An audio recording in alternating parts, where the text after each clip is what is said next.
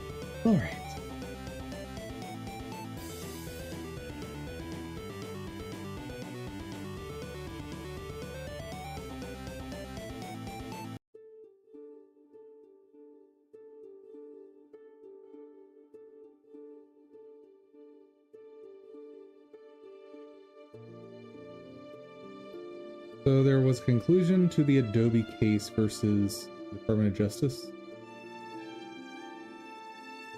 I know nothing about this. What is this? Second, there we go.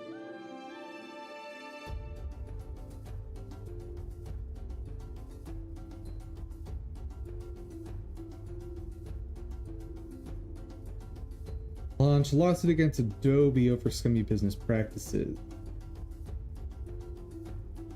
This includes deceptive descriptions, hidden cancellation fees, and often obfuscated processes, among other accusations. Last week, they announced that they dropped the case. Slap on the wrist.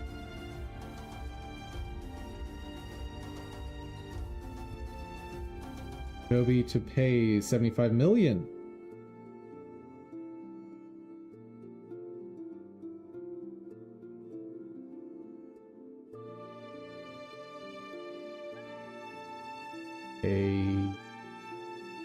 Allegedly violate ROSCA.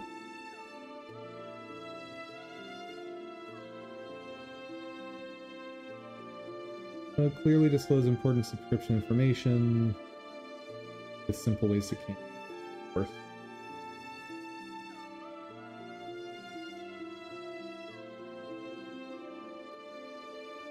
In addition to civil penalties and services, stipulated order provides strong protections. Maybe.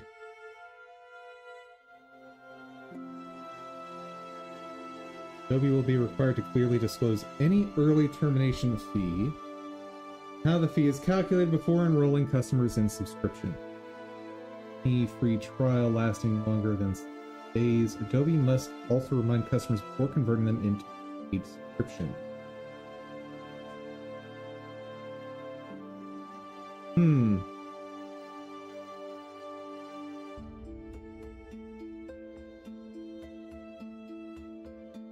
Don't think it's the DOJ as just California.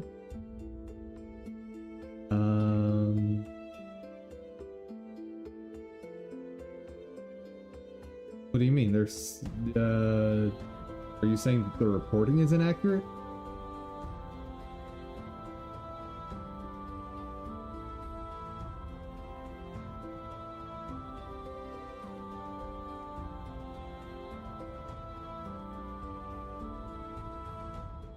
DOJ is federal, right?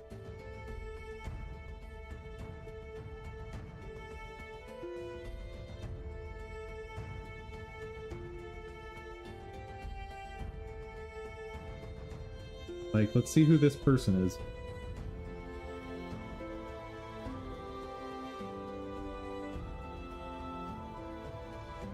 Yeah, this is federal level.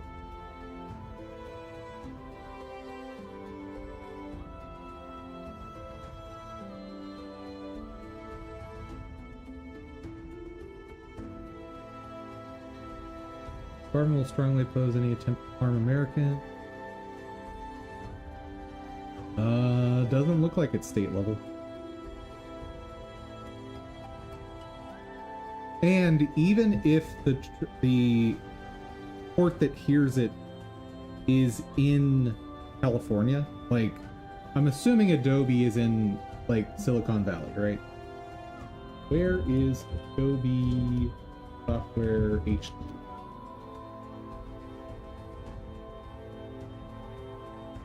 San Jose, California. So, in the case of a company where the company serves customers in all states, or at least multiple states, the courts will generally hear the case where the company is located. So they will almost certainly have been going to a district court in California, which I don't agree with. Like, I understand why they do it, and it's a purely practical reason, because otherwise you would have to try the case 50 times, which honestly I feel like you should. I certainly believe you should try this case 50 times. Because, as far as I'm concerned, there are 50 different class actions. Because every single state has different laws governing their citizens. And so each group of citizens, delineated by state, have a potentially different claim against Adobe for this. And is that awful that that requires Adobe to fight 50 court cases at once? Sure. Am I okay with that? Sure.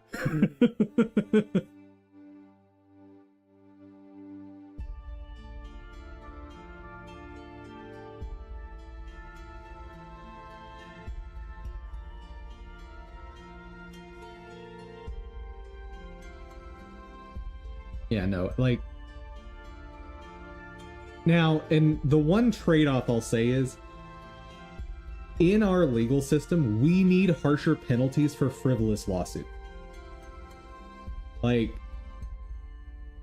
frivolous lawsuits are not, like, or lawsuits are not labeled frivolous nearly enough in this country. And there needs to be a default loser pay situation in any frivolous lawsuit, which is not always the case. A lot of times, big companies, I don't think this is frivolous. I'm not saying this is. I'm saying part of the reason that we don't have Adobe fighting 50 cases at once is because of frivolous lawsuits, right? So if someone wanted to sue me for, I don't know, giving bad C++ advice on stream, well, that's a frivolous lawsuit. And in a situation like that, I feel there should be a default loser pay. So if you sue me for something like that is clearly frivolous, you should have to pay my lawyer fees in order to defend myself against your frivolous lawsuit. But that's not always how it works, and I'm pretty sure that's not even typically how it works. Like, when it comes to abusing small businesses, there is almost no reason to not sue people. Like, this is also why big companies love filing lawsuits, even if they think they can't win them, against smaller companies. Because as long as the big company doesn't end up having to pay the lawyer fees of the smaller company, it's a winning situation, because you've cost the small company way more than what it costs you as the big company. Patent trolls, that is one example of this. But it's not just patent trolling. Like, this applies to frivolous defamation cases, right? So if you have an ad out where you claim to be, you claim you're making better cheeseburgers than McDonald's. Well, McDonald's might sue you, even though they know they're not going to win. Now, they won't sue Burger King if they do it, because they know Burger King has the money to throw at fighting it, and the only people who win in that case are lawyers. But if you're a small burger company, they can sue you for defamation. And this does two big things. One, you're spending a bunch of money on lawyers. And this can be potentially tens of thousands of dollars, or in some cases, hundreds of thousands. Well, if you're a small business, that's it. You are now out of business because you no longer have the funds to operate your business. So McDonald's wins. in that case. Even if they lose the case without having to pay your lawyer's fees, they win because you are now out of business. They have one less competitor. Another way they win is you, as the business owner, are now tied up in court proceedings and you're not running your business. So operations for your company are now hampered for months, potentially years, depending on how slow the judge is in your case. So if you're a small business, you are usually operating month to month for a few years at least. And a lot of small businesses operate with only a few month cushion for their entire lifetime. So the lawsuit, even if you weren't having to pay lawyer fees, just the time that you're investing in the court case could be enough to tank your company. And this is part of why in these cases, it is almost necessary to countersue. An anti-competitive practice, I think that could be illegal. No, it is not illegal. But this is why civil cases to me should have a, maybe not a default loser pay, but something very close to it.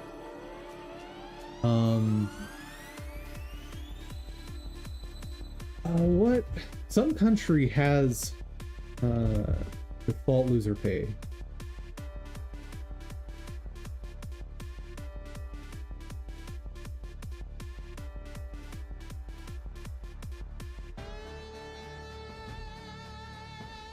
Default standard practice in case in vast majority of countries worldwide. This rule requires the losing party to pay the prevailing party's legal costs, including court fees and attorney fees. Oh, so most of Europe already does this. So, yeah, most of Europe already does this. A large portion of Asia already does this. Good chunk of North and South America do this.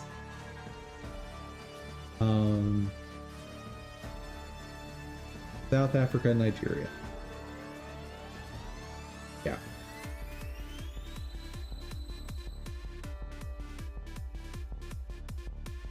To me, this is a big, big problem. And I don't necessarily agree that it should just be default loser pay. Because if you are bringing a case in good faith, that's something different. Like, if you can cite a court ruling that is sufficiently similar where someone won a defamation case against you, or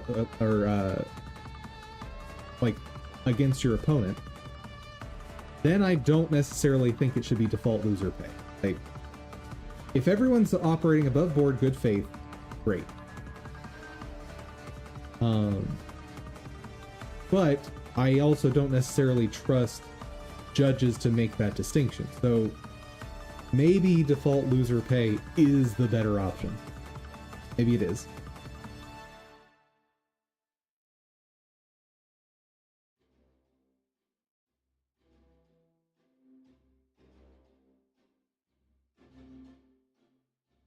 Even in loser pay jurisdictions, judges often retain the discretion to order that each party bear their own costs based on the specific circumstances of the case. Okay, so even in these countries, judges can say, no, we're not doing that.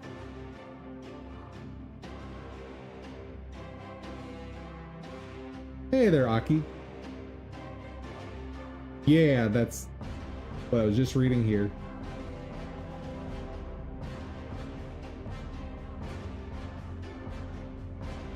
Yeah, so the reason I was bringing it up is in the United States, we don't have that at all. Like, you have to file a separate motion to have your opponent pay your attorney fees in the UN. Whereas in these jurisdictions, it's at least a default part of the process to consider having the loser pay both parties' fees.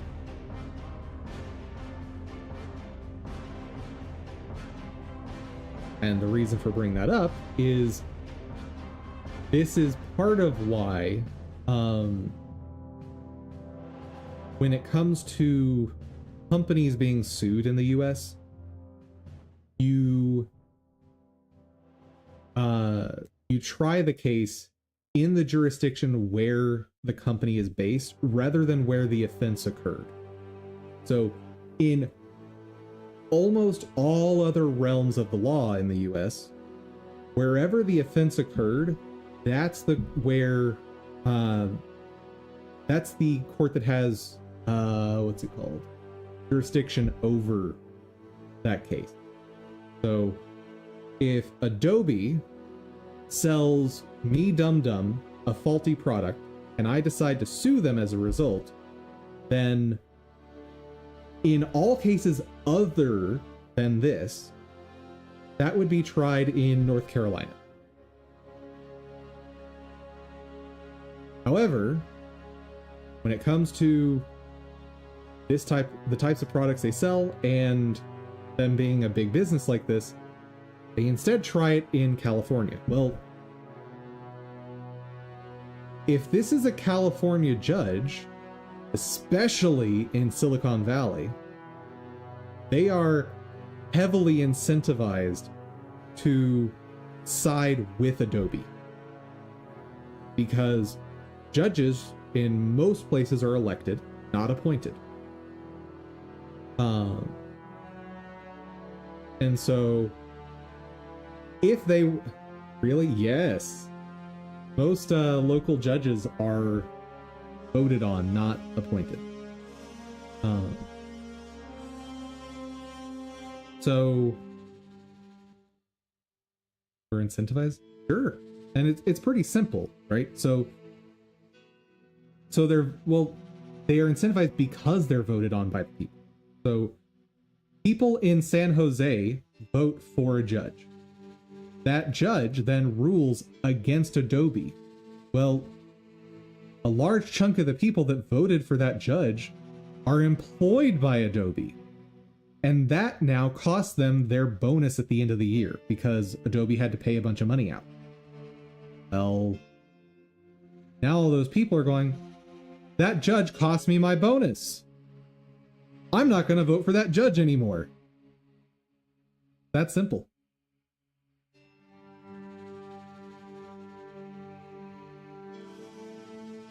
So judges want to keep their constituents happy.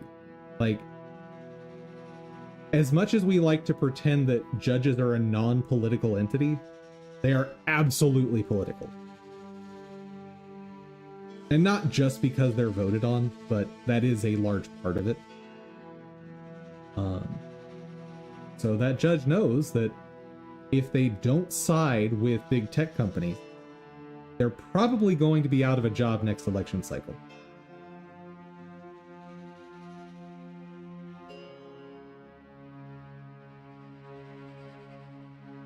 But to be fair, if the system was like in EU for default pay, you would still have the problem, as the way the judge chooses, it's how strictly the law of default pay is applied.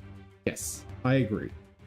I'm not saying that it's an absolute fix. I'm saying it's better than what we're doing right now, where the default and majority of times is the case is people pay their own fees, which is why, like I was saying earlier, big companies have no reason to not sue small companies into oblivion.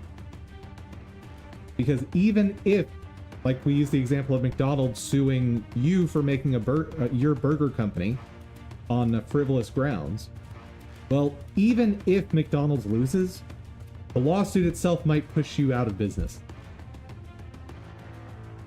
Judge only needs to wait until Adobe is trying to replace all their workers with AI. Then the judge not siding with Adobe would make them a hero.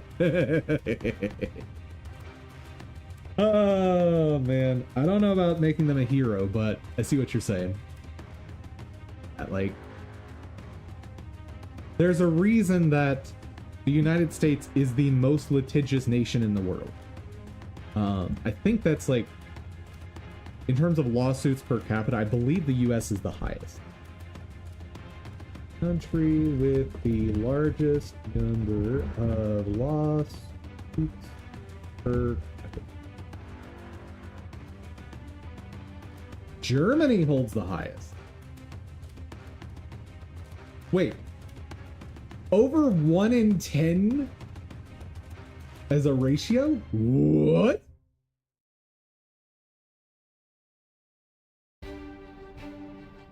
No. What? Germany, what are you doing? I know I'm supposed to be working right now, but this is fascinating.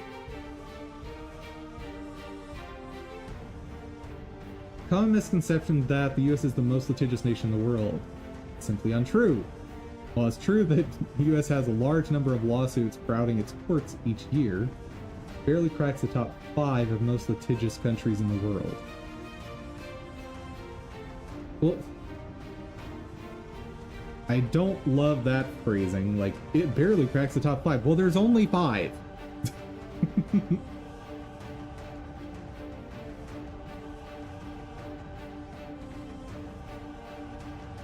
So, Germany, Sweden, Israel, Austria. So,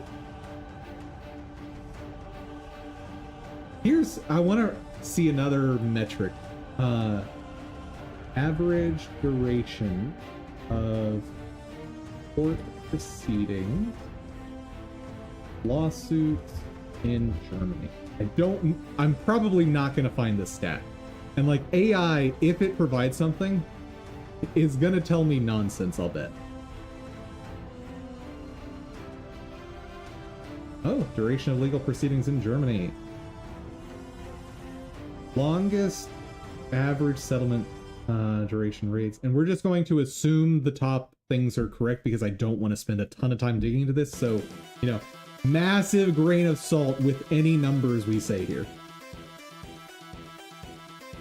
So let's call it 5 to 6 months in Germany.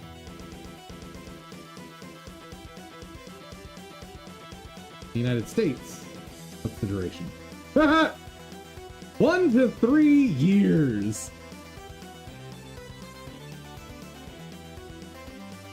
So this is part of why the United States being number 5 is not quite accurate.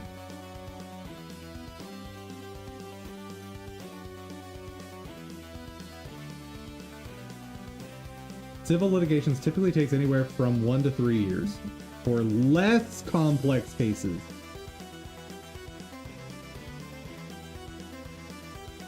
Oh.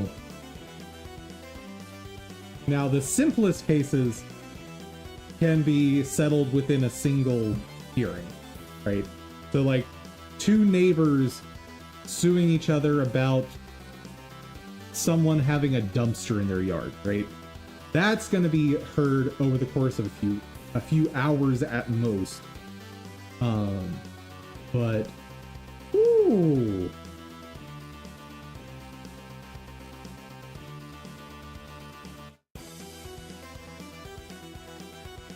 Okay, so facing the appeal to go through court again, does that count in the time? I would assume that appeals are included in this figure.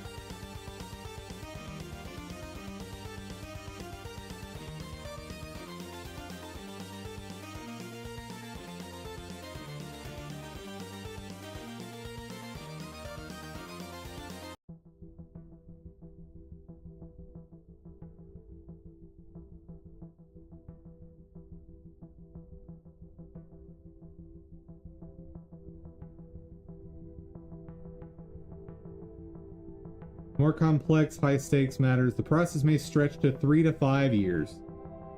Good God.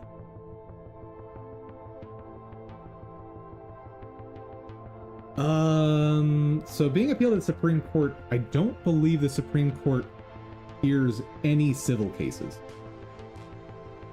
That's going to be, I think, purely criminal.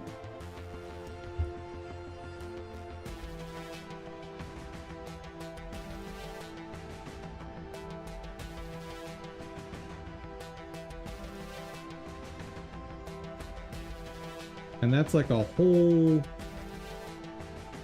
separate thing. Oh, never mind.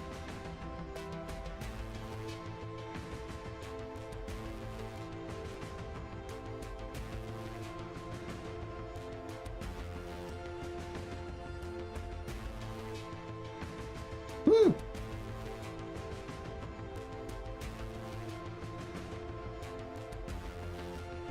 I would like to see a source other than Gemini just saying, "Trust me, bro."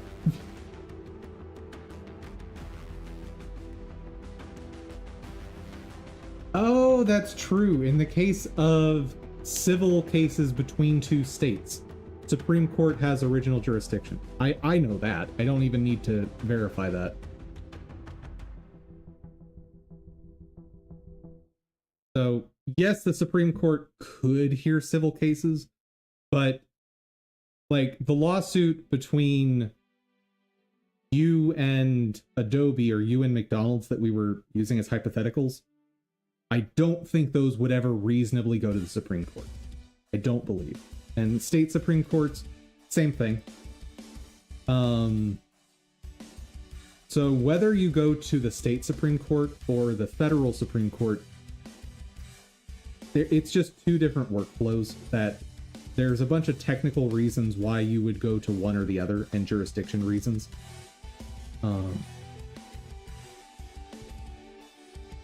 But so lawsuits in Germany take, what was it?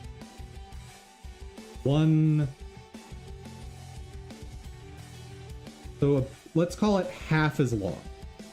Let's just be generous and call it half the duration. Okay. So as far as like a litigation expectation value, this means that the US has, relative to Germany, something like 150 out of 1,000 here in terms of like an expectation value per capita kind of metric. I'm making up a metric here to try and compare these because it's not apples to apples. So Sweden. What does AI say about Sweden?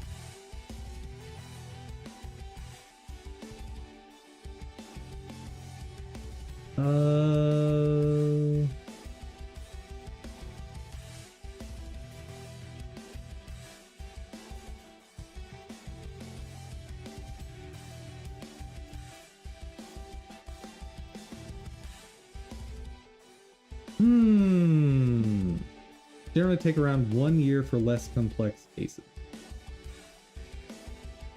Okay. So Sweden may have the largest litigation expectation value per capita of all countries. Because I would estimate that this is larger than the US. Let's see. The US has roughly a 50% larger duration, just, you know, hand-wavy, floaty numbers here. So, again, massive grains of salt.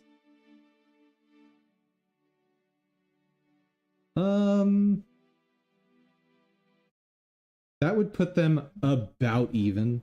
Like, my error bounds on these calculations are massive, so US and Sweden are about neck and neck for this expectation value.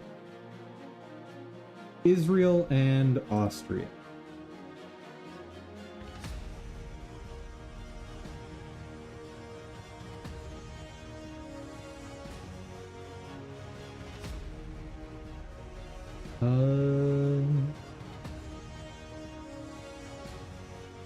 So 1 to 2 years, basically the same as Sweden.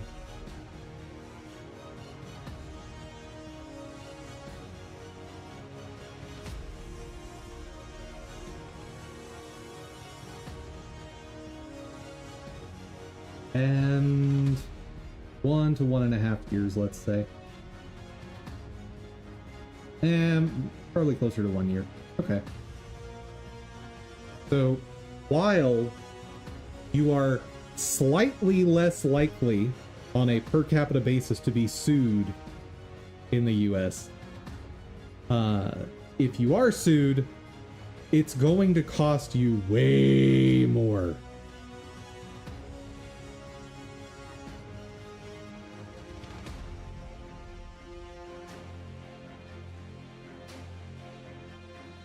I'm a little curious about this number for the UK though.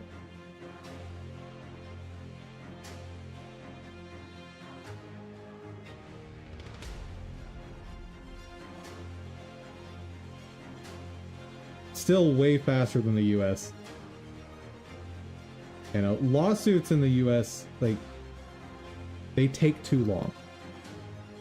They take way, way, way too long. I mean, the fact that the OpenAI court cases that were started, I think back in like 2024, or was it 2023, are still ongoing. Like that's insane. Okay. Enough talking about legal proceedings in various nations. What am I working on?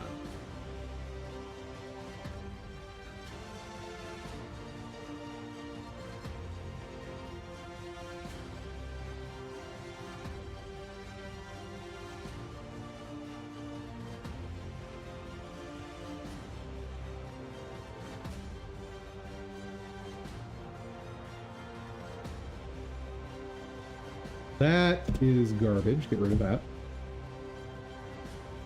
Because I'm pretty sure Flip H is handled here. Yes.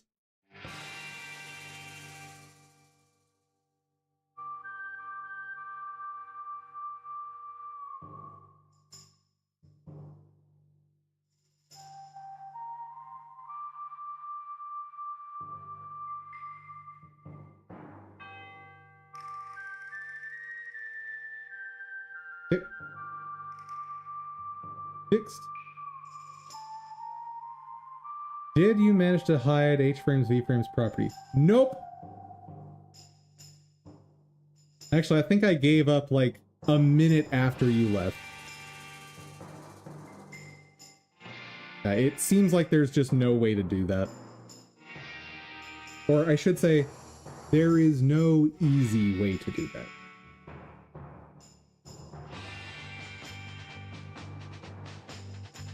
Probably impossible right now. I mean, if I really, really wanted to, I know a way to do it. But it would require me to make code changes in the Godot engine. And I ain't doing that. Or actually, I'd be making changes in Godot C++, which is the library for GD extensions. And that's not happening. Nope. Nope, nope, nope, nope, nope. I already have way too many repositories as it is.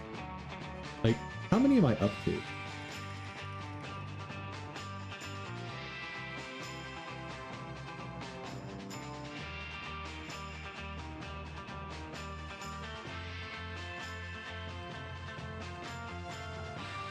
One, two, three, 4, 5, 6, 7, 8. Ah! Now, Godot C++ I don't actually maintain, so that's fine. But 7 repos.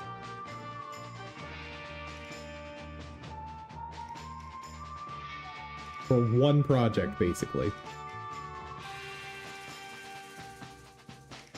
And let's call it 2 projects. Full plate. Yeah. I'm just so happy that GitHub does not charge very much Because of course I pay annually for GitHub.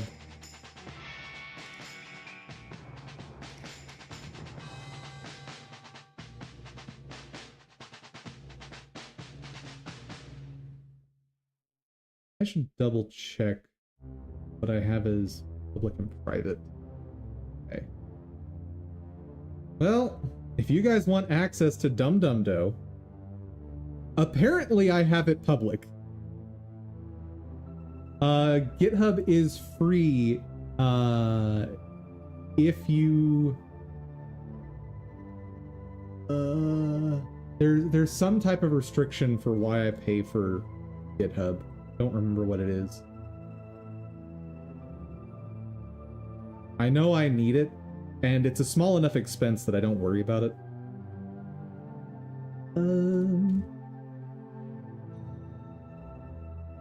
GitHub subscription.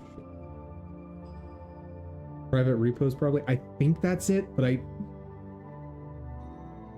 Oh, right. It's number of repos and storage limits. That's what it is.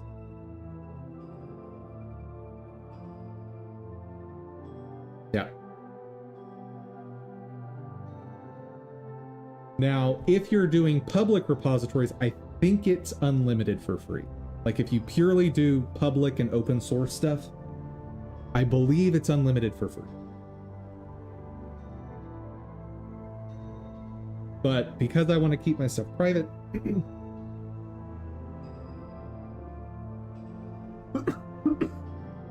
excuse me, I've been talking too much without drinking enough water.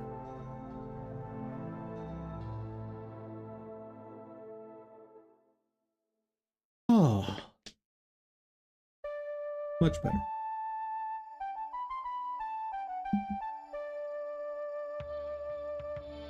Oh, wait. No, it's fine. This whole scene is getting deleted.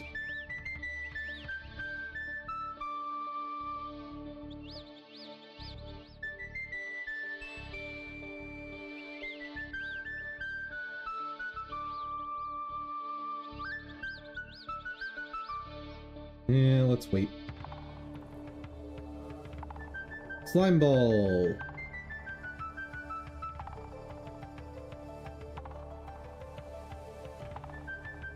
Okay, so do not make shadow on this.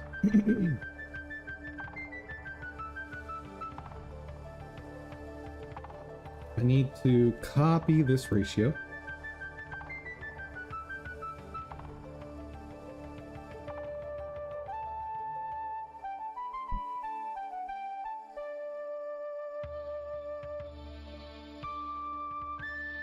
So don't make only sync position.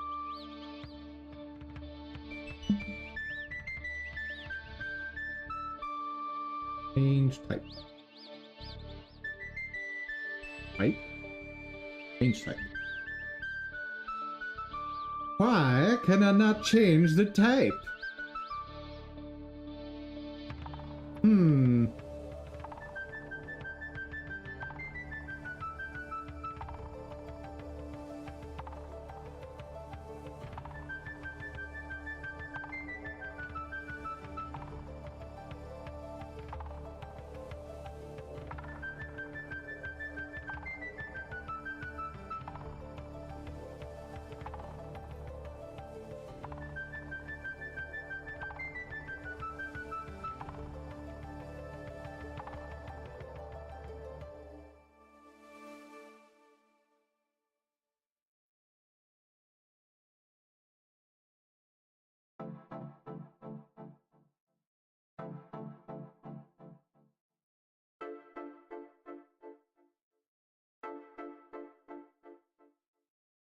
Is shadow sync position.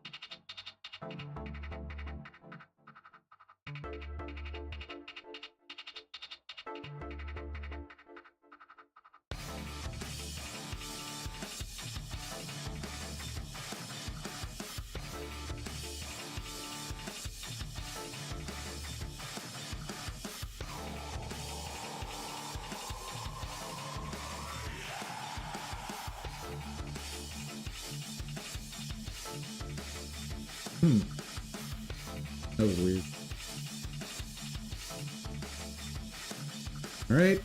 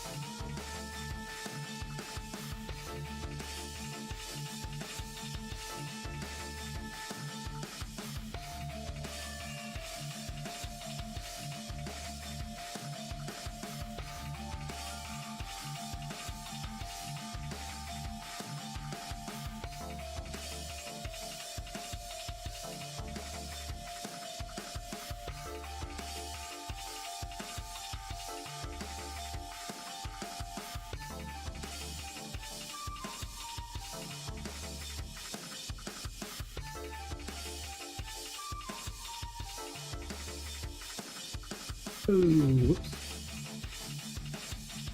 Hold on.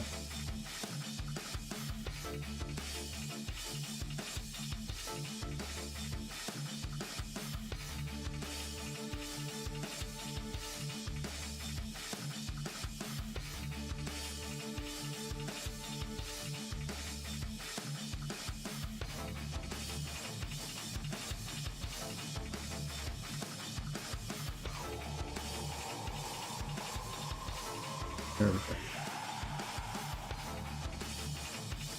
That.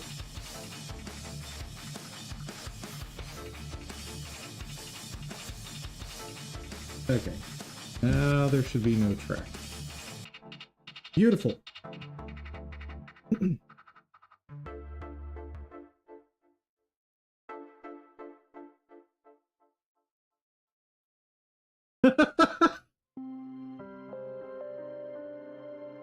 I was curious, so I checked. Adobe is not in the e-files as of yet. Oh no! Oh heavens. Chat, you crazy.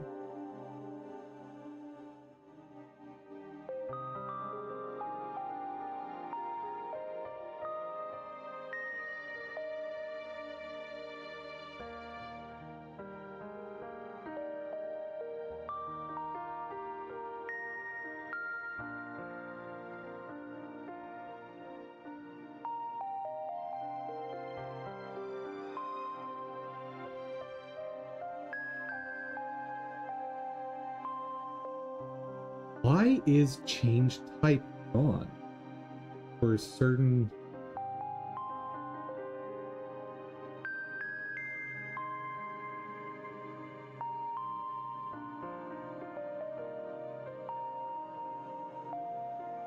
So weird. Like I can do that. Anyway.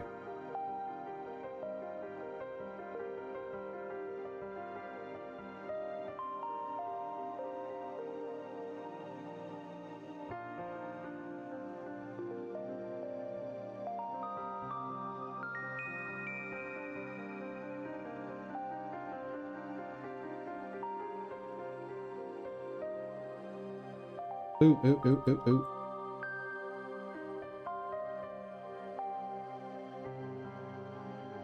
Pretty sure, yep. Make sure this does what it's supposed to. Not move. It moved.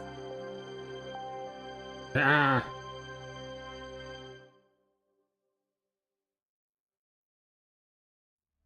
Oh, wait. It's supposed to have moved, I think. See?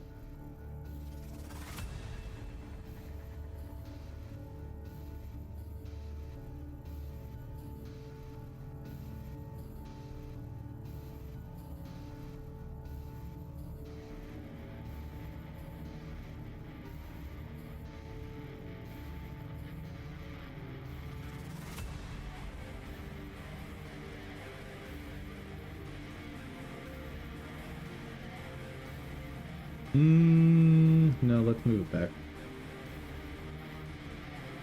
Root position.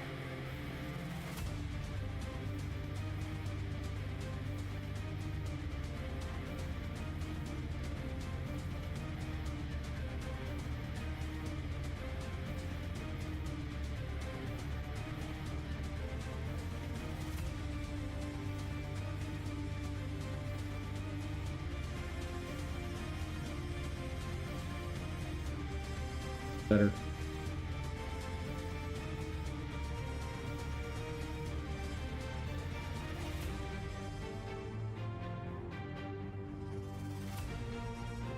Yeah. That's the I don't know that I want to get into it, but just a brief comment is the e-files are a wild phenomenon culturally right now that has been fascinating to sort of study in an academic sense. Absolutely bizarre.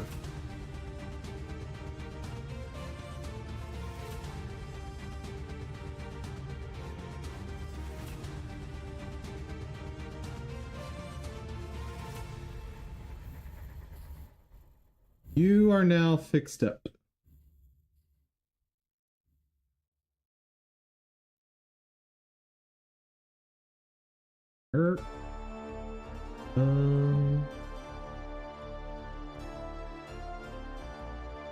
Heartbreaking? Yeah.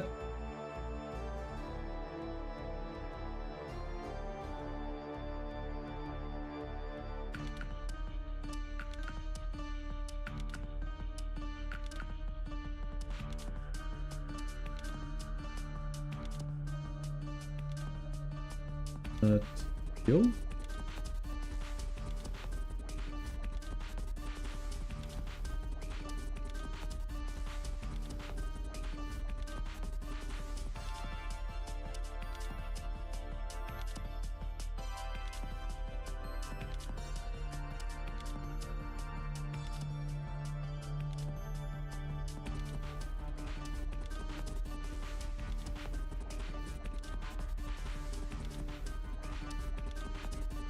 Oh. Whoops.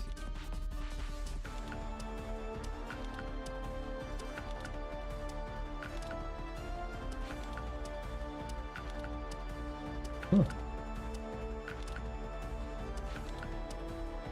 Interesting.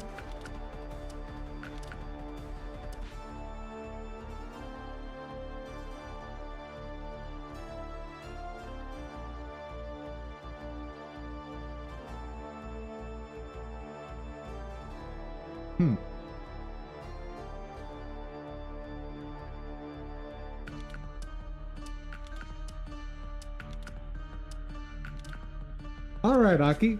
You have an awesome day.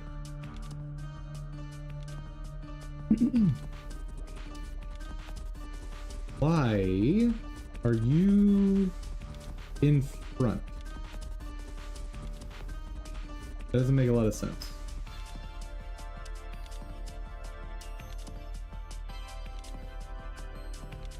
Somehow the positioning is perfect. Don't get how that happened.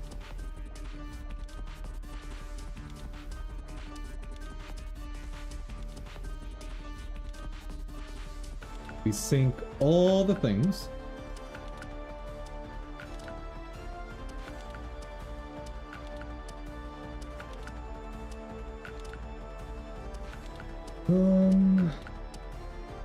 All that looks good.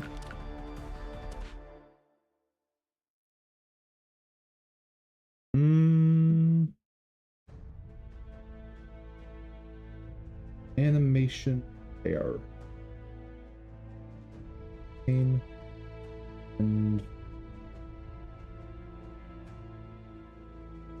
it.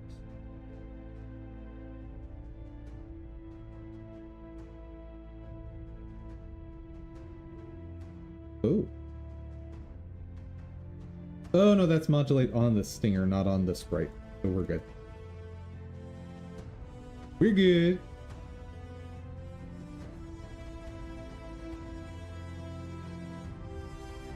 Anything else I need to do here?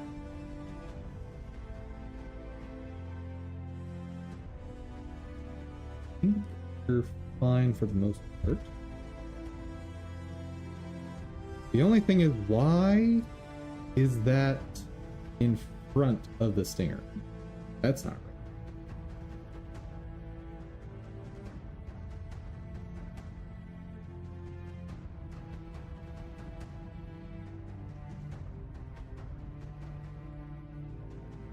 And why was this one behind the stinger?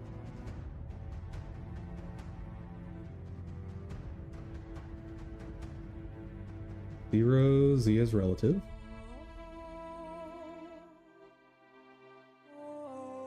Ring 0, Z is relative. Why sort not enabled here? Why is that in front? Can I fix it just by yeah, I can fix it that way.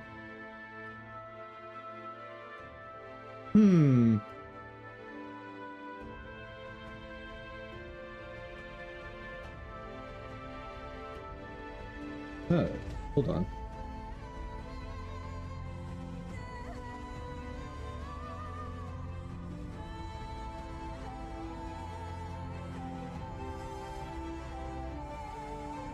Huh, okay. That works, I guess.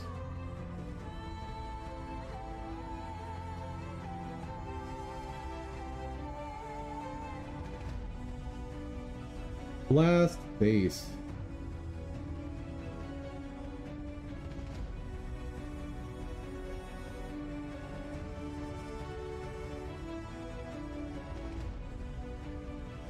Oh wait, that's enemy base. Last base. Shadow. I guess custom types, you can't change their type. Alright.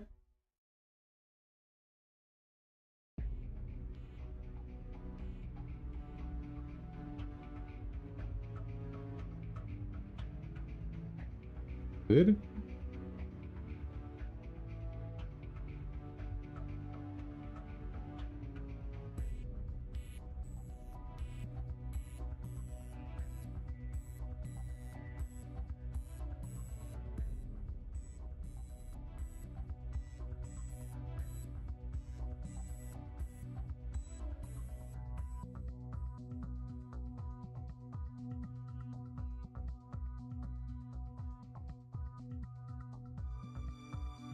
Wait. Oh. Already made a node.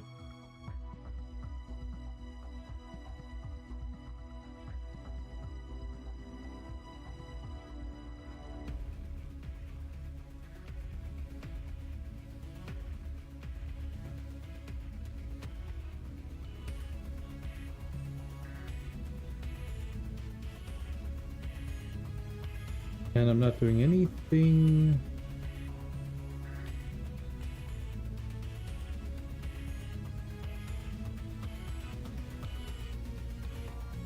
Let's go ahead and copy this. Material.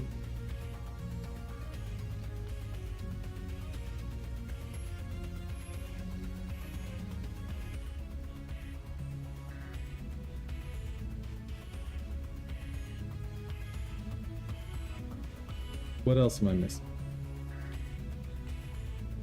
That's it?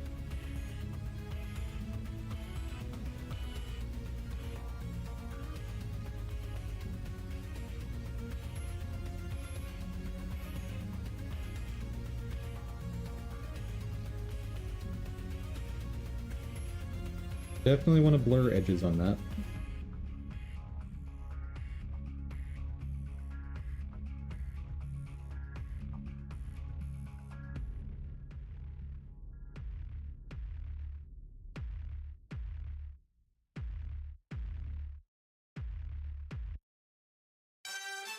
Climb spikes. Talk to me.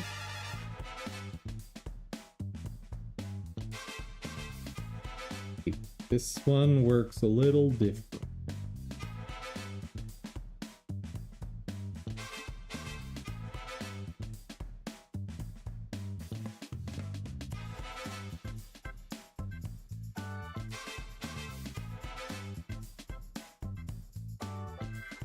Is there a way to get that back? Eesh.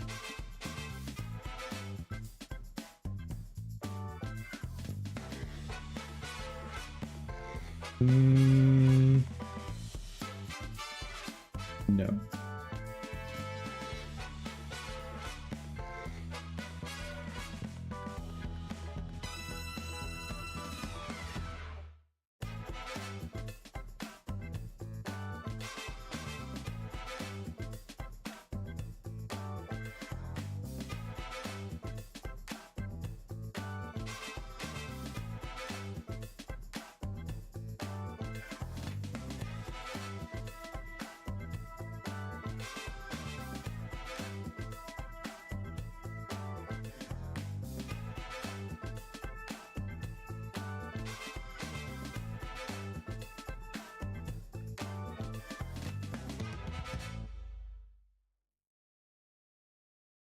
Where?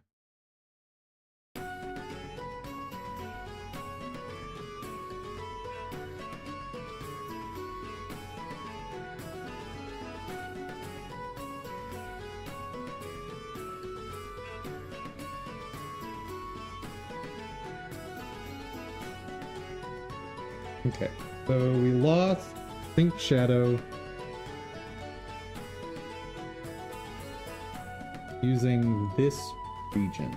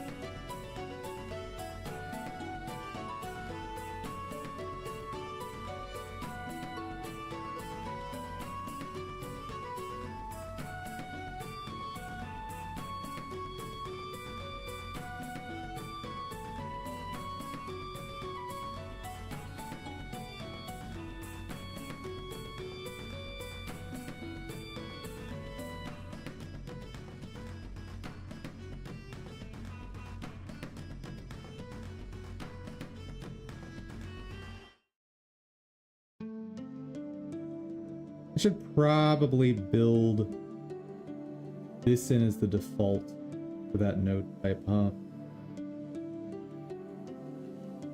Yeah, let's do that. Because this is taking way more time than it should.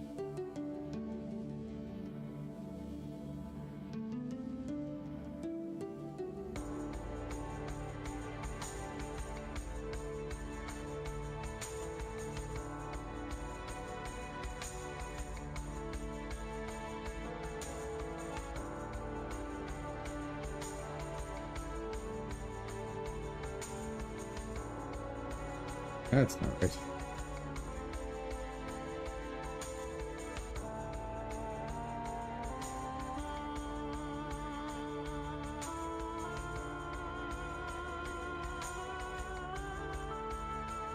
Build it.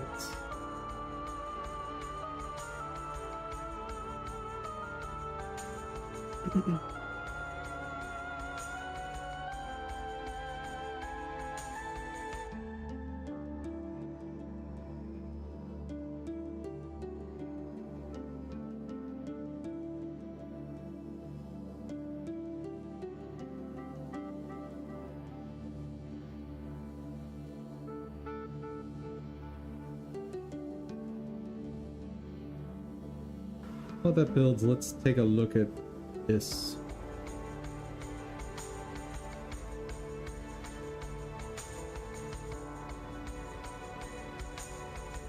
Career active.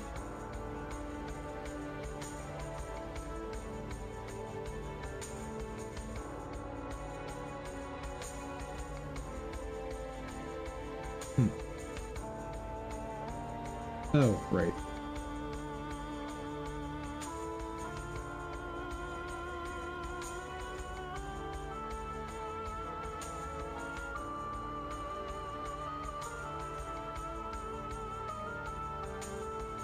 Ew.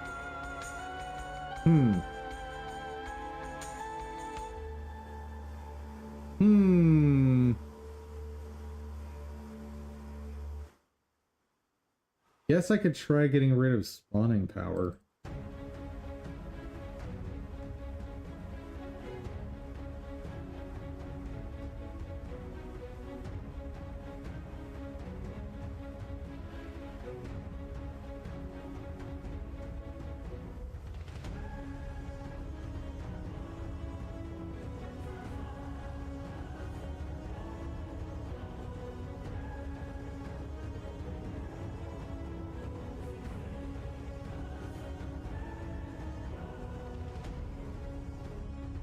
Anyway.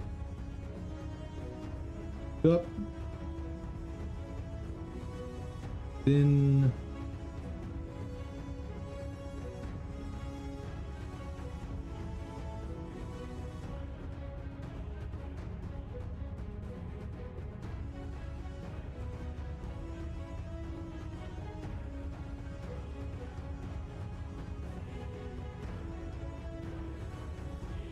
and... project reload.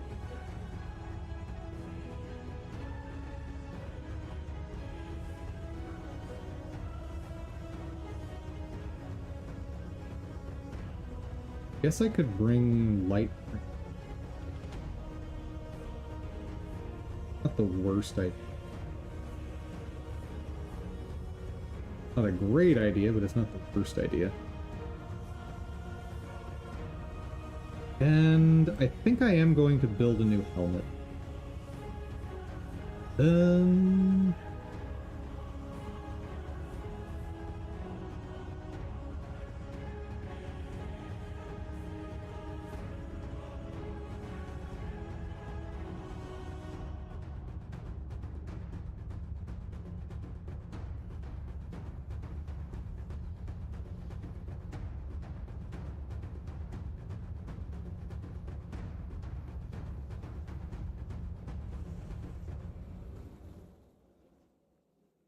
Oof. Game is not enjoying this. Alright. Scrap. 4 steel ingots, 20 cloth. Alternatively, monstrous claws. Okay, so ingots or monstrous claws. Or leather square.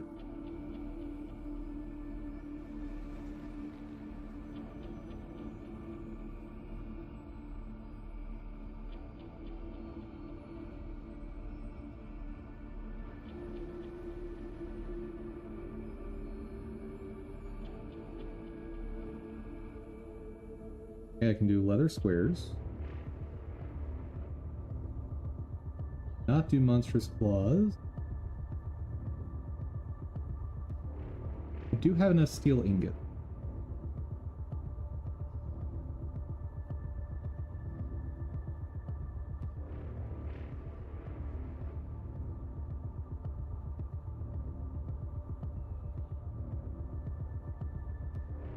Which one do I want?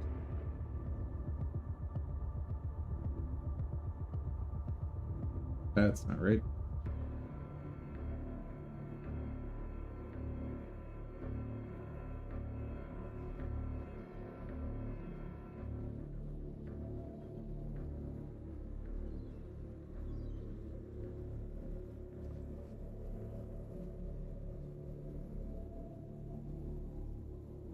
that's like a super duper basic one.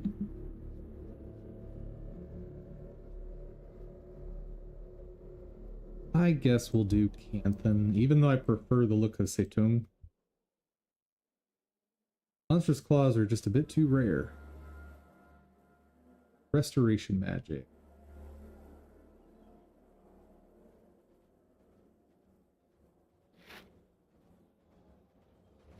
Now, can you equip... Like, you can swap weapons in the middle of combat. Can you swap armor? I'm assuming no, right? That would be silly.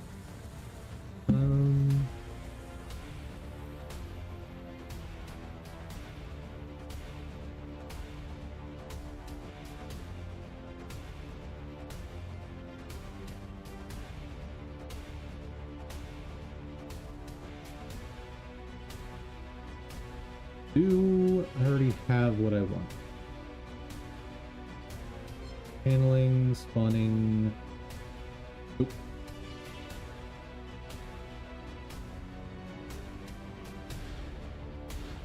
We're gonna just hold on to that.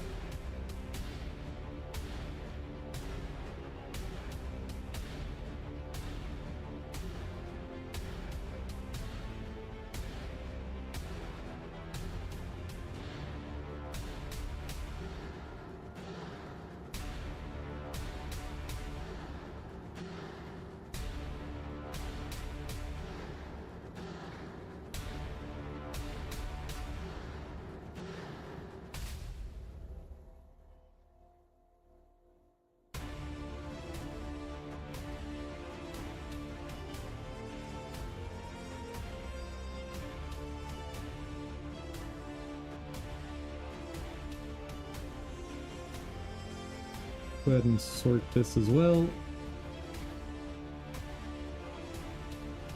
Ooh. Mine favor 5.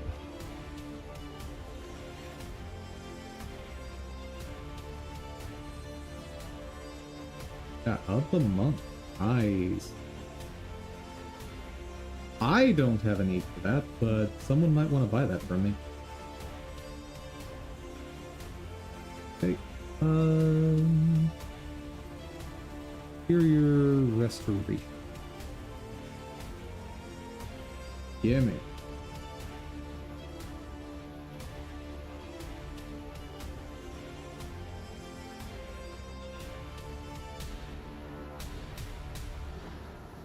Yeah.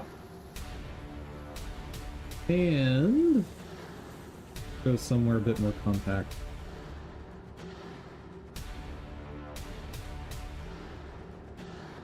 Can I swap?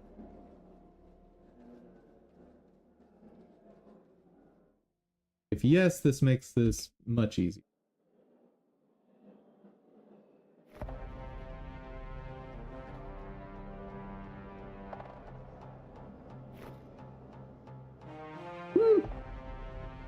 Alright. Well, if I can swap my headpiece in the middle of combat, that's perfect.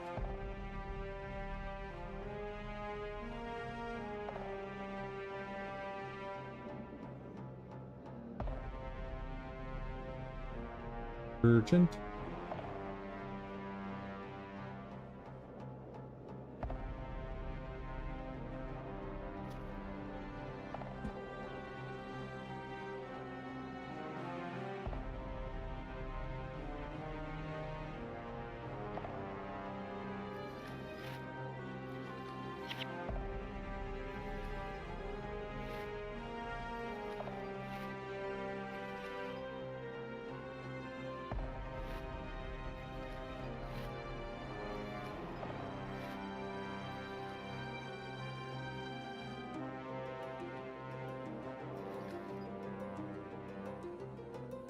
No one's gonna care about that.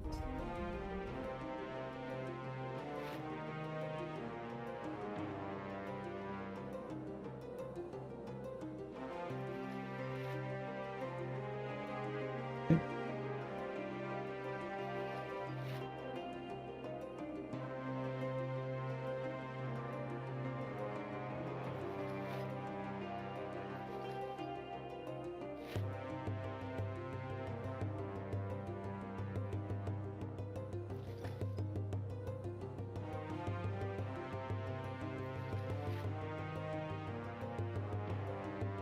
Marksmanship +1, 20% chance.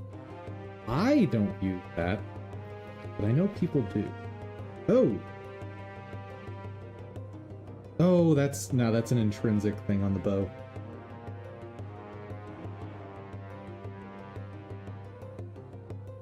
That's fine. Versus... Sure. Why not?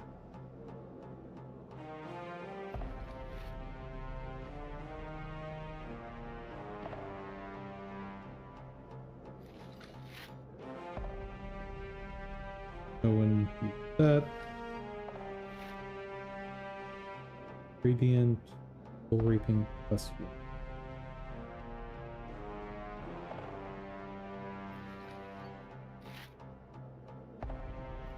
Yeah, fine.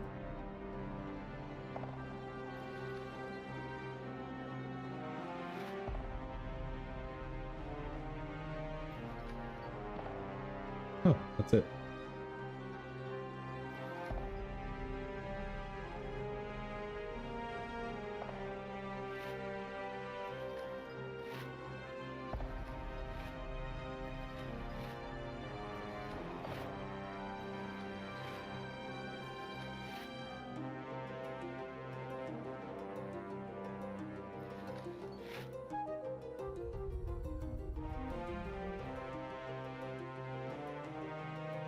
Gorgeous.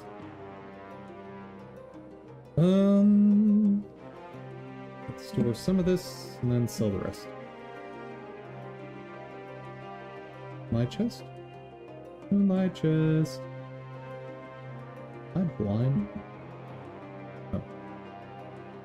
Yes. Yes, I am blind.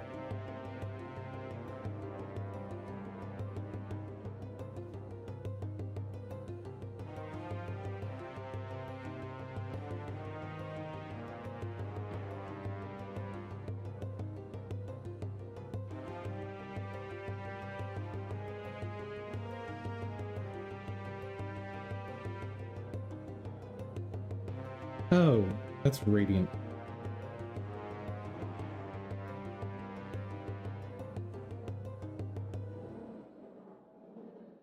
Yep, do not care about any of those. Okay.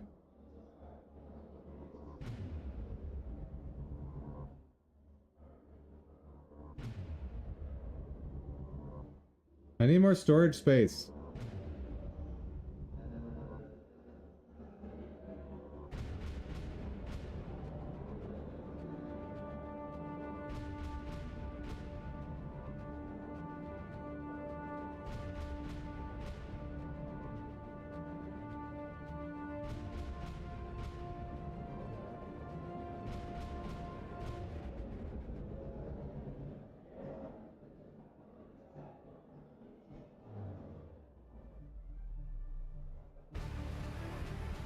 All right. I think we're good.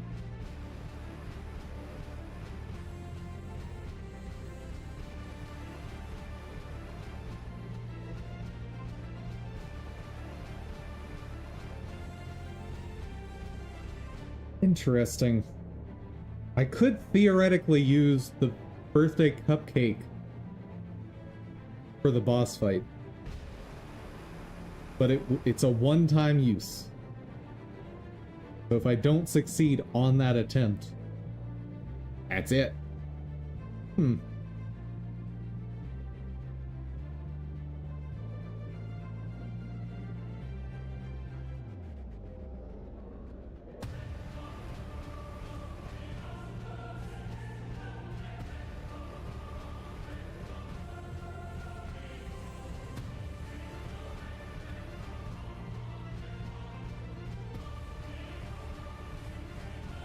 All right.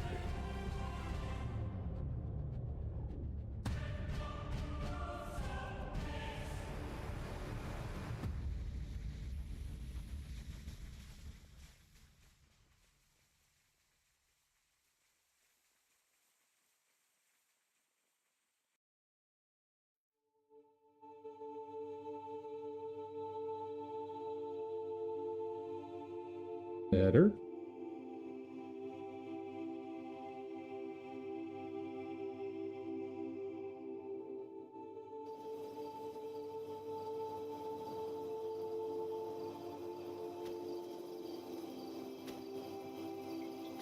Those prices low.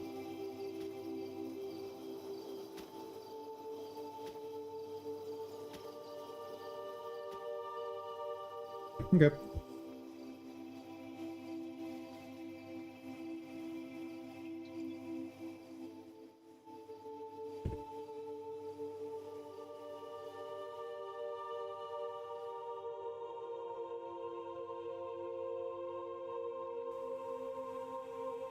What is my build here?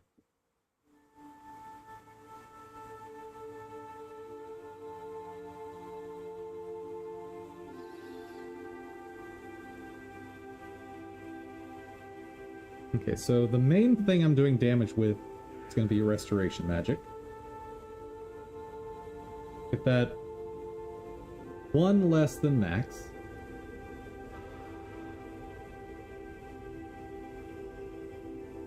Now, the way I'm dealing damage to other stuff is primarily channeling. We'll do 2 less than max on that.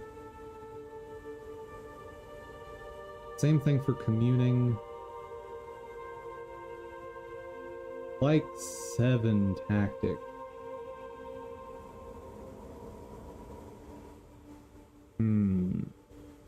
That leaves almost nothing for spawning power.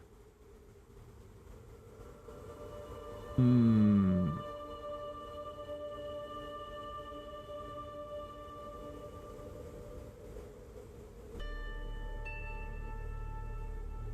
my build is very gimped now.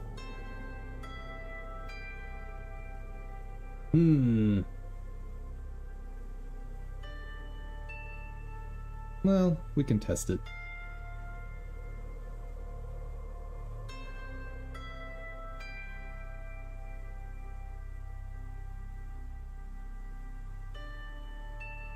$68 versus 64.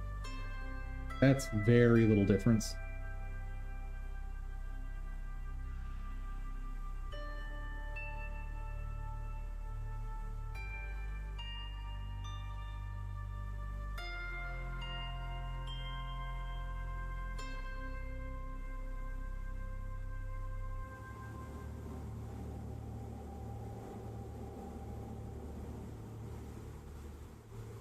Oh, right, and this limits the damage to 5%. So...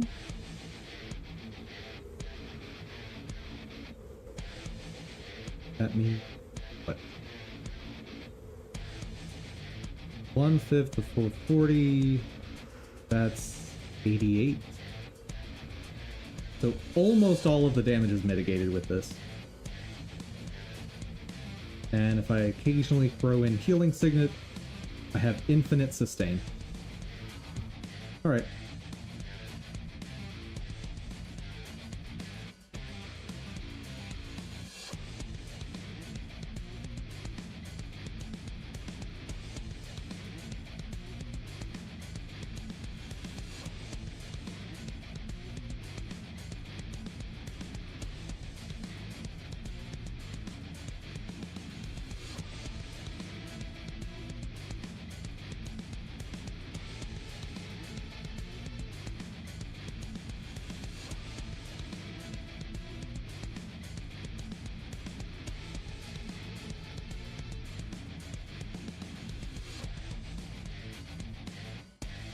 I want to base this on.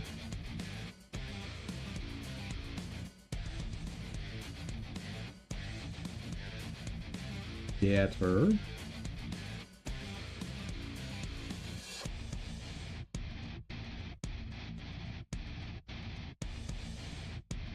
Not sync rotation.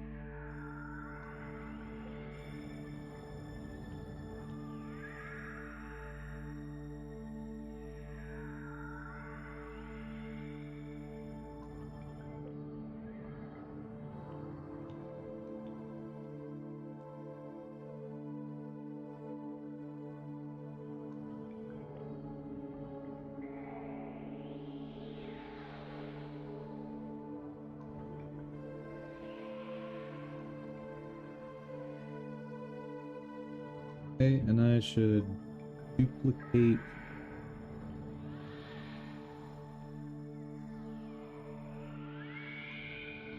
for shadow 2.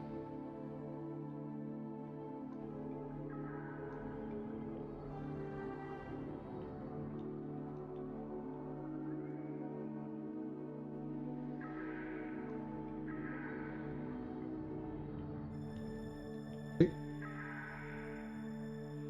Animation data complete.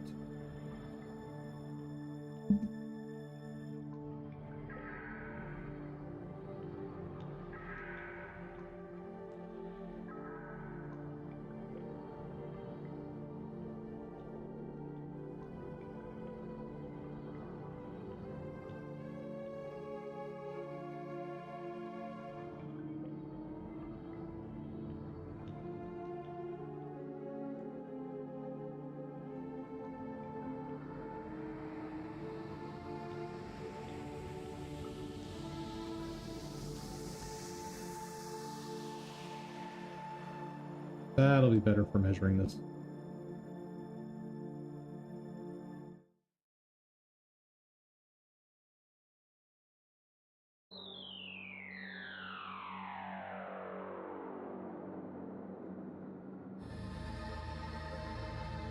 Oh, texture.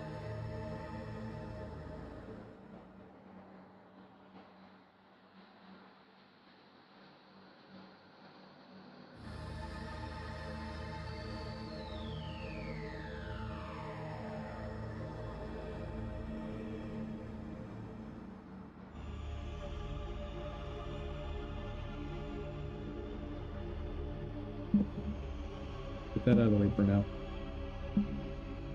Use this one to figure out where it needs.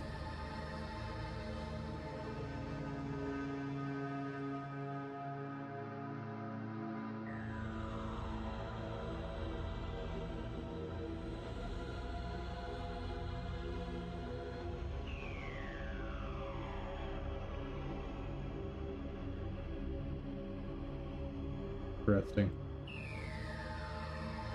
I did that wrong. Okay.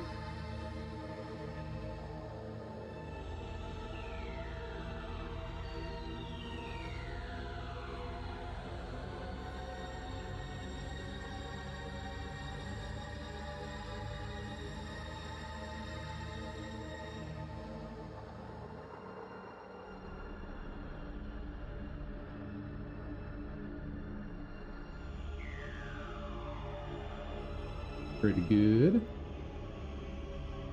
Region.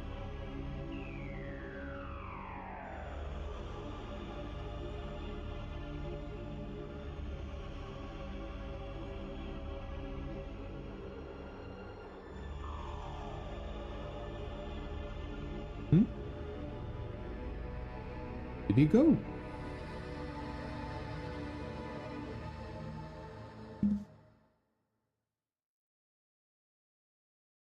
Sir? Where are you?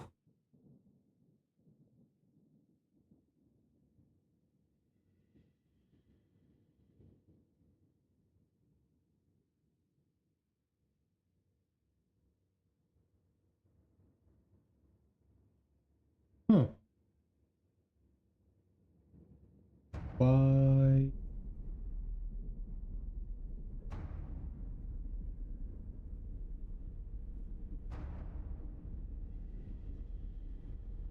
Oh. What? What? Is that right? Oh yeah, that's right. Um.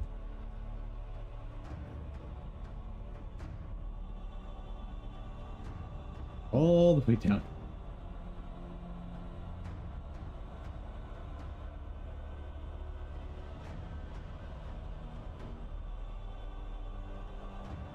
Okay.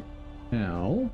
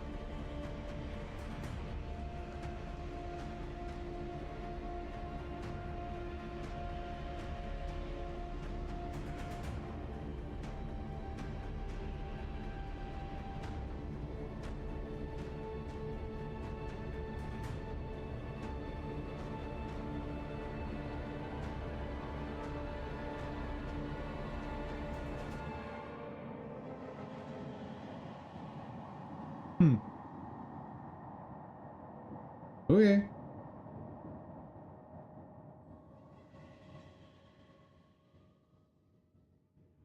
Let's actually update blast base.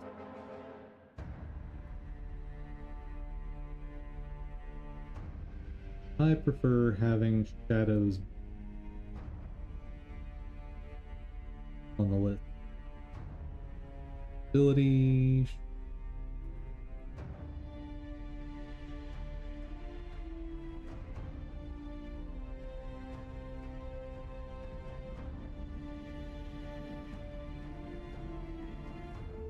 Spikes.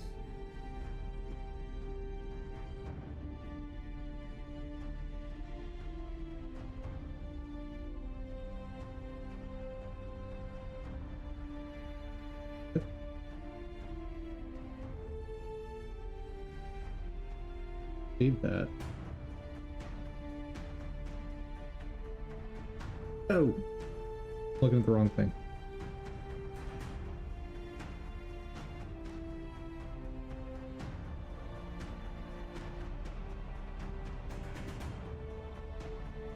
Okay.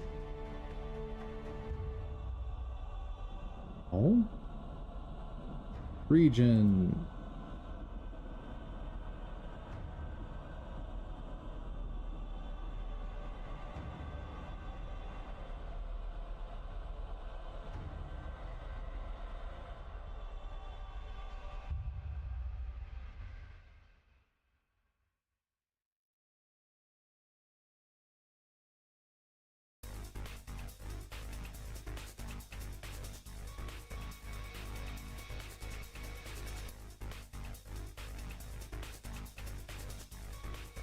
Visible.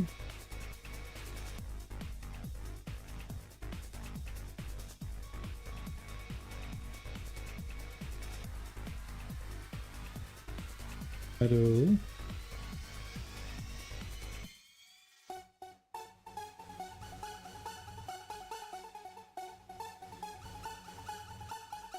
Okay, so I've got 1 pixel after.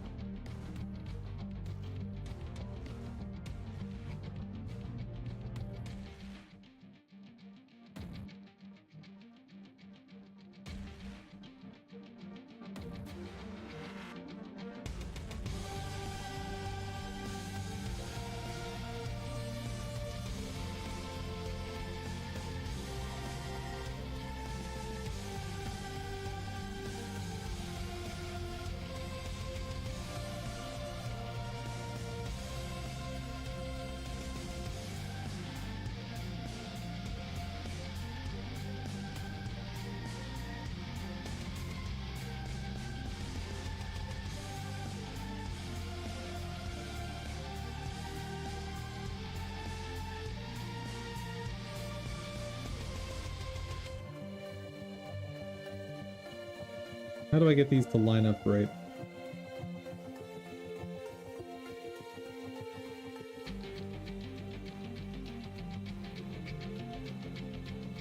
Apparently that's the trick. You don't. Mwahaha. Lame.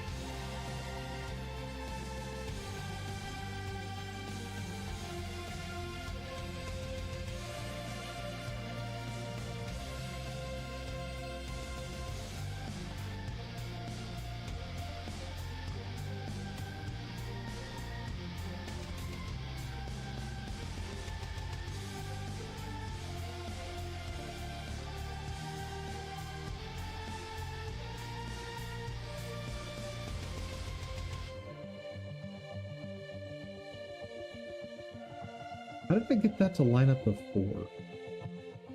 Oh, I did it.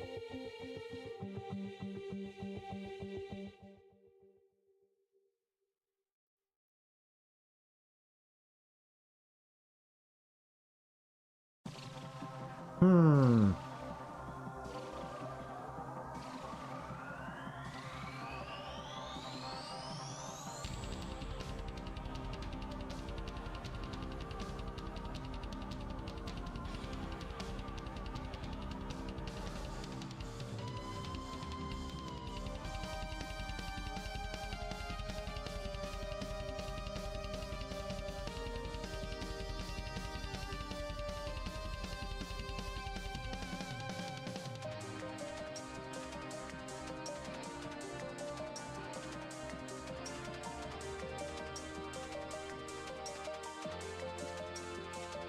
Still whole increments.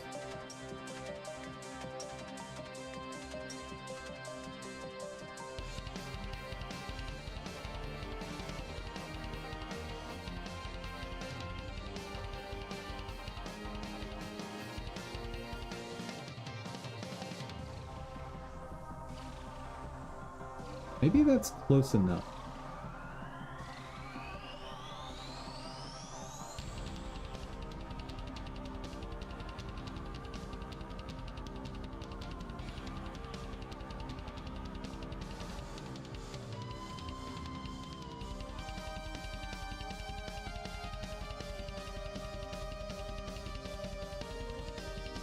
Because it's worth noting. This is going to be there.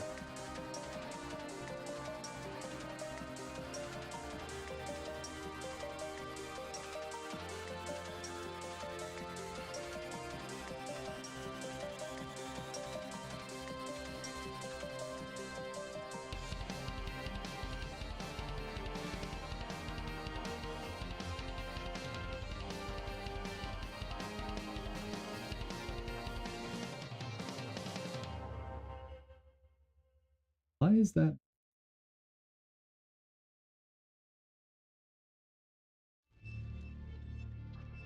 Ah.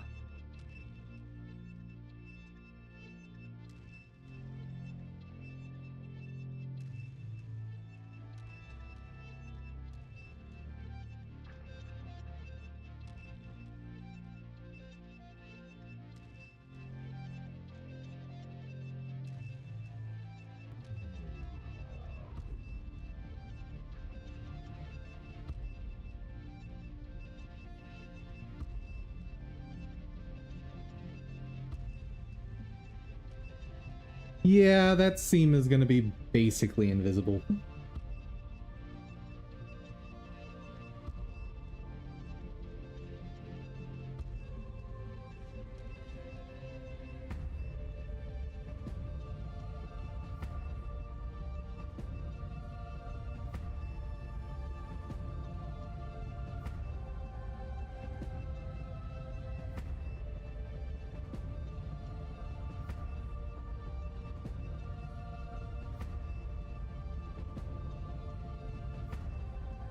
That shadow looks...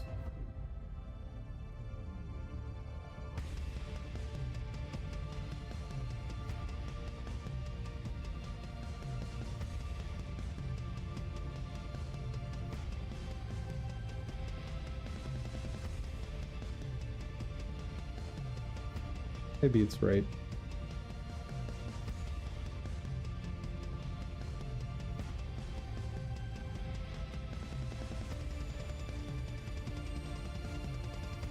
Oh, that's right. Okay. Slime spikes, refactor, done.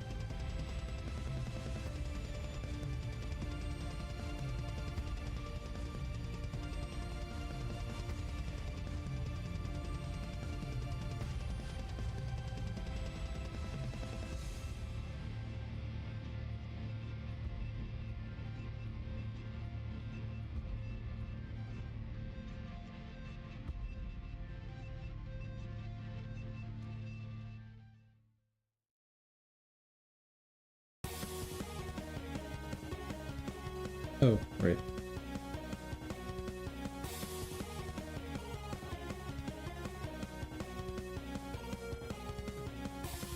Now it's done.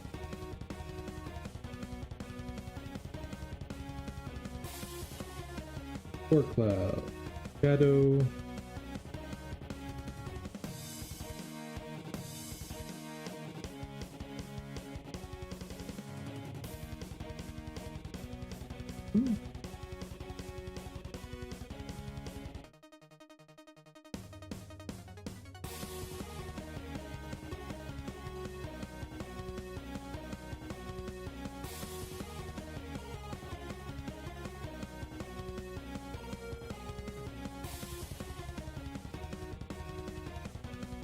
Clear that. Do nothing. And where do I disable you?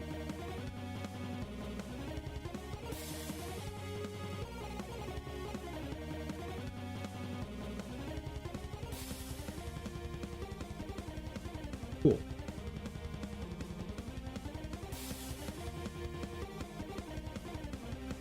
And that should be everything here.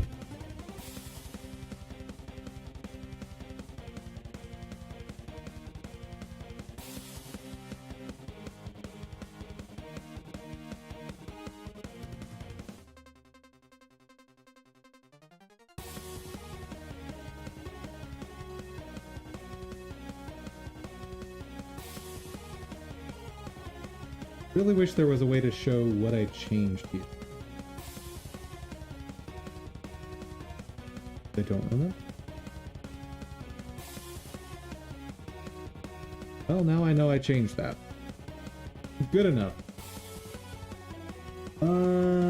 There should not be anything in boss space.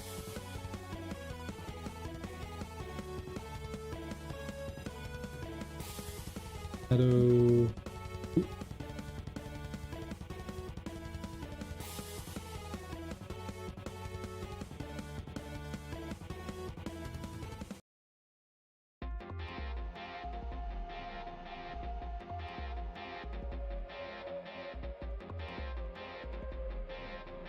Is shadow, skew, sync all the things.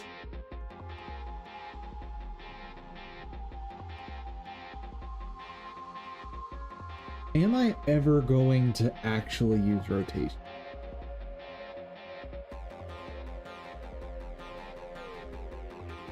Probably not.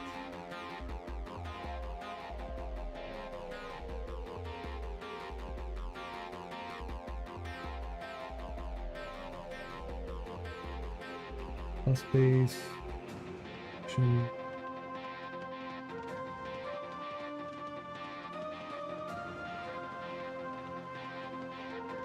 Material is irrelevant there.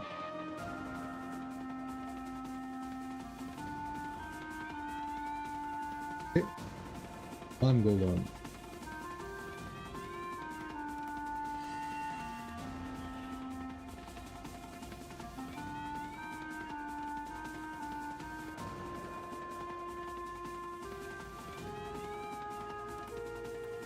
Good.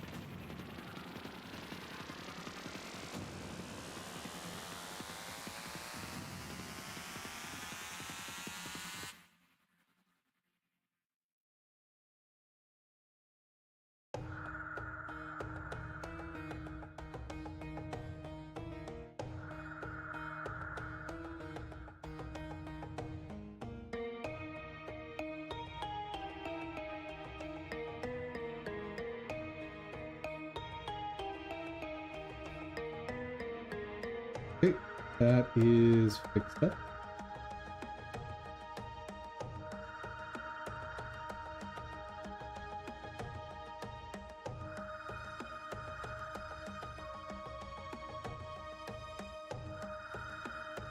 Where is the... Hello? Where did you go?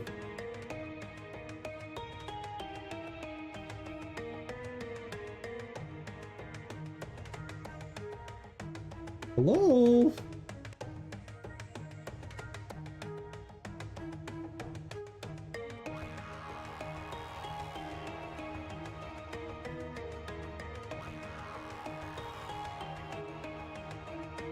Ah. Now you exist. Awesome.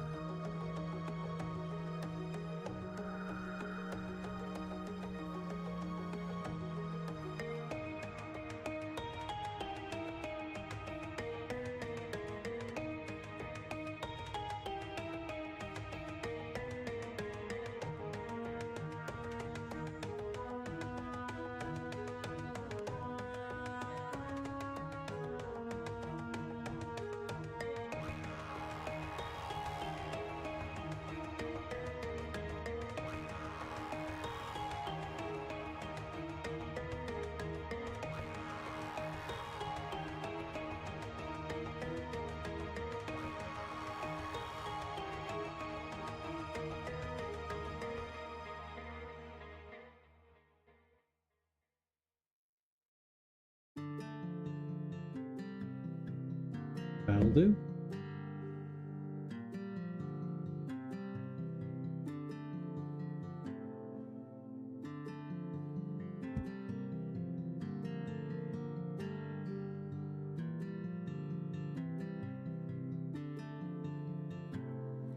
Fungi.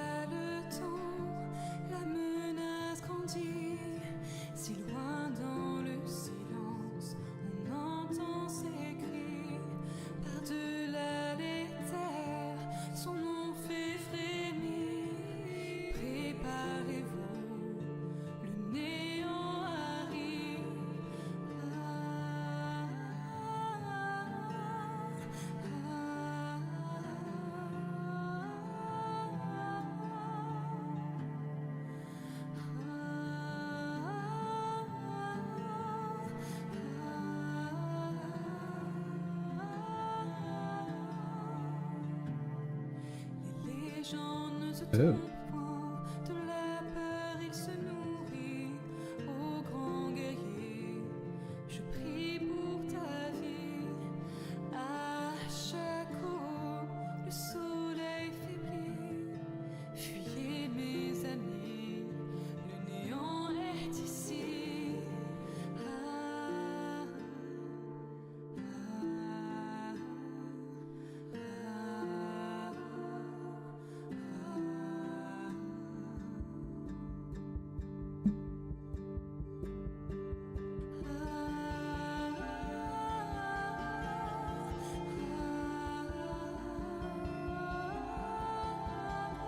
That'll work.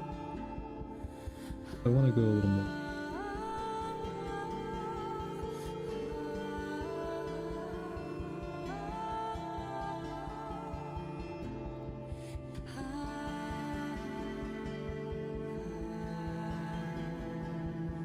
Breeze right.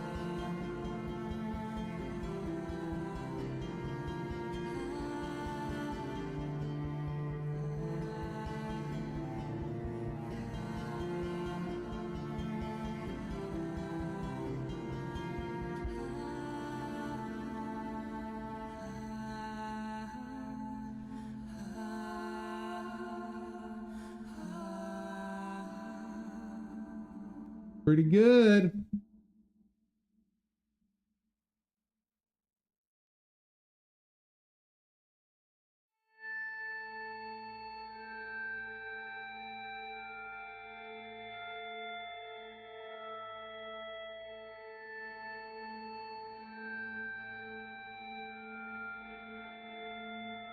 B, talk to me. Oh heavens. A whole bunch that's gonna be going on here. That's gonna be going on here. So sorry.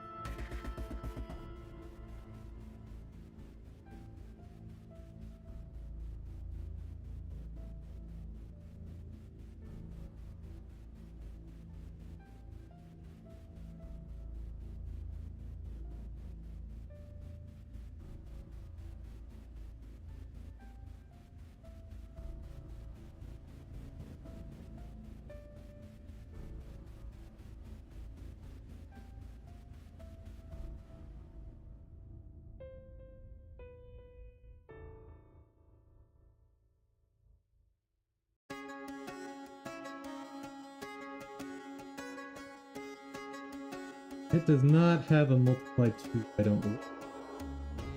Of material.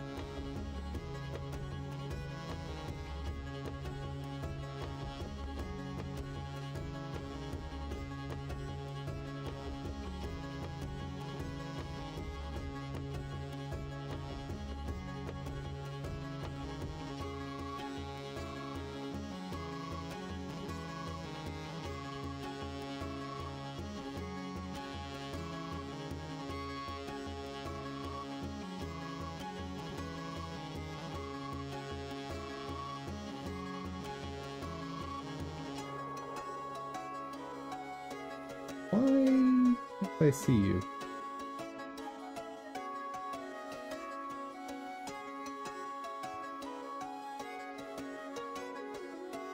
Ah, that's why.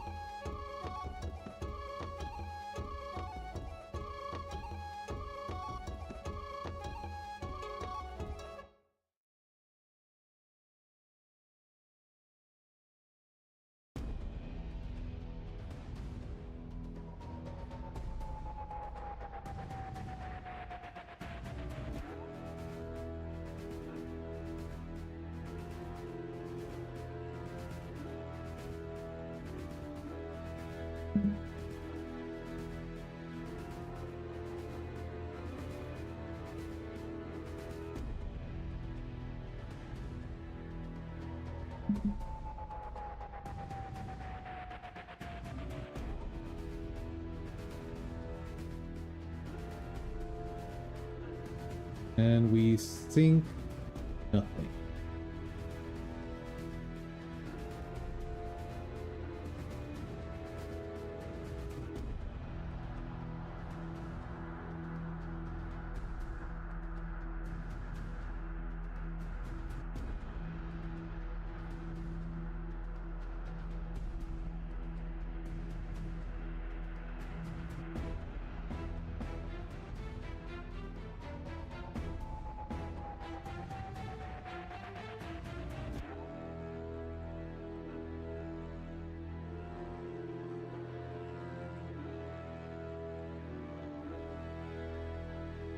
Oh.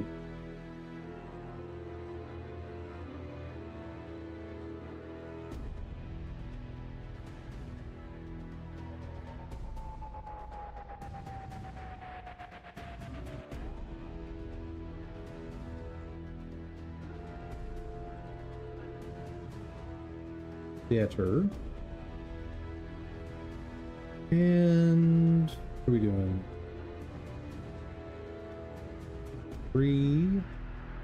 Three, go offset.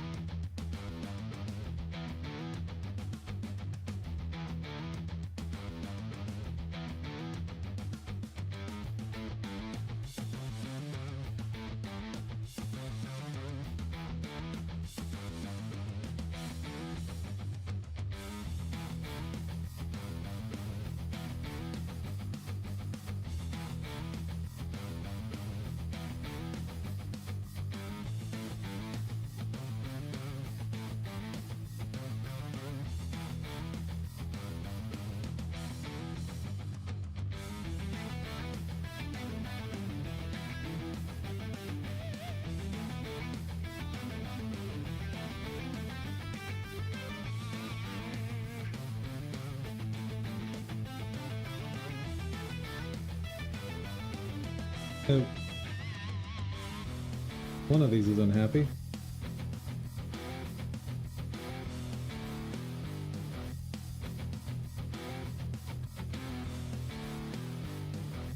Go.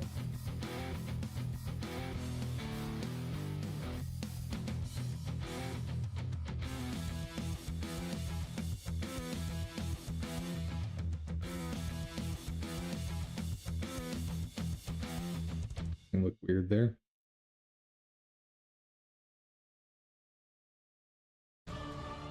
No, that's right.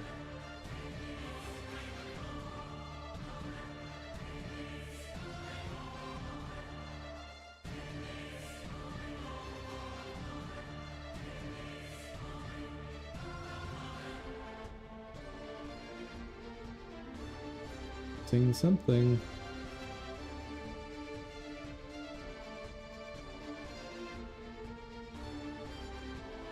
There you are.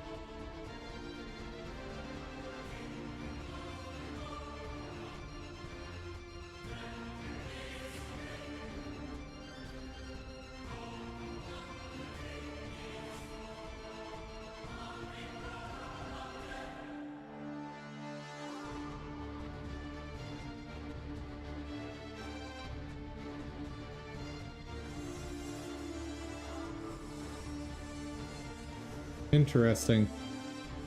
The performance tanks while selecting this, while it's animating.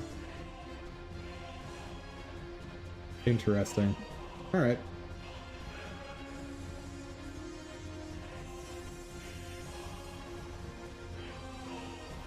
Perfect.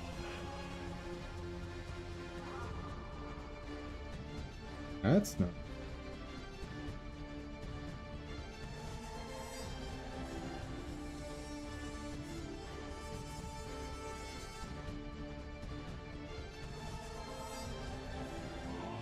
Why are wings still moving when it's dead? I believe because it's in the script where I tell it to stop flapping. I don't tell it to stop flapping with the animation player.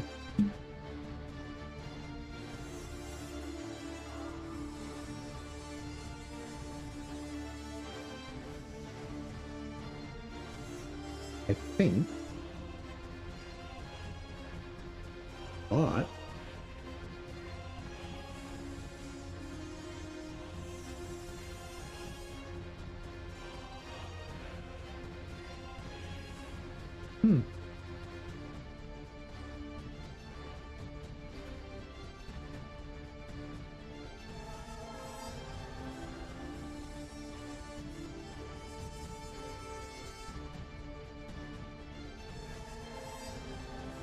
But oh no, it's here. Yeah, no, it's just, this is just the wrong animation for this action. That's why it looks... Yeah, this is not supposed to be a death animation.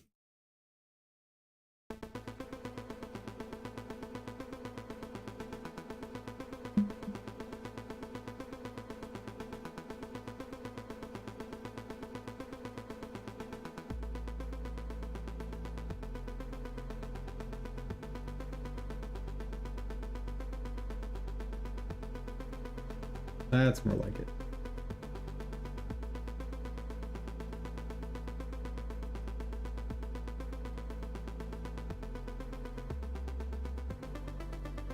Good.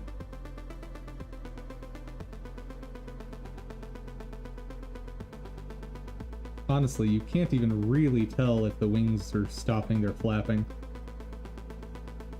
because it's so short. But I know. And you in chat know. That's what matters.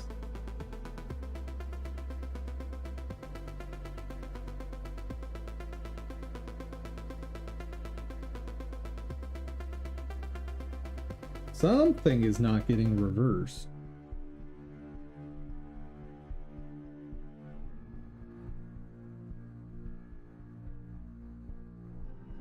Hold on. When I do spawn, modulate controlling this is on B. And it worked.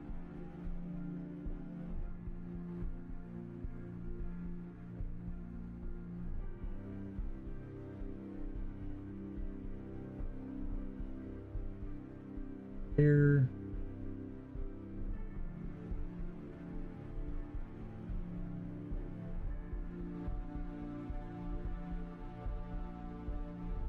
What if, instead of using these, just do a modulate?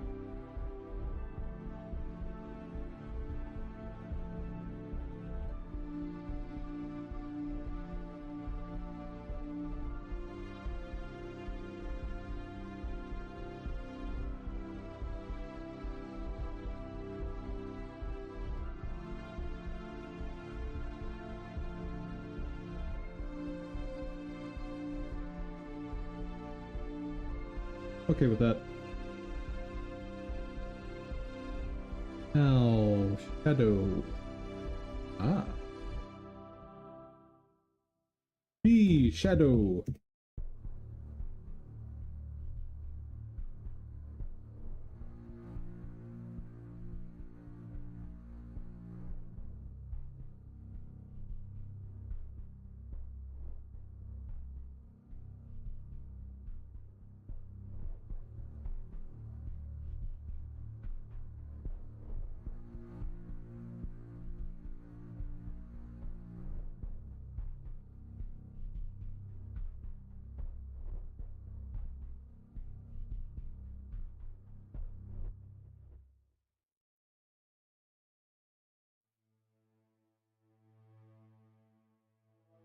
That'll work. The wings look a little funny, but it's fine.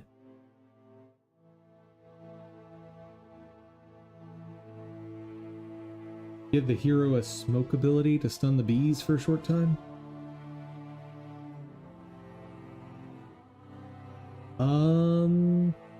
If I ever create a beekeeper class, Sure.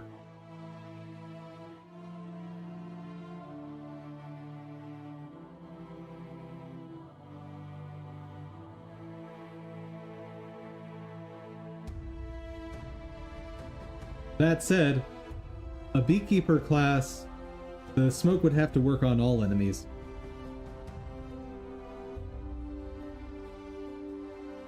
Not saying that I wouldn't want to do it, just pointing that out.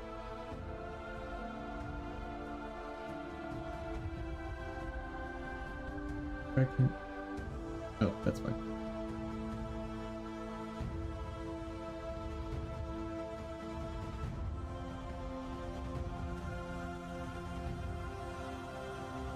Alright.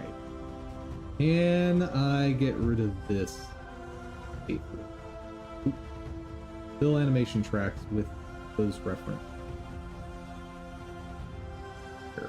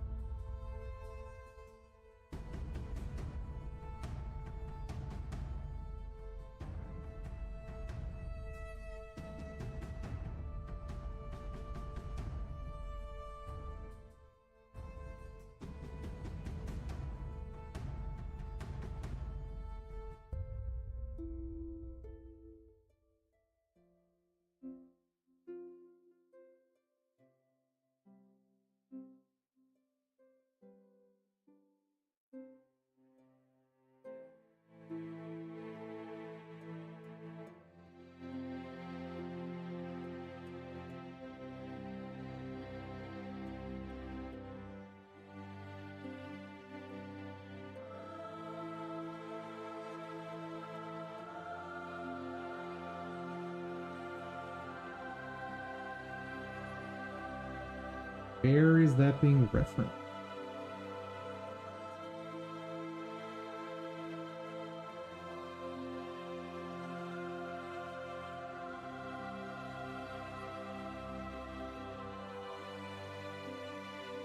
Up a reference by... I don't agree.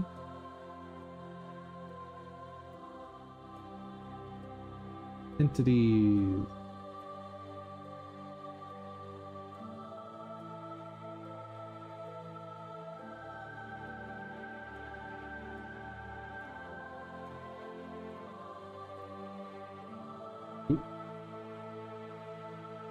Where are you?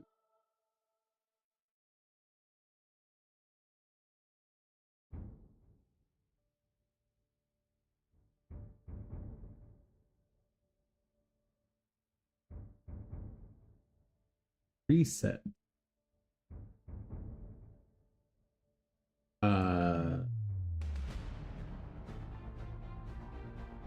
Oh, there it is.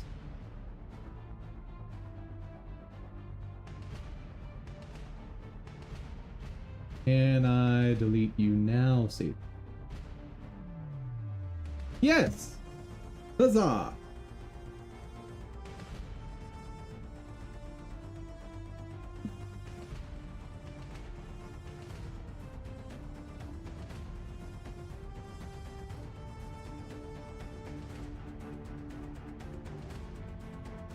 Now,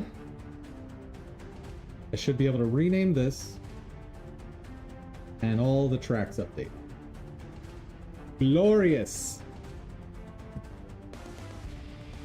And how cool is it that all the animations now work in the editor, which is part of the reason I did all of this.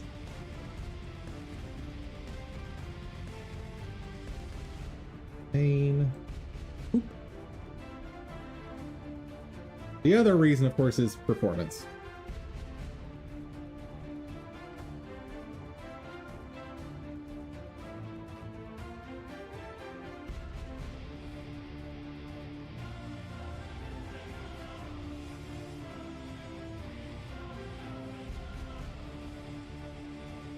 Gotta be walking.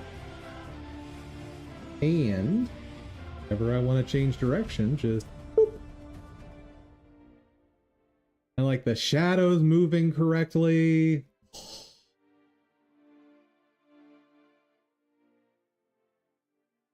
For instance, if I wanted to move the sprite up and down,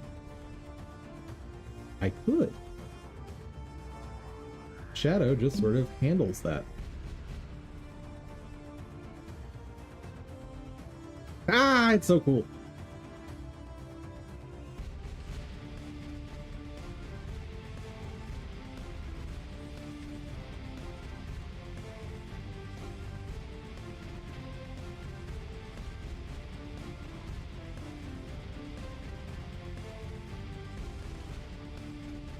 Oh yeah, that's correct. Because this is driven in here. So ignore the fact that it doesn't do the whole fly-in thing.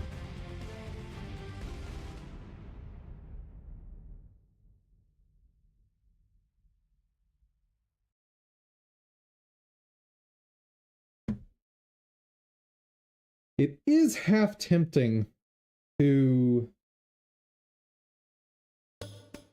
add three-dimensional position to the Sprite 2D Plus.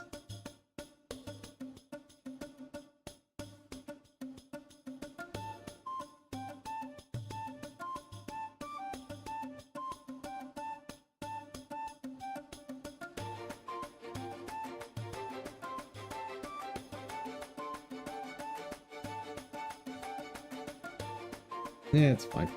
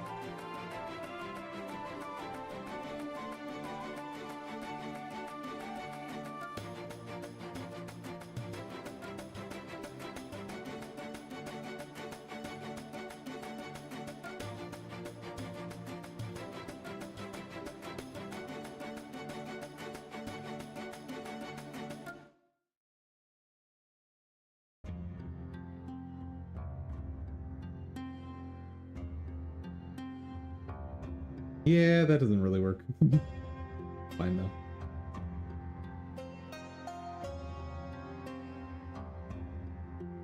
Mostly just checking that to make sure there aren't errors.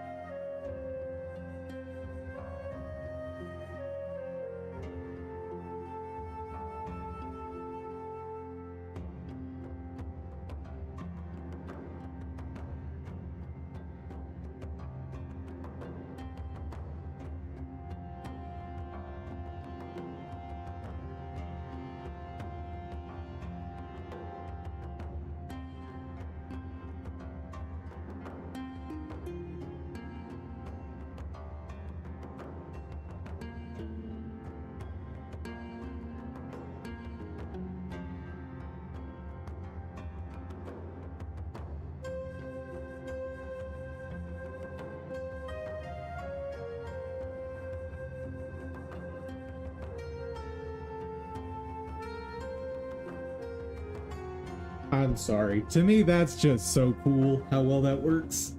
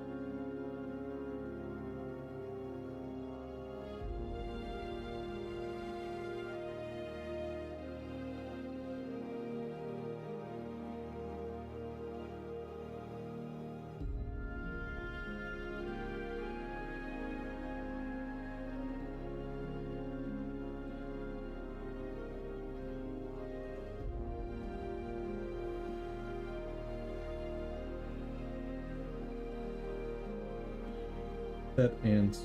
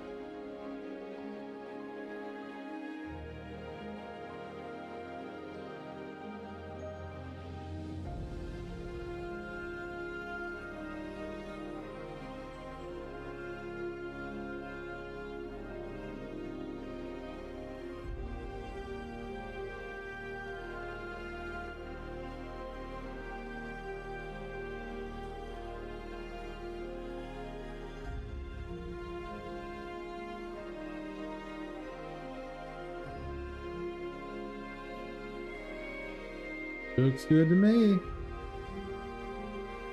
All right.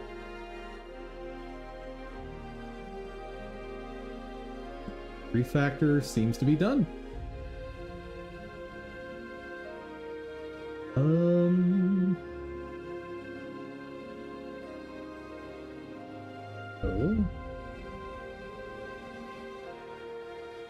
Can I delete? Oh, beehive.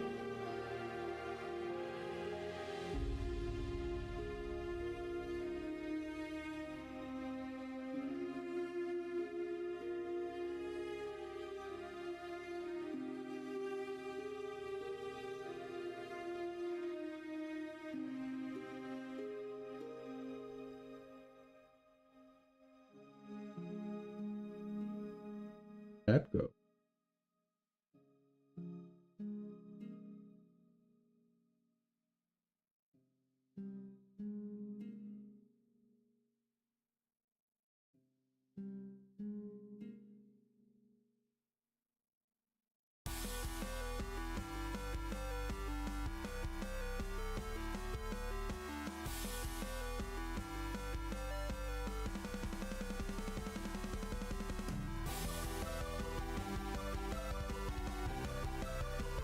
Oh, right. I forgot. The shadow is not supposed to be there until it starts falling.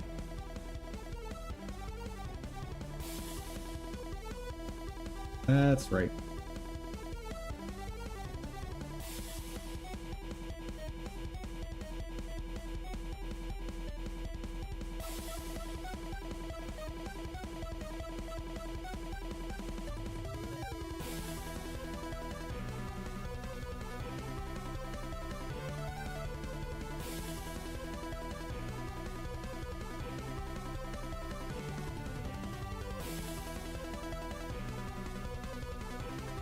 His shadow don't do any of the things.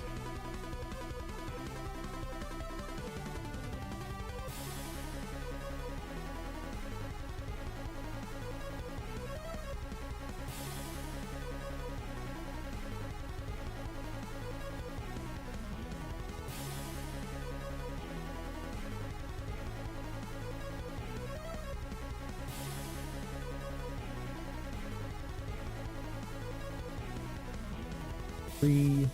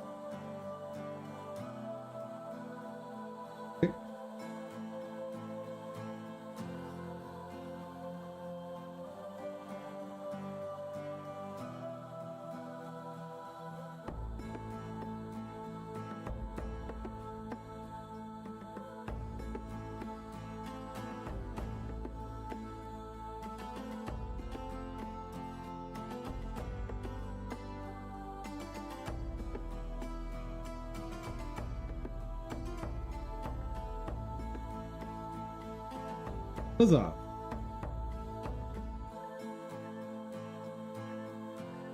No mention in there. Ooh. We are good to go.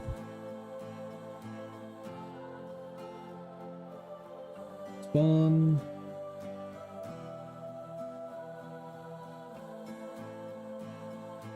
That happens.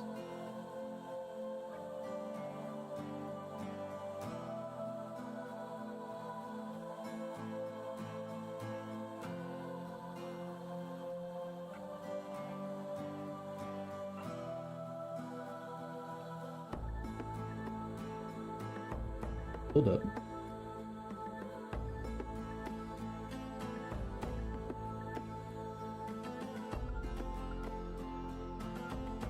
It's fine.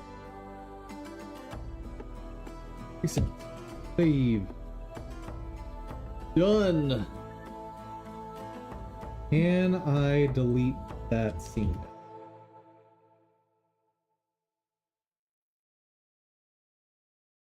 Nice.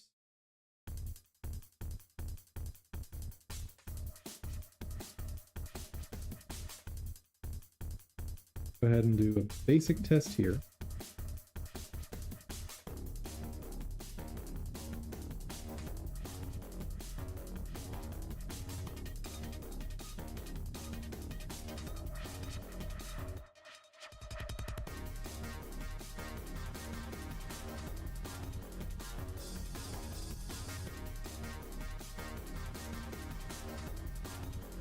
Make sure everybody's still working the way they should.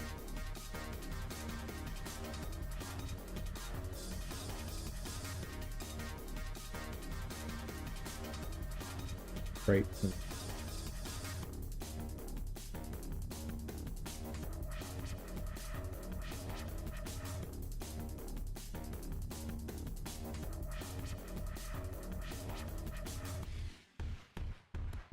What's happening there?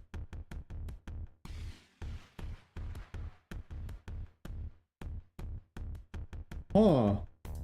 That's... Wait a second. No way. I think I know why it's doing that. Oh, I know exactly why it's doing that. That's dumb. Check it. Because I made the visible on-screen notifier invisible, it never notifies, which, you know, kind of makes sense. It's silly, but it makes sense.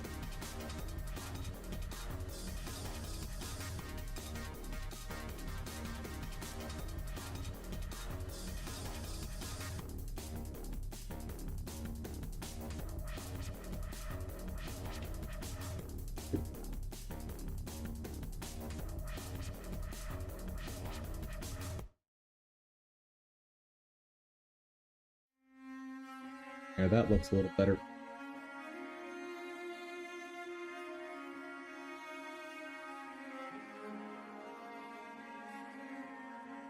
The thing I'm worried about there is what happens if this thing is behind something else that fully covers it up.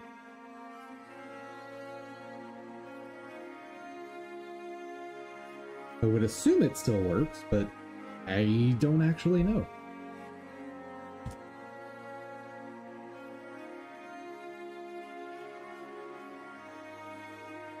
All right.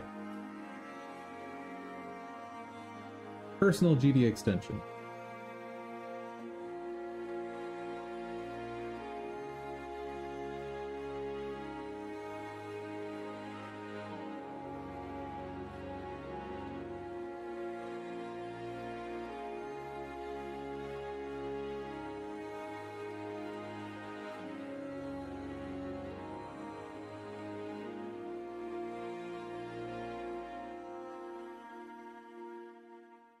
That's weird. Oh, right, because of the dirty commit.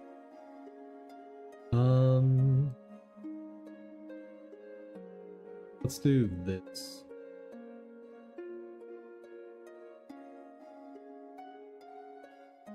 Oh, I should update my git ignore. Hold, please.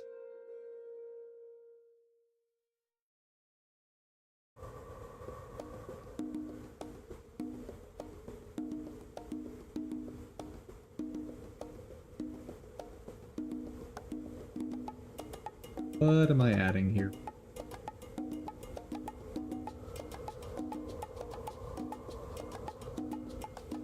Anything in build out.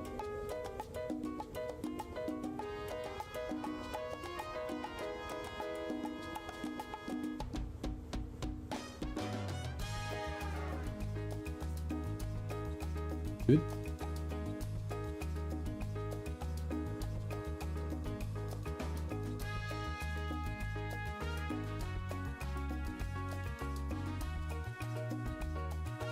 Oh.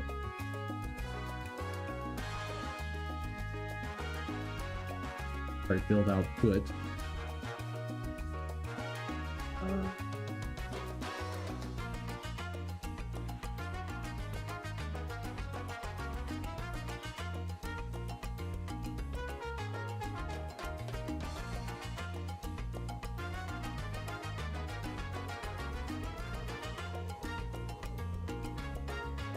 Let's also ignore any .txt.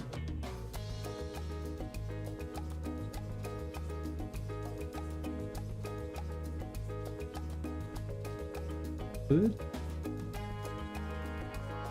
Good. And I don't care about those two. Actually, just discard them.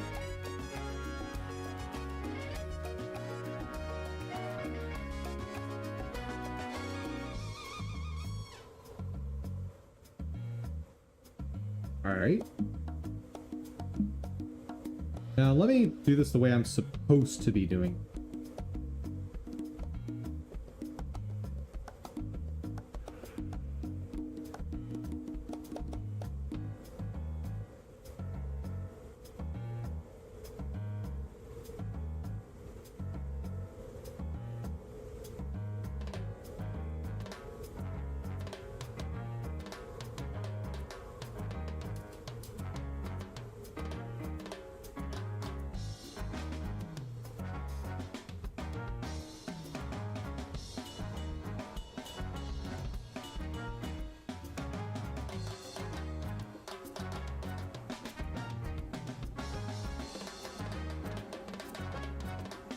Reset main.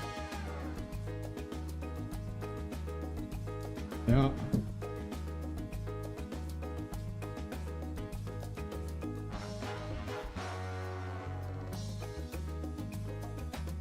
The main was not supposed to move up to that. Feature. Fish.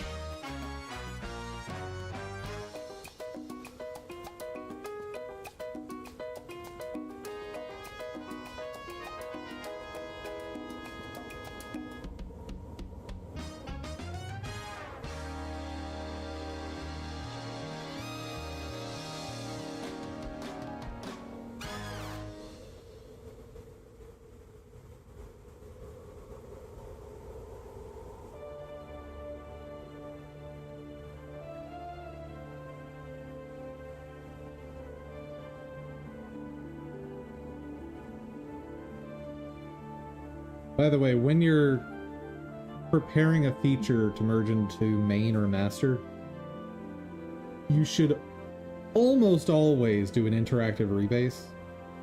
And probably, if you're doing dirty commits like I do, squash everything. You do not want these showing up in your main or master history. That's bad.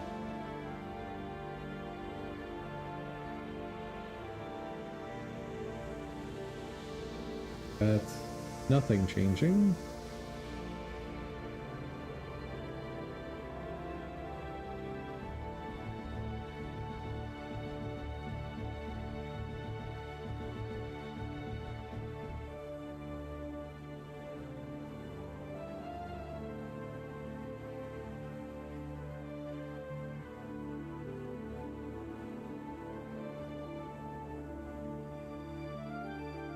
Yeah, I guess I'll keep that there for now.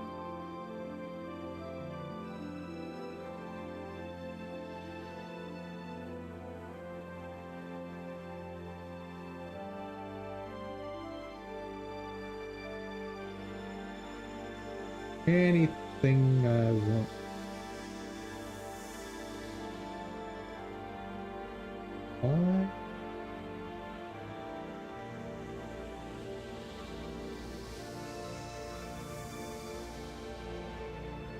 Hold on. Something's wrong.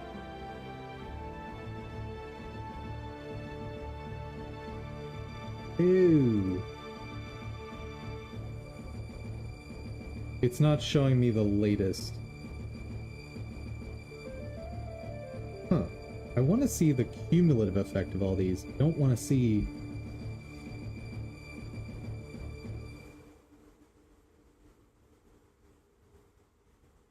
That's lame.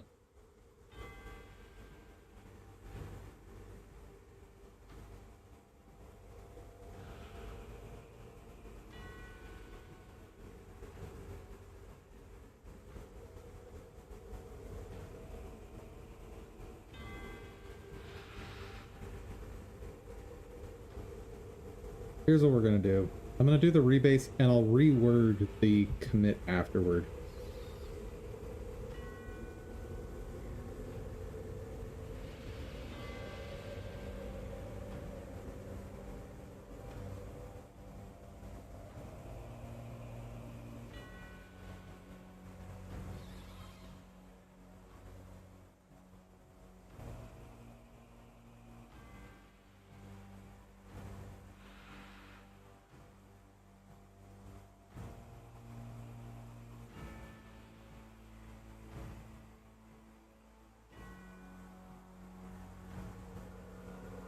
What do I want to call out here? Is there anything special?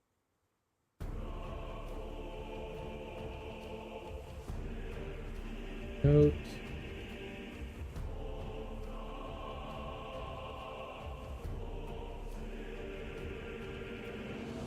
Due to PD extension applications, we are tightly coupled the simple shadow shader in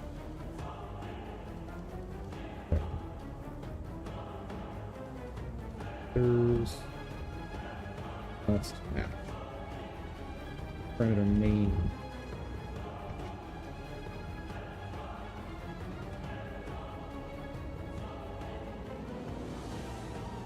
Anything else worth saying there? I think that's probably it.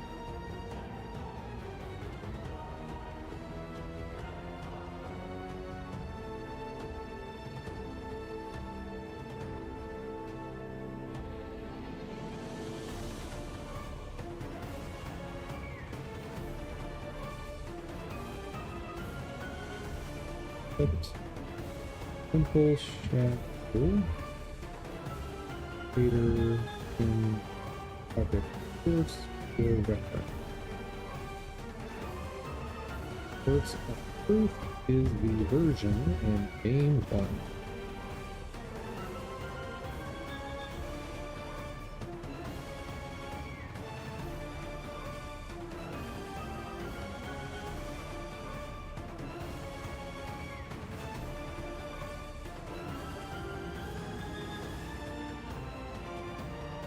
Dev note.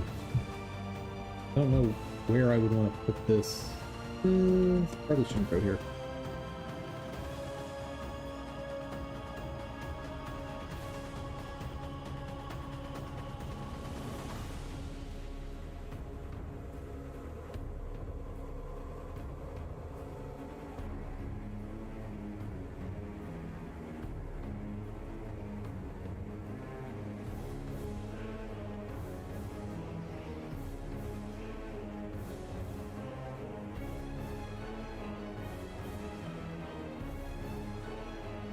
Yeah, I don't really have a run book for this project.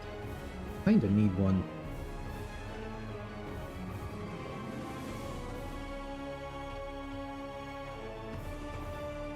Add another list. Run book.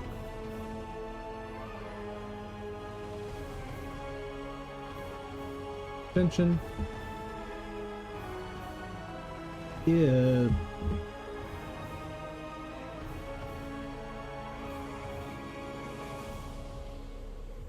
Undefined reference or undefined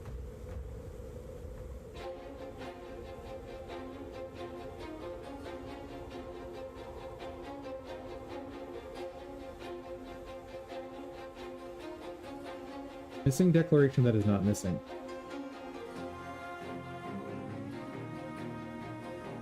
The C++ file needs to be in. Okay. This is something that's smart to do on any long-running project. Whenever you run across a bug or some issue that you probably won't face again for a while, but or if you run into it fairly frequently and you're working with other people, and it was difficult to track down. So like this one I spent, I think, like 4 hours trying to track this down. Maybe not that long, but it was definitely multiple hours. And like nothing in the IDE told me that I was missing this.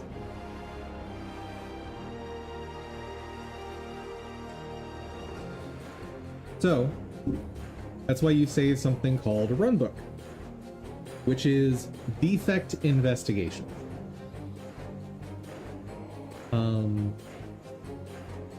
And typically what you want is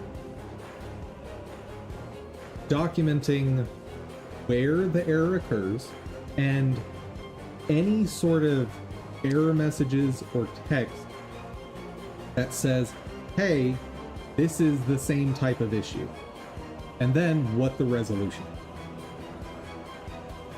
But actually, I should probably get what the actual message is. Register types. Comment that out. Run it. I want to make sure I have the right message for this.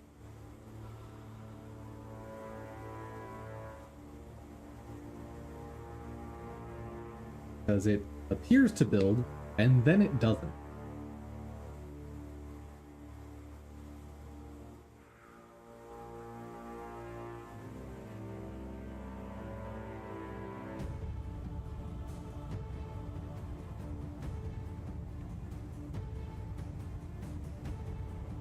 And don't know that I want to dive into anything else dev-wise today. We can plan next steps.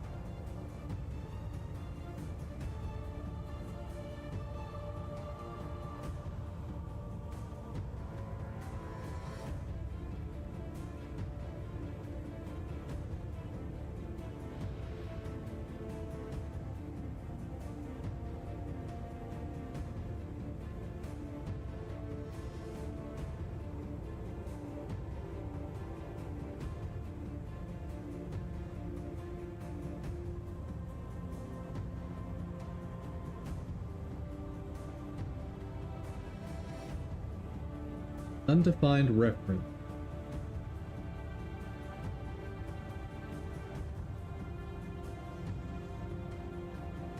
Defined reference. Structure and find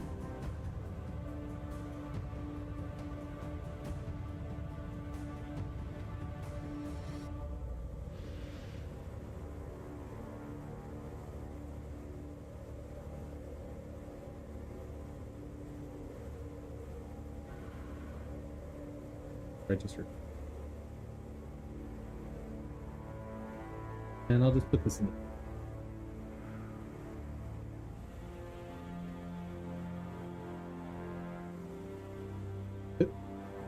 Nice.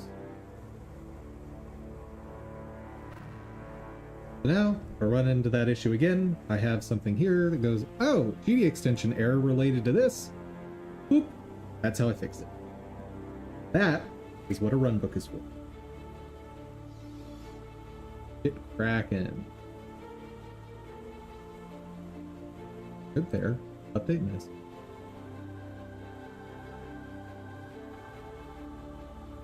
Push. So force pushing, assuming you know what you're doing, is fine on a feature branch.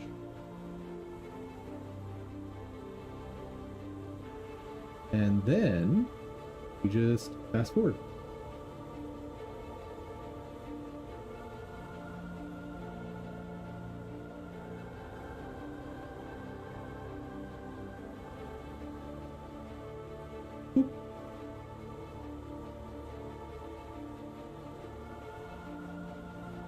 What was that?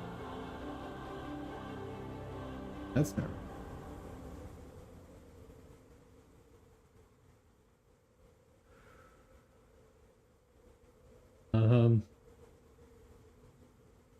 So fast forwarded my local.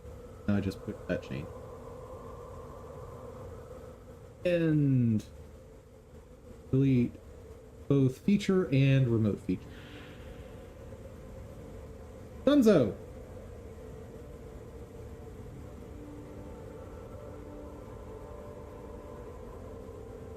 Thing here I need to be worried about.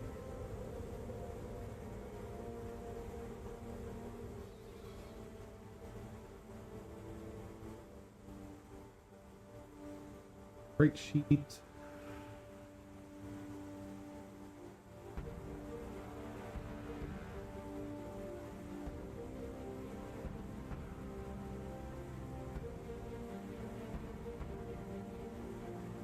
I should fix the path on this.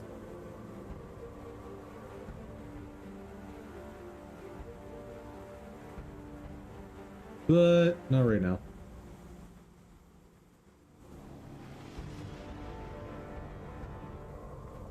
Sprite.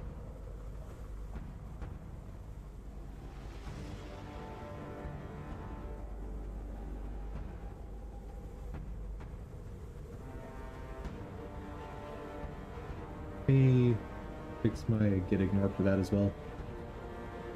Suppose Sprite sheet get ignore. This.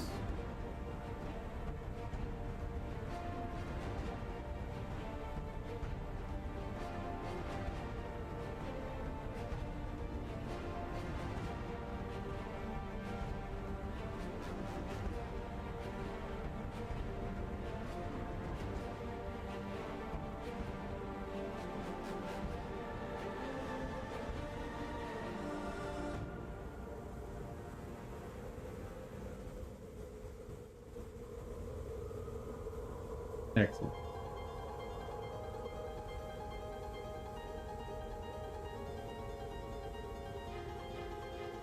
Oop, oop.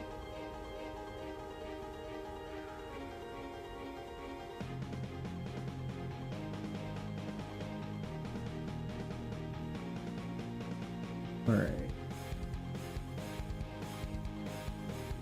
Good. Error when linking Sprite. Multiple plays. Check. Fix that. Refactor. Done. Increase text. We know that works now. Hey, I don't even need to question that. Fix padding in Blitz.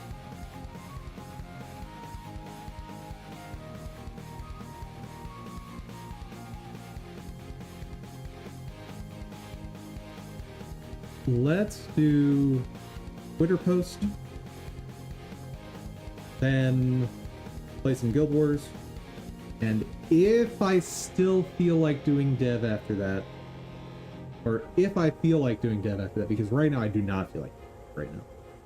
We've done enough this week. Oh, right. Extension done. Done.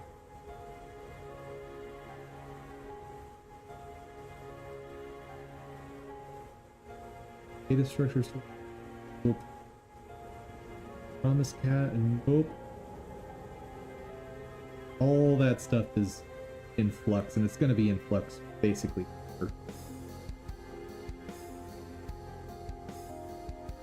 Alt set select player.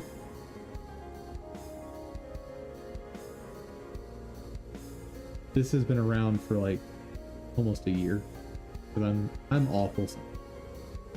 Yeah, if I'm working with other people on a project, I'm really good about this. Like, I'm the guy on the team that enforces these policies. But apparently, when I don't have other developers relying on my good practices, I get out of practice real quick.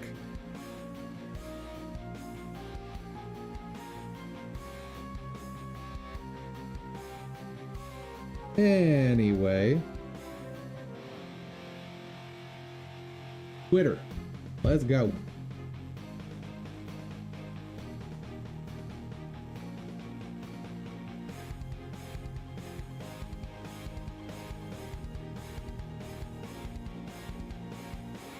Ah, right. Build that again, just so I don't have a bad copy accidentally end up using it.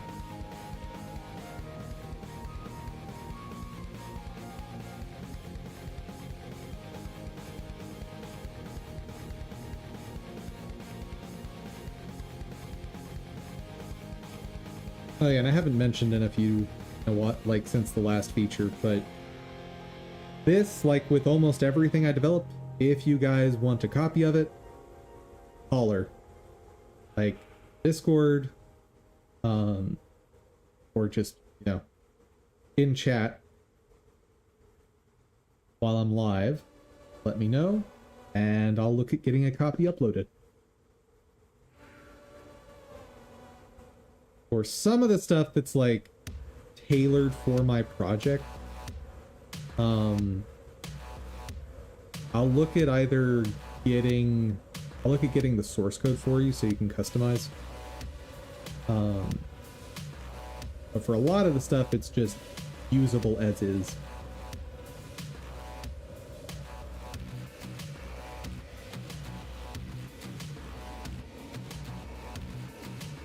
If I'm doing dev, it's not going to be in Godot. Close that.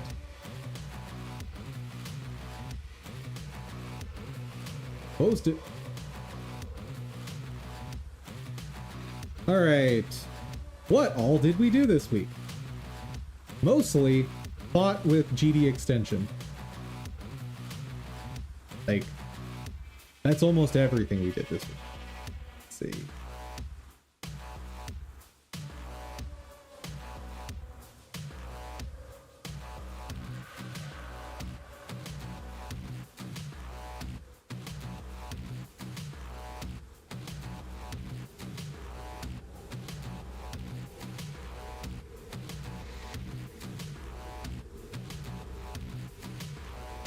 bought with GD extension. And C plus.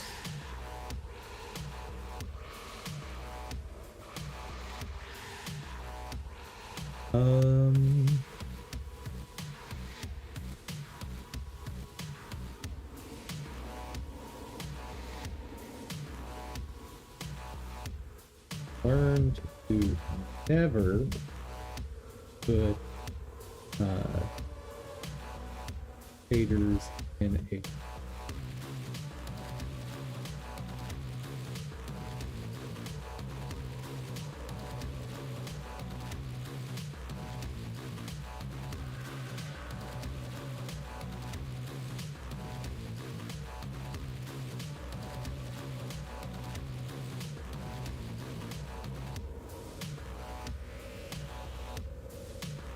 and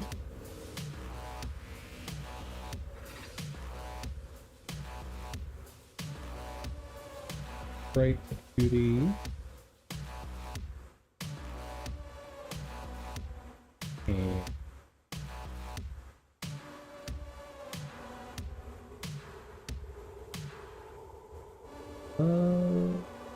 what did I say last week as far as finishing up Sprite 2D plus?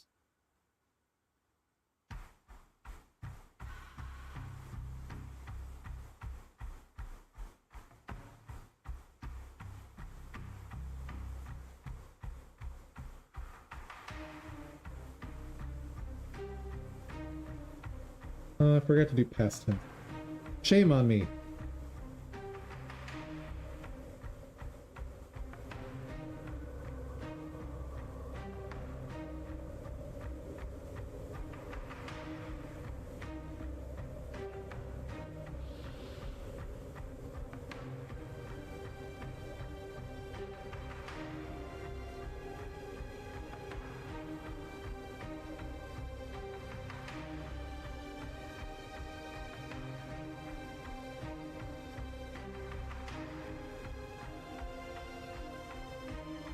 That is sufficient.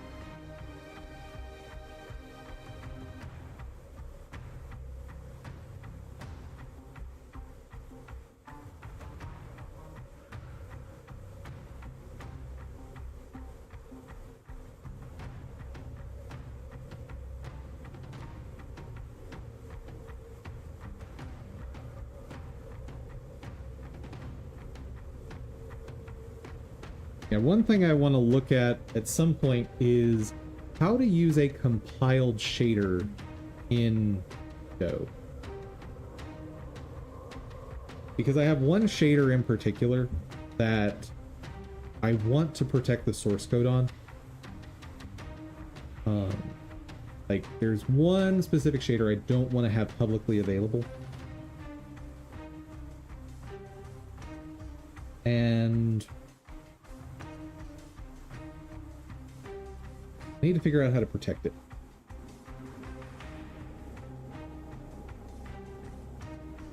And maybe the answer to that is putting it in a GD extension. Maybe the answer is I don't know. I don't know what the answer is. The answer is something.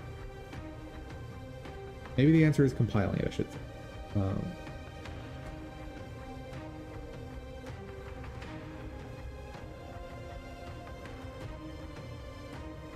GD extensions plus or to never put shaders in a GD extension.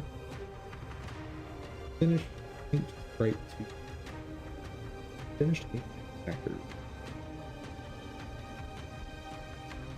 I have a small video I can create for this though. Let's do that.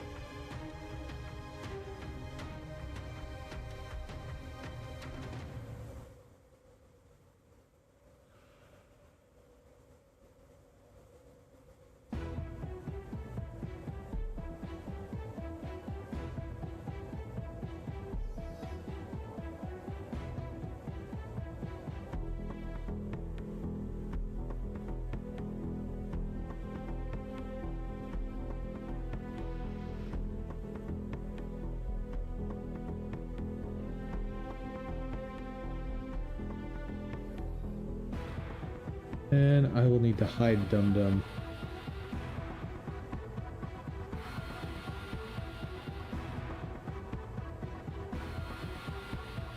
We're playing a streamer version of Peekaboo.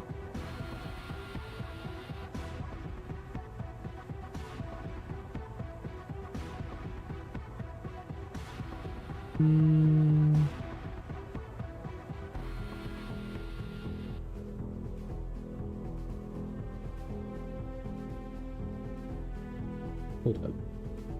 Oh.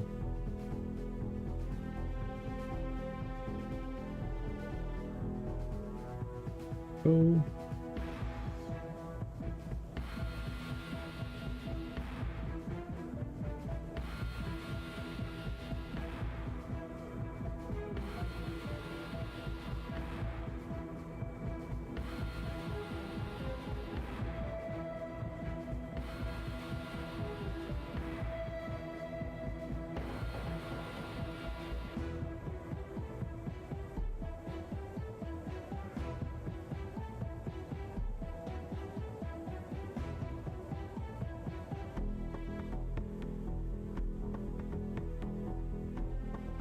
I...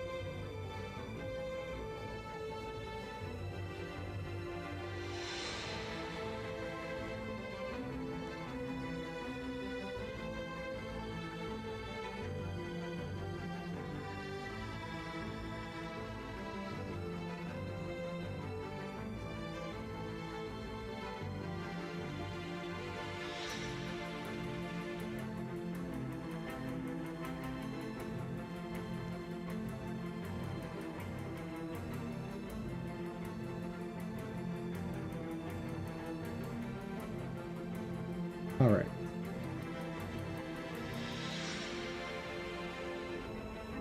Videos.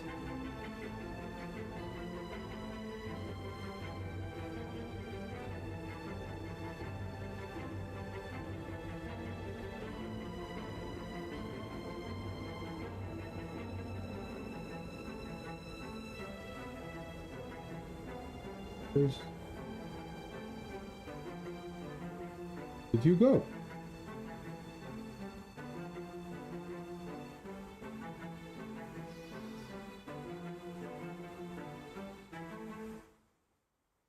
That one note. What is? Where's my app for video editing?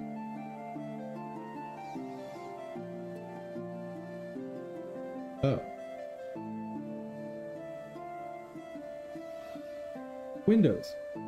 Why do you make things worse constantly?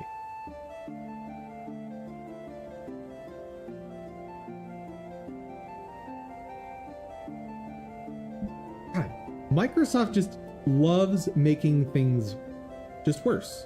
Like, you have added no value here.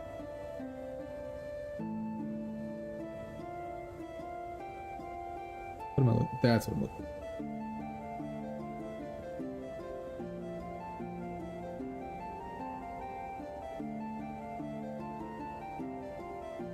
Can I pretty please have... Thank you. Man.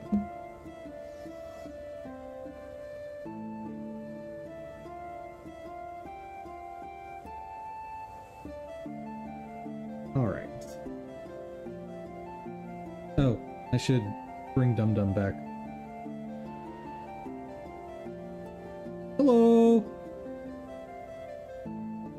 Nice to see you. Alright.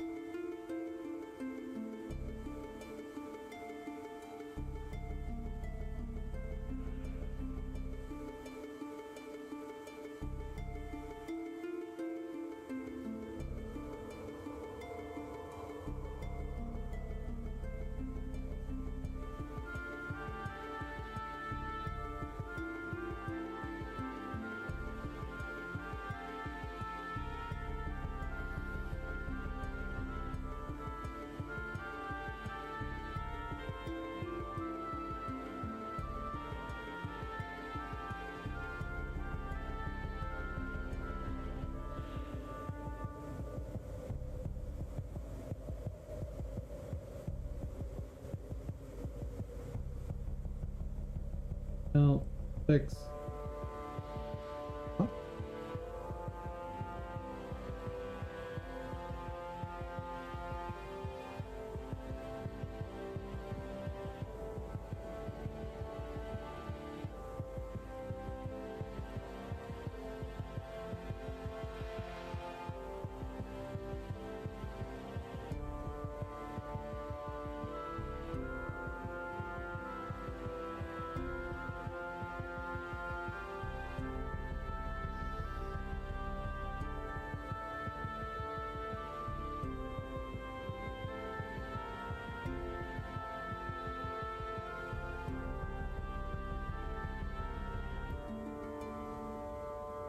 And resizing it.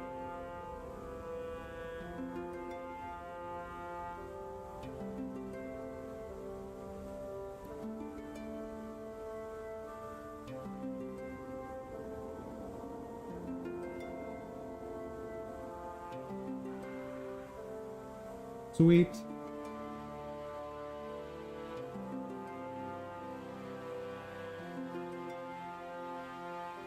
You know. Yeah, as far as dev, I'm done for the day. I'm not going into Python today. I will end up absolutely screaming.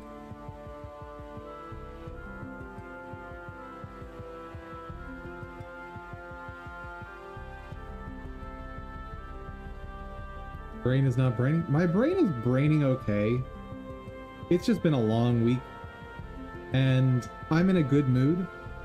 And I know if I dive into Python and things don't just go smoothly, I'm gonna be in a bad mood.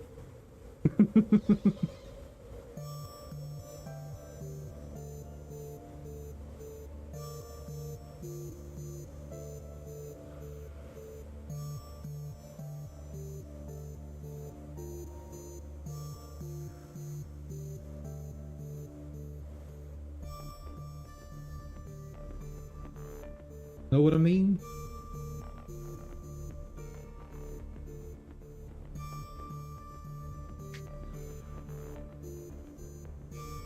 Also, how do you like that something that was supposed to be 3 days of bug fixes turned into 2 weeks? Like, this is something that needed to happen, but oh, all that extra time. Make sure to actually File.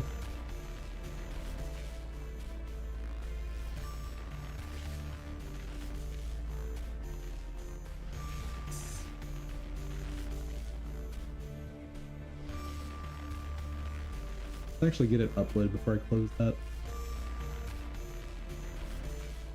How long?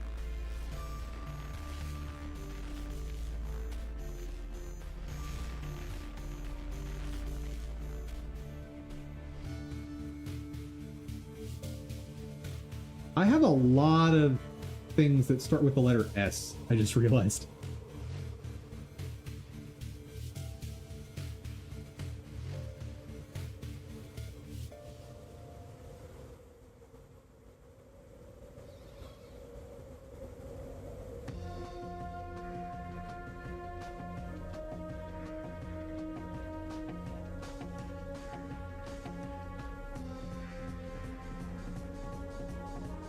I'm pretty happy with that.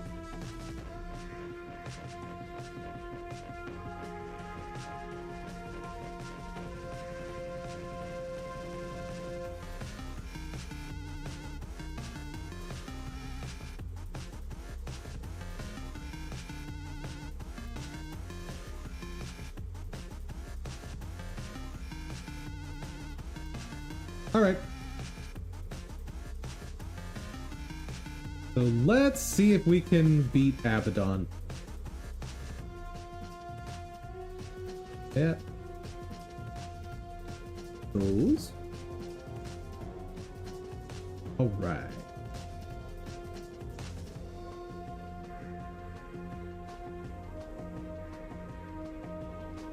That. All right.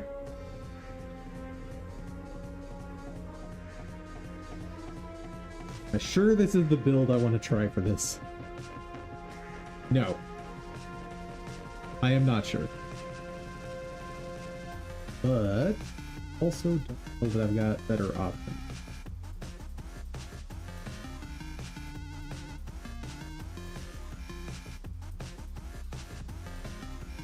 A little better. All right. Let's see what happens. Chat, are you ready for endless failure?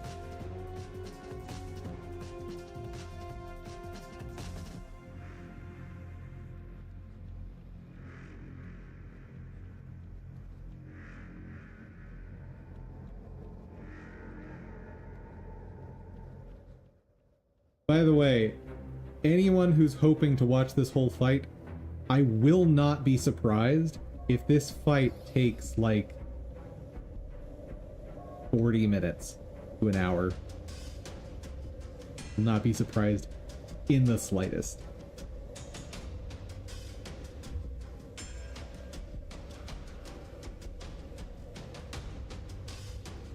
Button activated.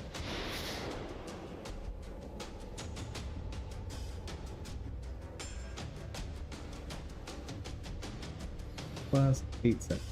Oh, that's plenty.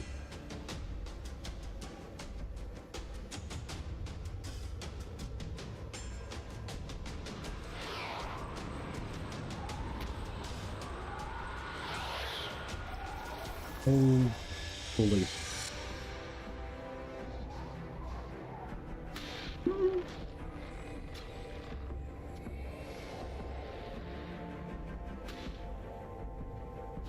Not cool.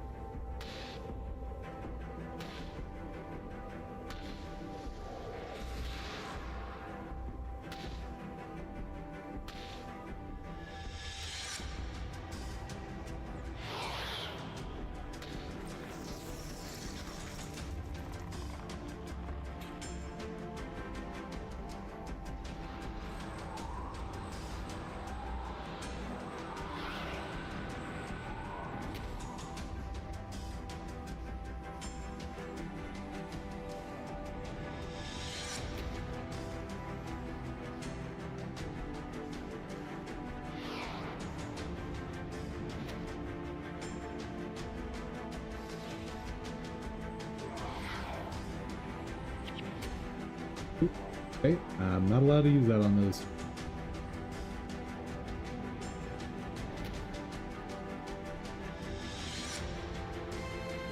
But we're doing okay.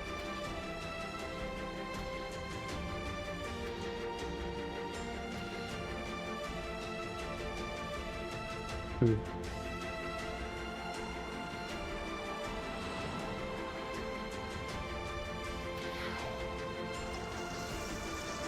Oh, no, no, no, no, no! No!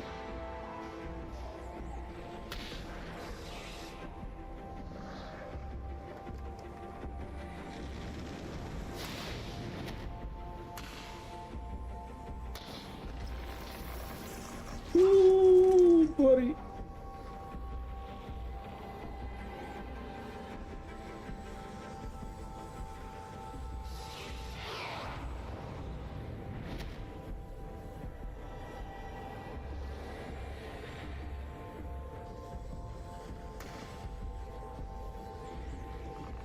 Alright. No summoning. Pretty please.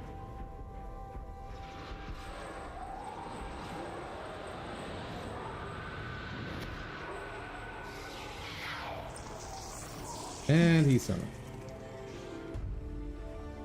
Total garbage.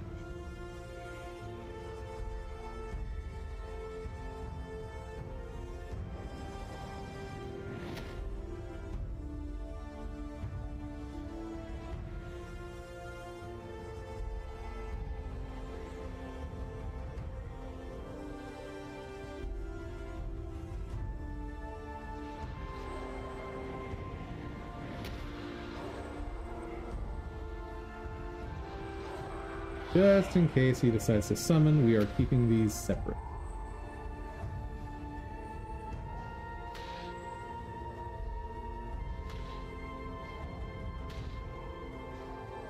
But honestly, this is going more smoothly than I expected.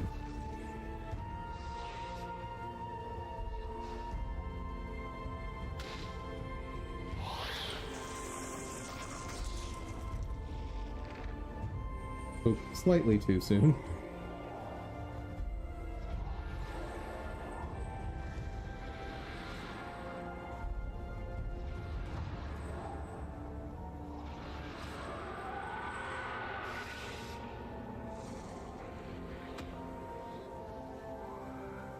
Why are you not attacking? Hey, spirits! No, seriously, what is going on?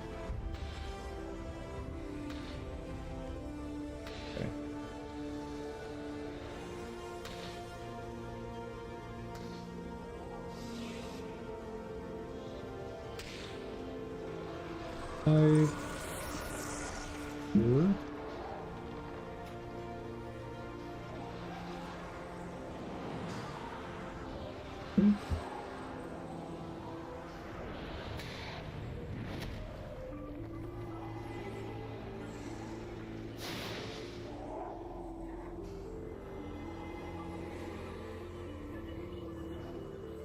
Okay, he cannot summon now. Good.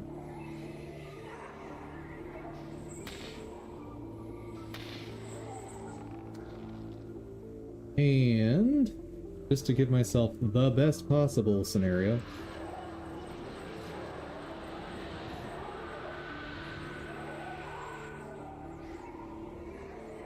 and it's interesting that his one ability he can't even use right now. Like, the one that's the biggest trouble for me. Like, he is totally helpless right now.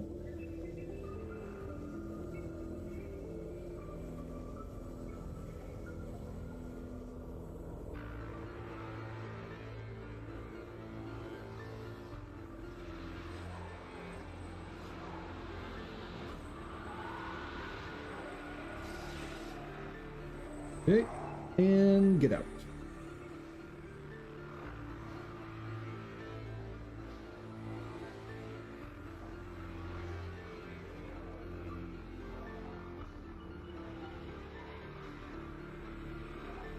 What are you guys doing?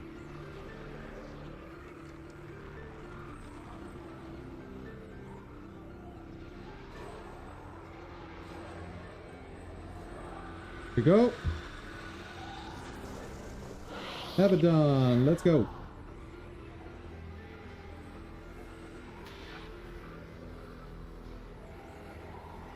Heal up, and let's get out of here.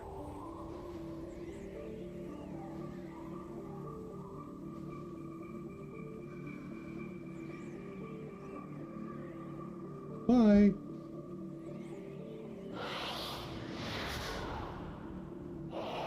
Okay, is he allowed to use his bad move?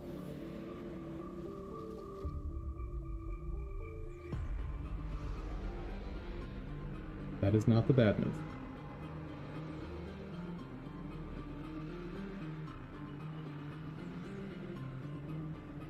I guess it doesn't matter if he's allowed to, because I still need to take out the monoliths either way.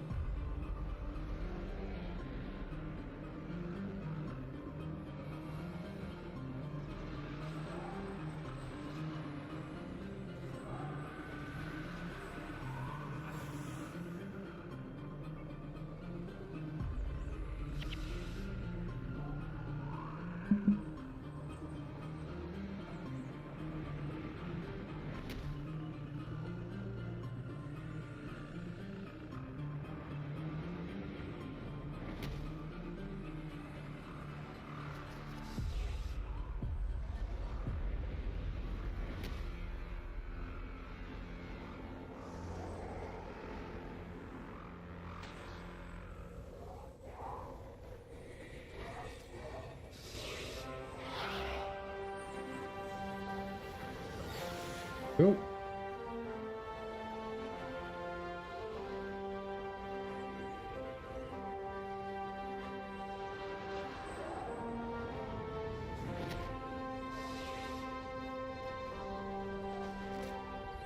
Beautiful.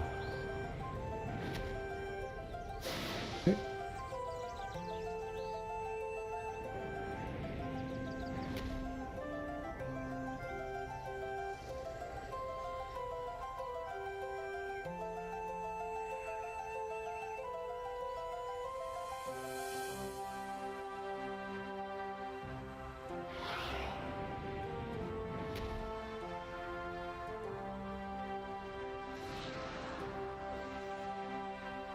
Is that actually hitting him?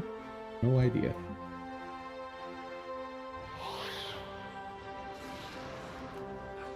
Yes, it is actually hitting him. Amazing.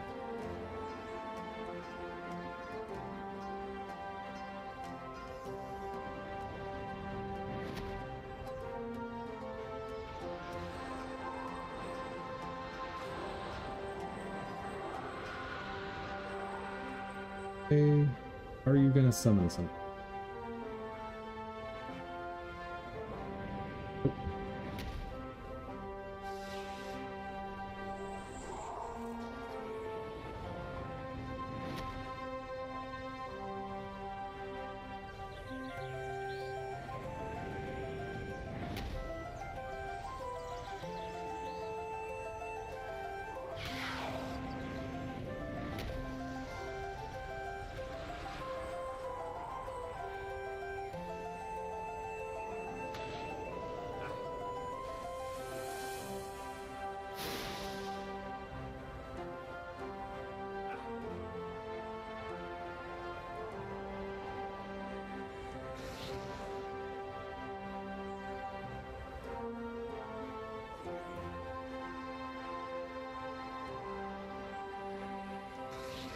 Okay, we are now in the infinite loop.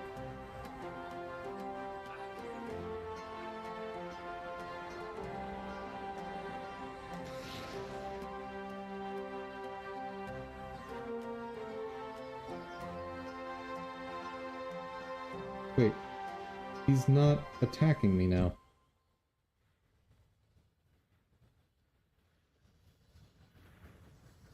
Sir?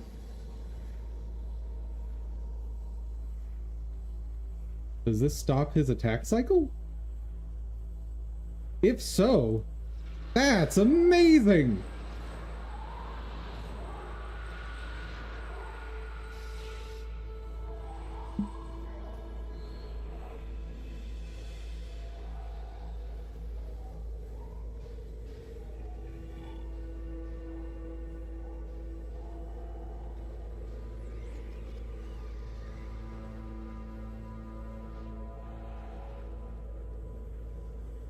Yeah, he's just chilling. All right.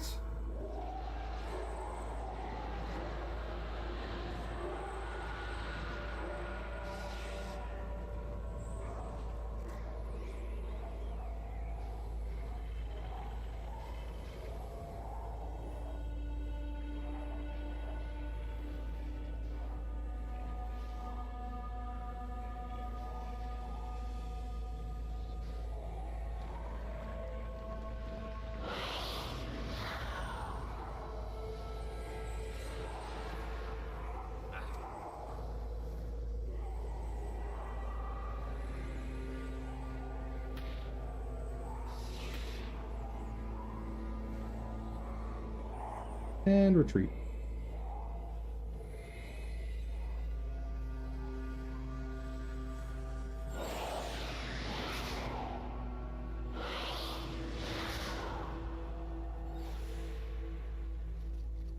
Okay.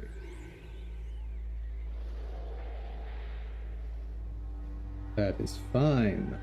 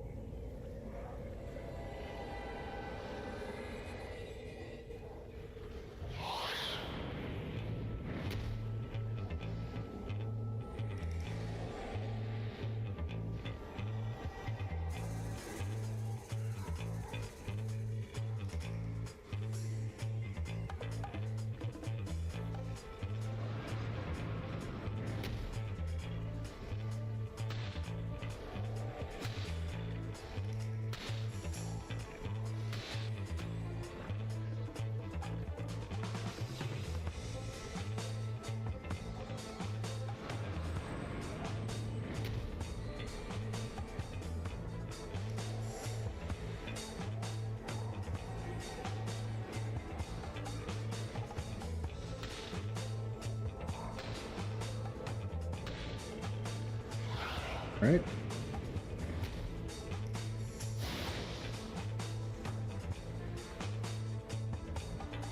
Dude, this seems solidly repeatable.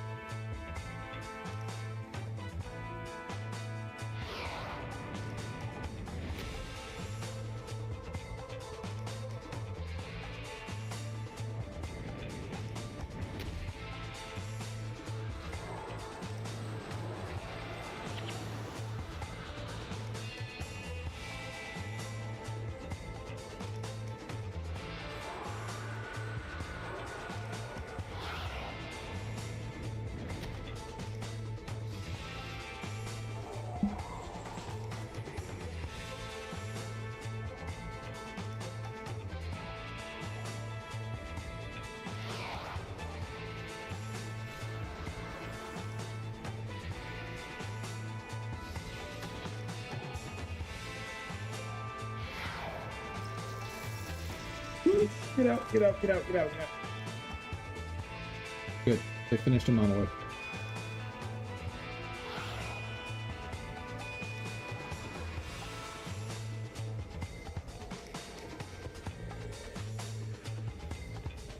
So let's just go this way.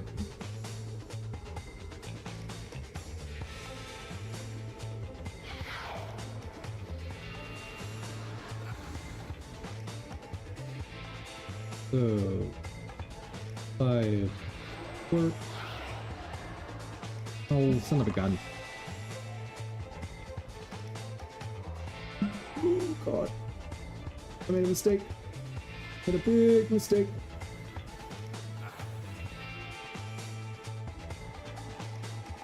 Hold up.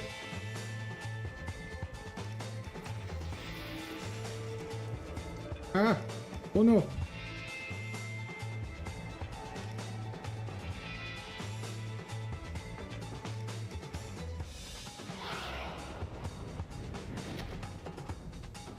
Okay.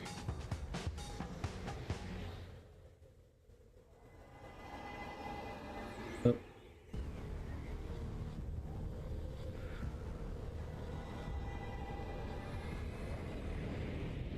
Okay.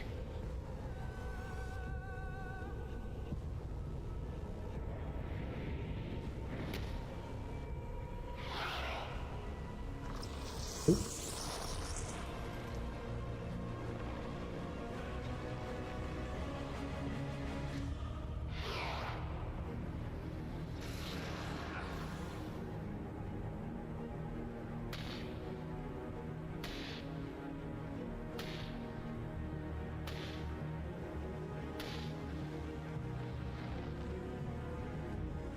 What you doing now, buddy?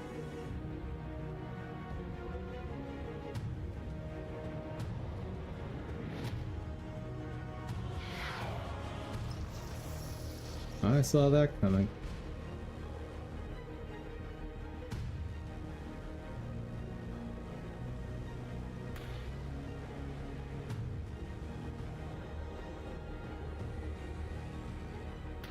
Supposedly this does good damage. No, it does damage, but not good damage.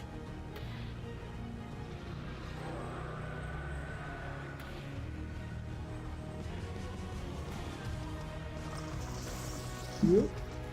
Hello. Yeah, not loving this.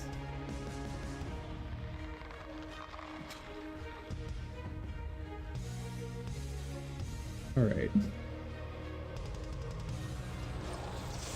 Okay.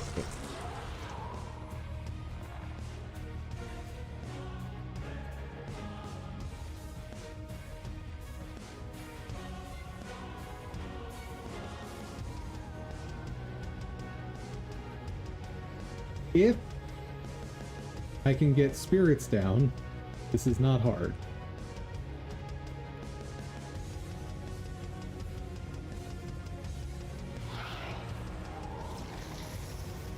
Yeah, saw that one coming.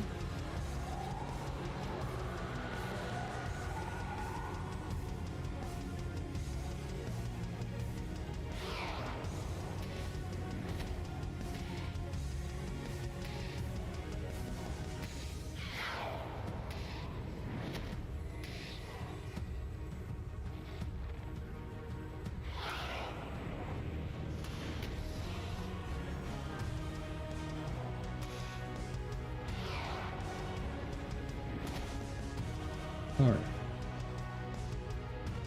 Finally in position again.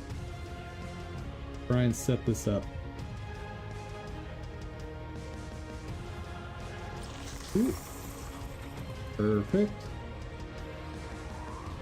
Will he summon again?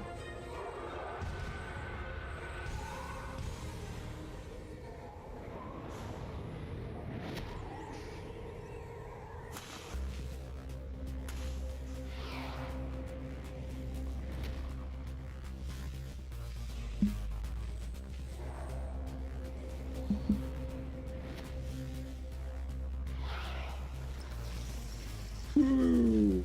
Hey. No, no, no, no, no, no, don't switch targets. Are you kidding me?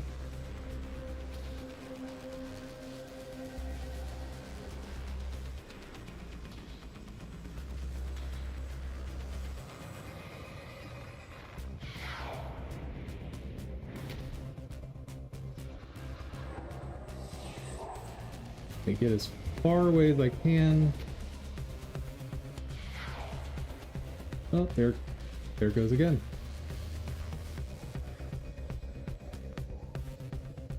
Please, please finish off the monolith.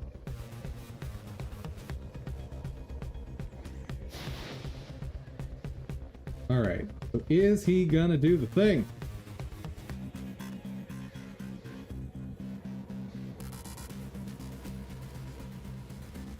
It would appear he is not gonna do the thing. Interesting.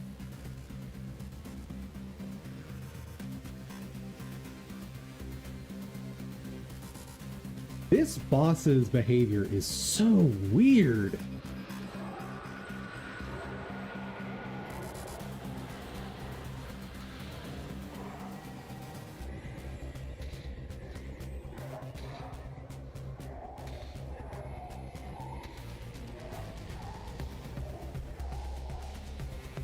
But honestly, with this build, I don't see a way for us to lose.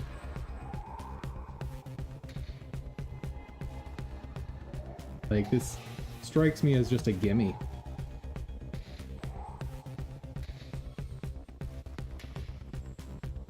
So if he goes crazy and just spams the one attack, we win.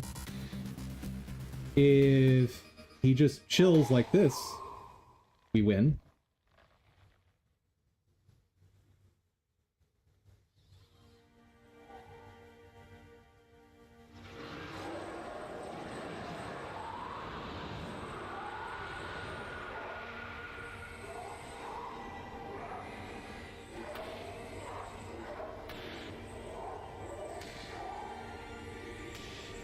All right.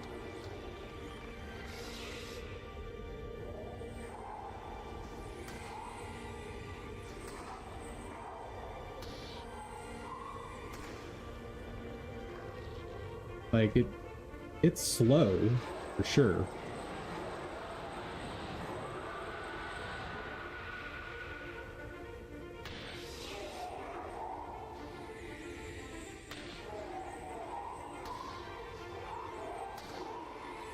But seemingly zero risk of failure. Cool! I'm super proud of this build because of that.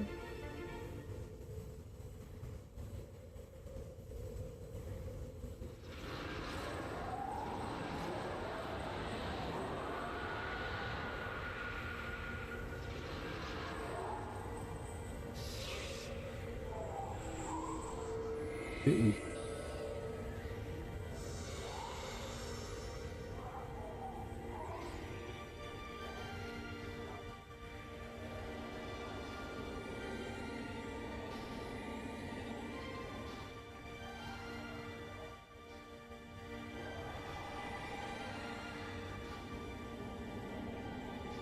Why are they attacking that one?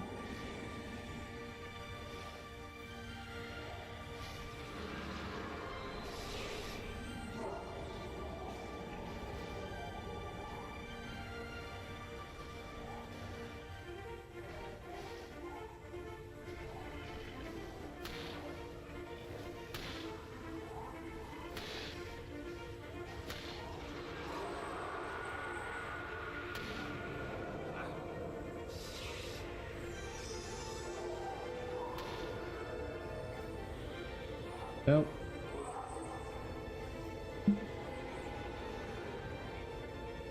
Not working.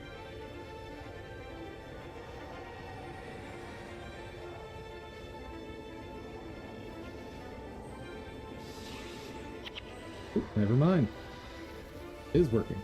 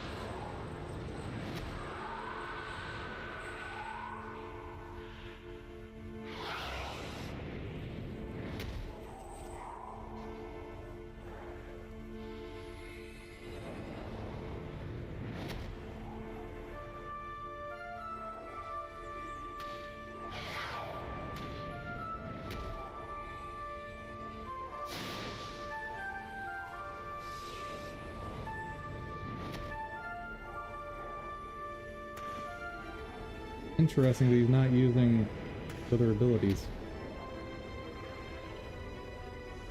He's like, punch, punch, punch, punch, punch, punch. Punch, punch. Which, hey, that offers no danger to me.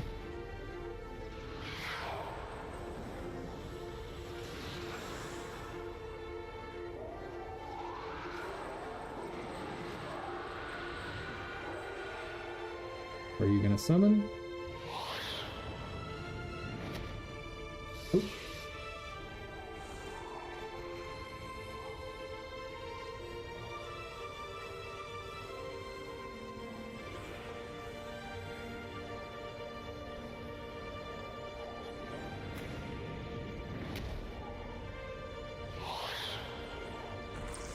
Oh. Hello.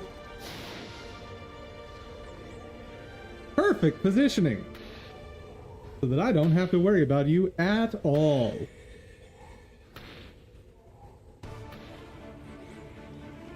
All right. These should be easy monoliths.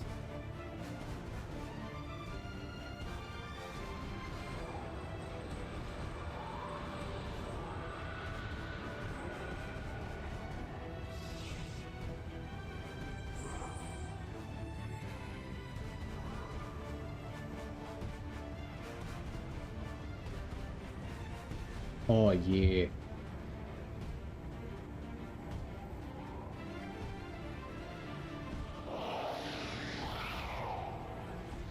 Ooh.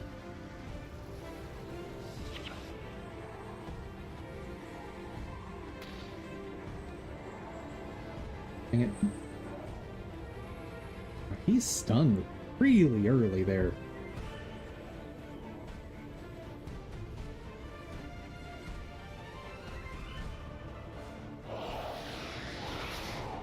That's fine.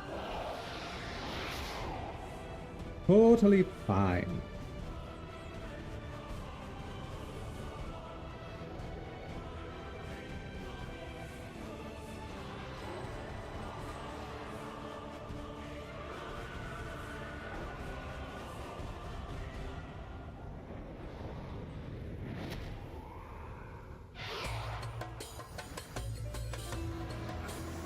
Uh-huh.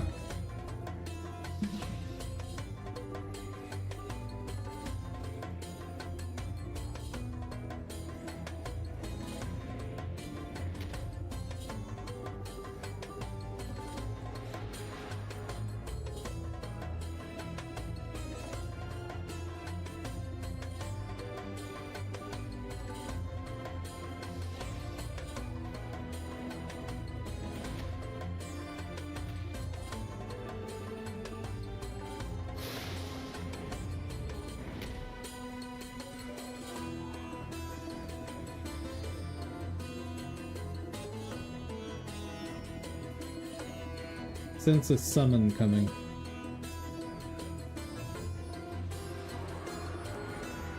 Oh.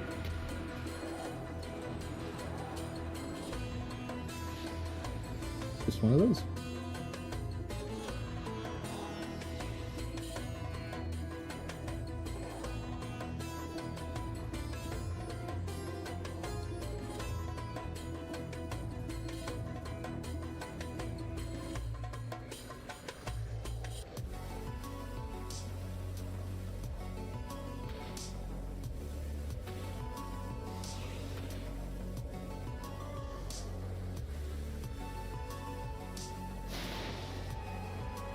Okay, are you going to yell at me?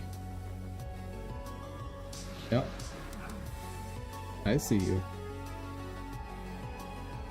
So long as he keeps doing that.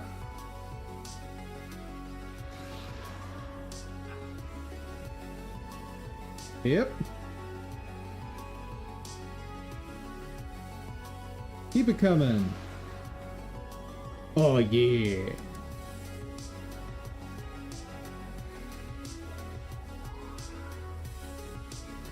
Aw, you're done? Giving up already? Apparently Abaddon's just a little quitter.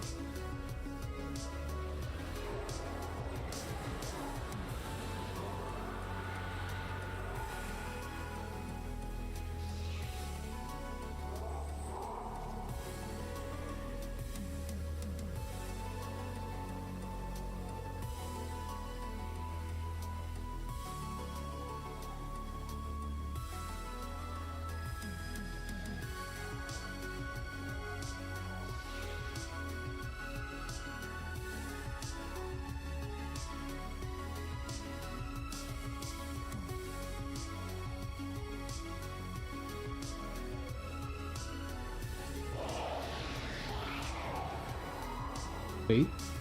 A stun.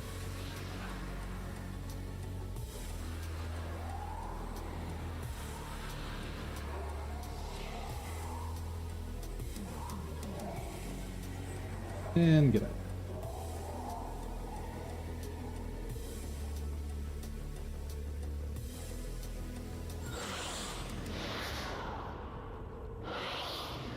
Dude, now that I've got the right build, this is possibly the easiest to solo mission.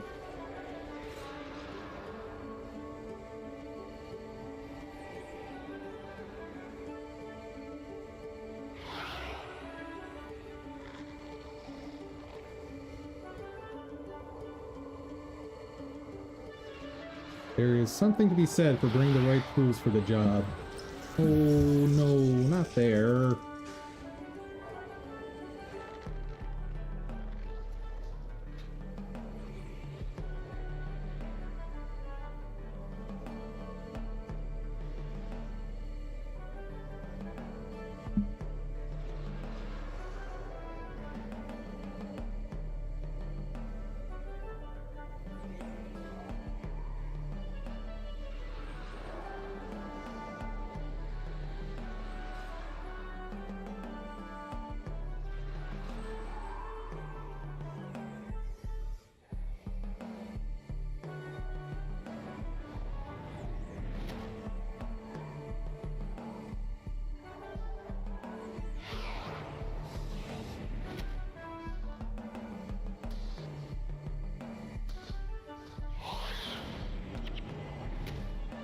Nice. Oh.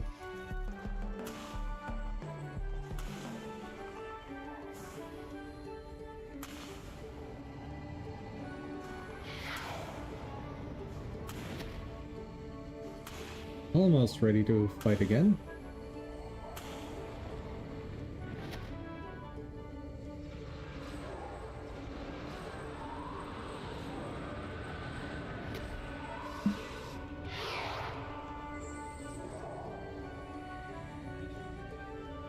What? Bro.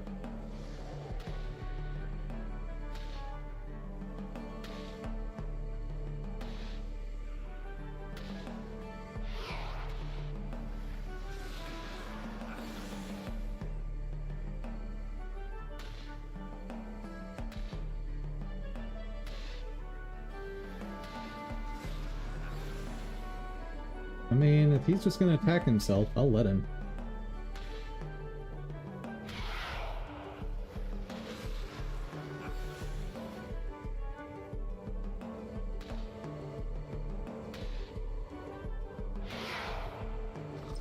Oh, that's the wrong ability.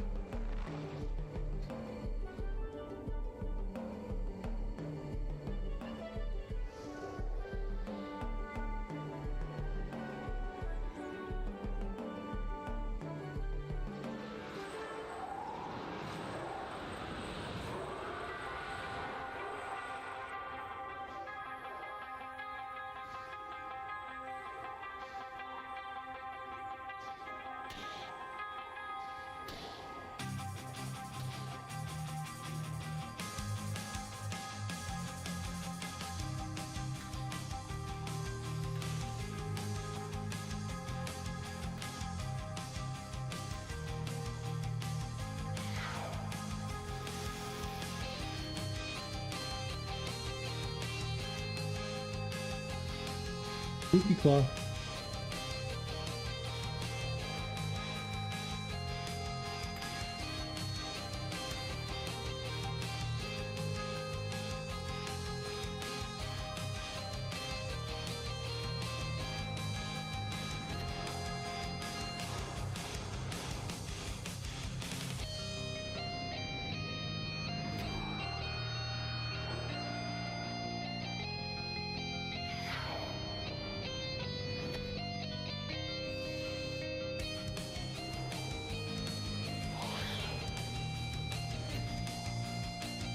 Good.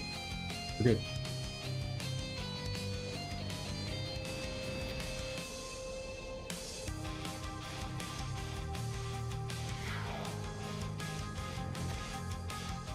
Yeah, I need them to run out of energy.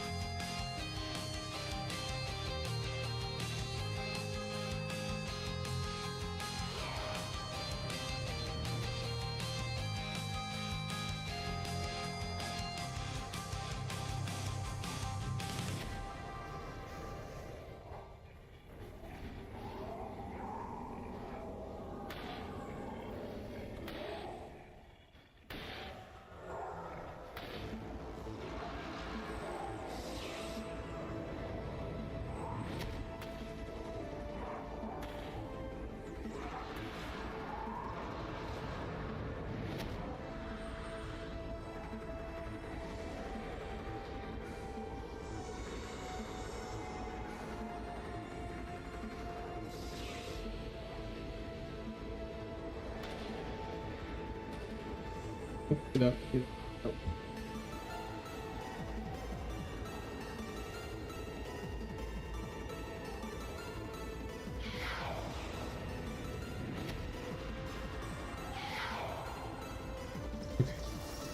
Whoa!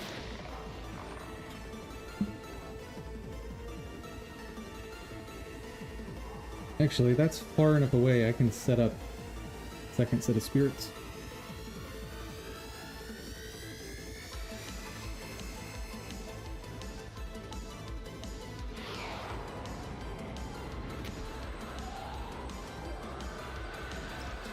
Or not.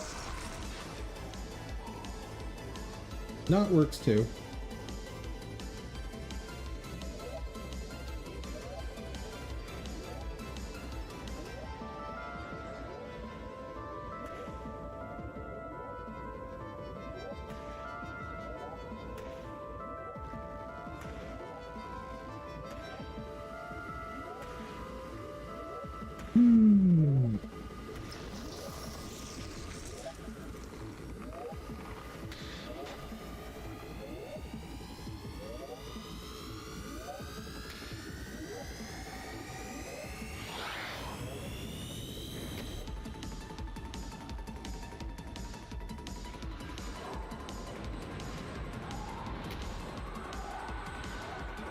Get away, get away, get away. Awesome.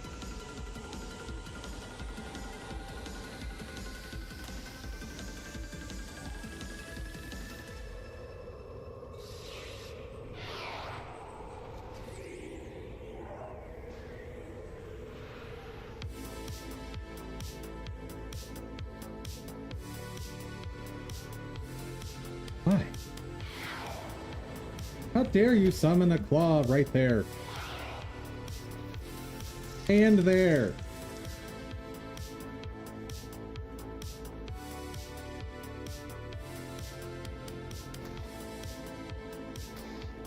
What are these shenanigans?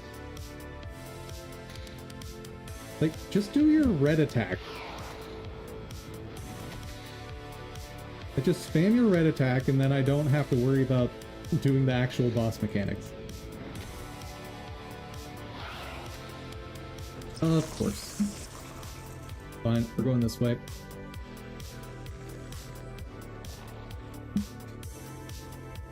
Pop a spirit down.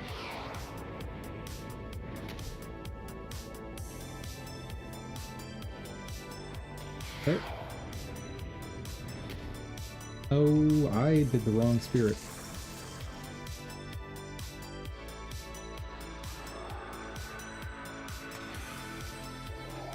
We're just gonna put up one spirit for every claw. That's how we're doing this.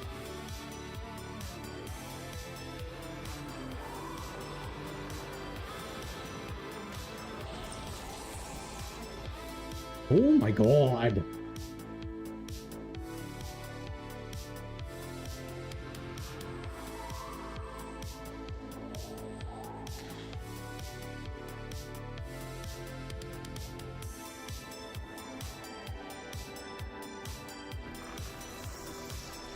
How many? Okay, we need to get these guys gone, otherwise he's just gonna keep spamming, I think. I will eventually hit a point where I can't deal with them anymore.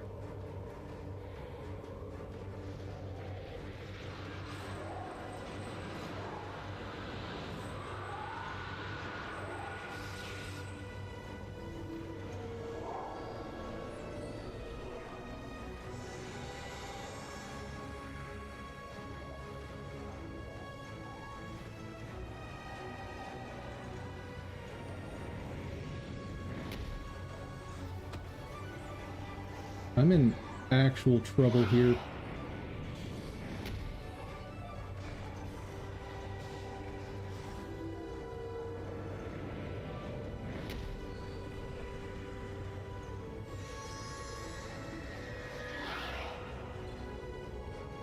No, no, no, no, no, no.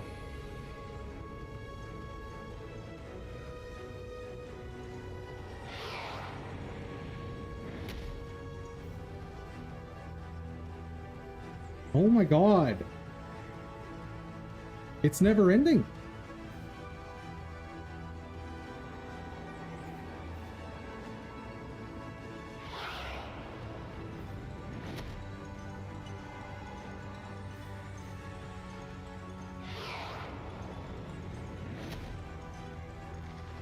Just see about repositioning.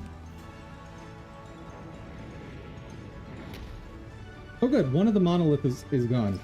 Okay, we're okay. Kind of reminds you of Remnant. I absolutely get that. 100%.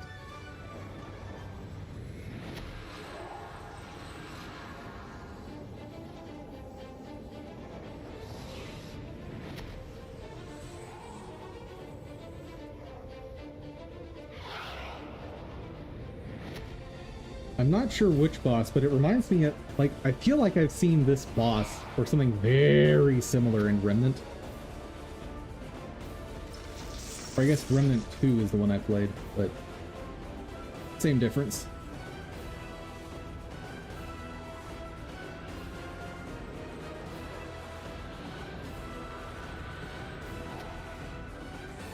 Okay.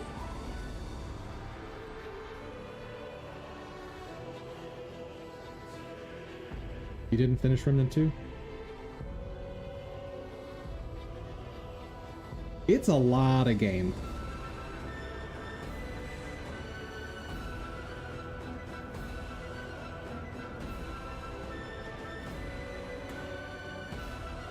I'm attacking there. If he summons... Good!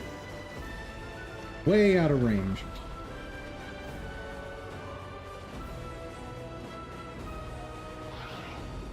Oh, son of a gun!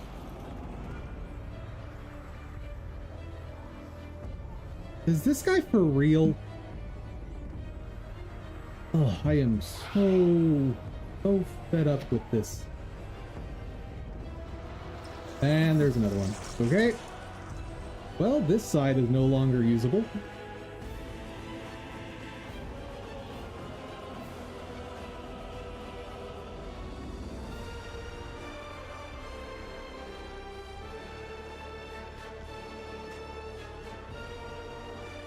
Yeah, no, he is just in like full-on spam summons mode.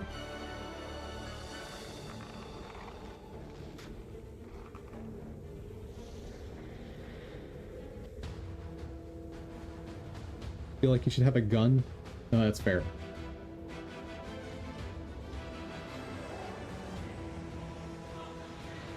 Just in case. Oh, called it.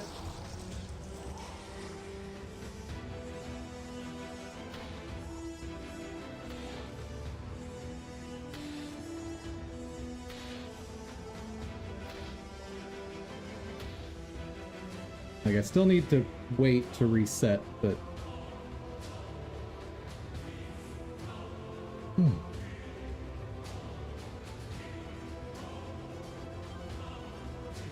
Okay, do an attack, please.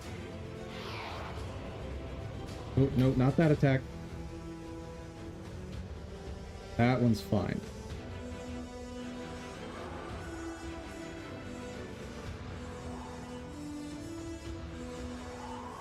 Get back off. Okay, I need you to do something. Risk it. Risk it. Absolutely worth. 100% worth it.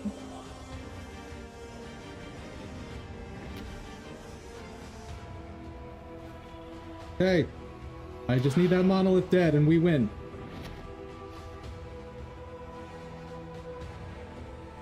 Oh yes! Okay. Careful. Is he going to yell? No. Bruh!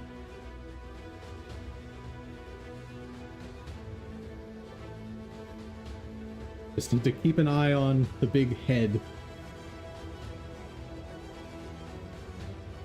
I should probably clear out the claws, but victory is so close, dude.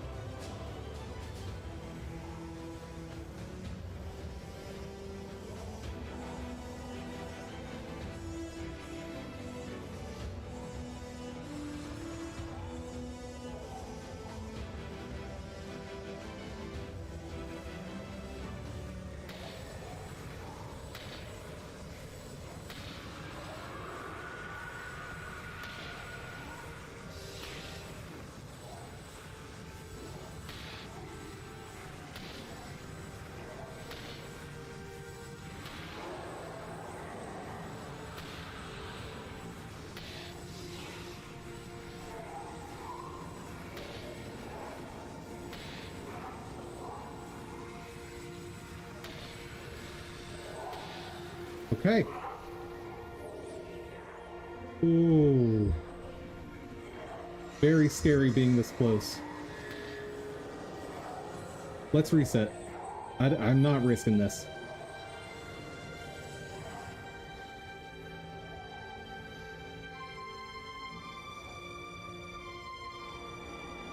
Yeah, we're resetting.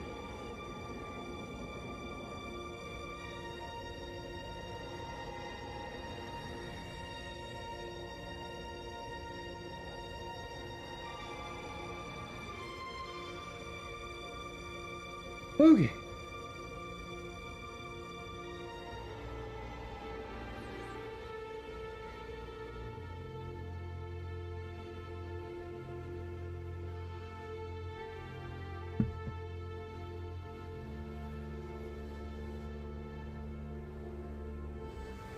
All right. We're gonna set up here.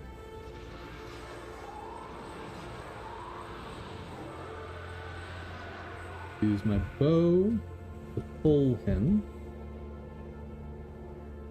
Plenty of range. X and get out. Now get in. No, no, no, no, no. You need to be dead.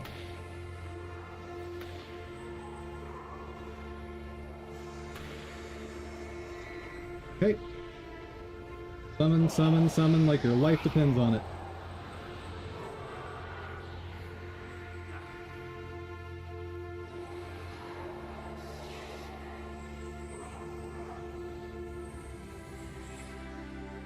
Because frankly, your life does. Yes! Chat! Nightfall is completed!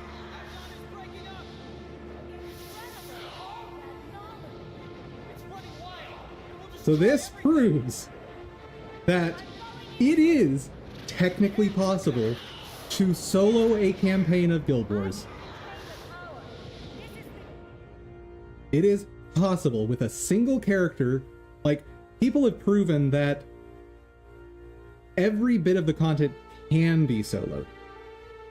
But I haven't seen anyone proving that it can be soloed with a single character. Like, a lot of people will swap characters to show, like, soloing one mission or another.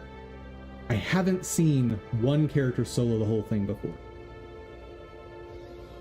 And while, of course, I did not truly solo things, the point was to prove if it's possible, not to spend the, like, 500 hours that's required to fish for RNG. But this is super cool. Super cool. So what do we get? You defeated Abaddon! You stopped Nightfall! You are a true hero!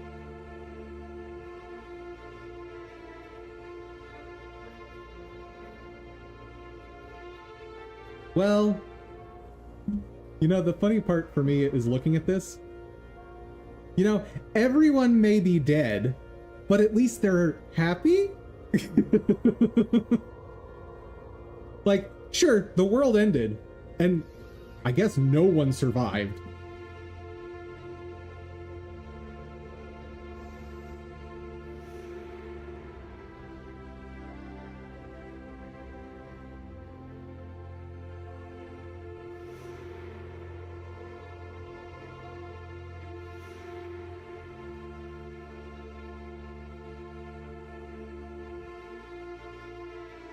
Huh. Yeah, it's been so long since I played this content, I don't remember what's happening here. But I think these are all of the heroes that are on the alternate route through Nightfall. And I think we just get all of them right now for free.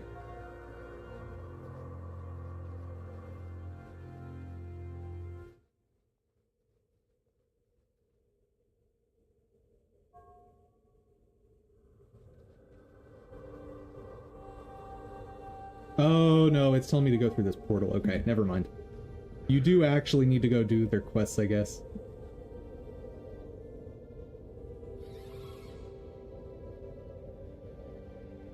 Ah, I guess we're done.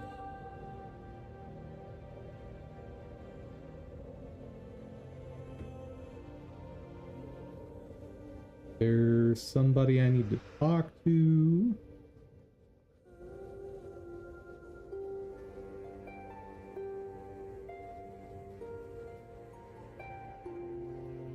Okay, what is this place? This is Throne of Secrets. Hands you a book of secrets? What's that? Book of Secrets. Okay. I want to make sure before I leave here that I'm not, like, missing something.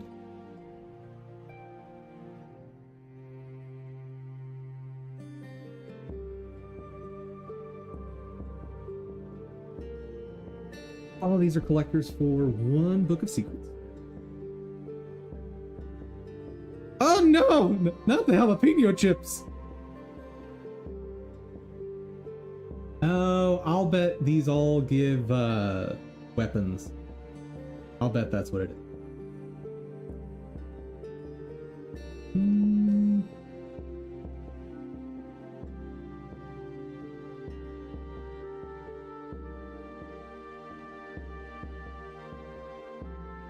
Offered by the heroes that the character has not unlocked are easy quests that allow you to acquire them. To make use of the crafting services in the area, make sure you bring the correct amount of crafting materials and craft stuff. After Keeper of Armor, Keeper of Arm. What do you? Oh, Primeval. Ah. Primeval Warrior armor is not half bad.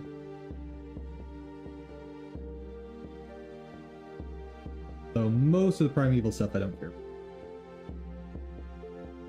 Well, the hero armor, but I don't think you can get that here. of arms. What do you make? Stuff that I don't care about. How about a strawberry fig bar? Strawberry fig bar sounds good. Oh, credits! Let's see. What do you sell? Staff, staves, and scepters. Yeah, that's all elementalist stuff. Feature light. Spirits. That sounds relevant to me. So, half recharge time on the spells in general. Extra energy, health. Okay.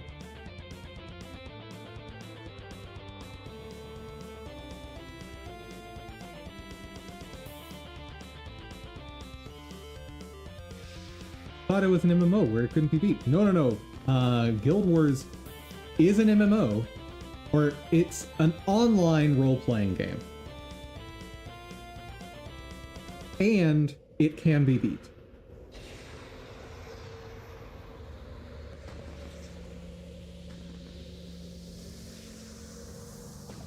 Half recharge of a specific attribute.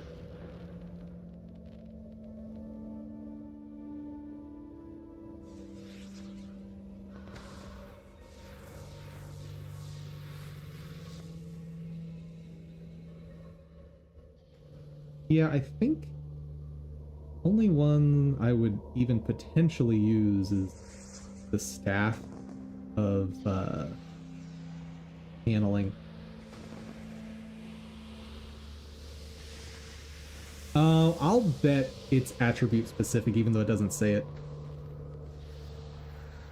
Were there credits in World of Warcraft?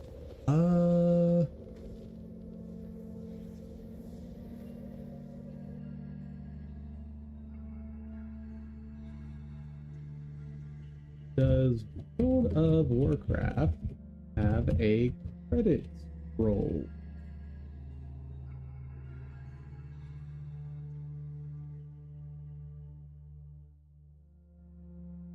Not typically shown automatically upon beating the game. What?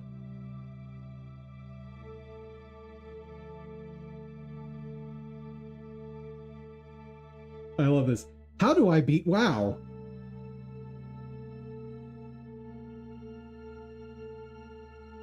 Aww. Yeah, only accessible in the main menu. It's a pretty rare online game that... Just a button? Yeah. Pretty rare online game where you can beat it and then the credits roll. And that's awesome.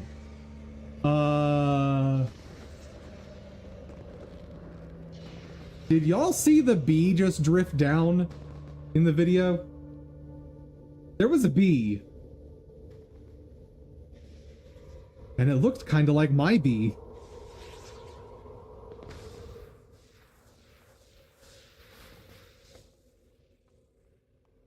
I'm gonna have to look back on the VOD and check that.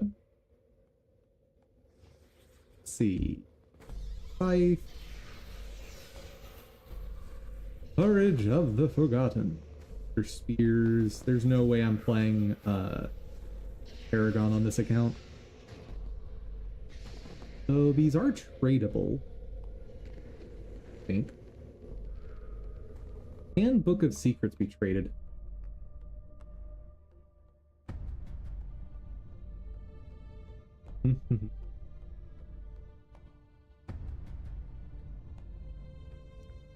Stack can't be sold.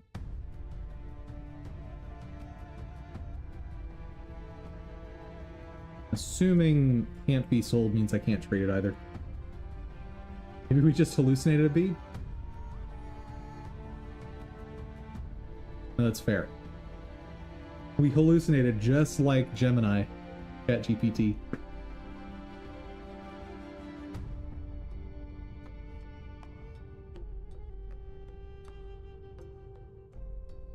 I don't think there's anything I actually want out of this.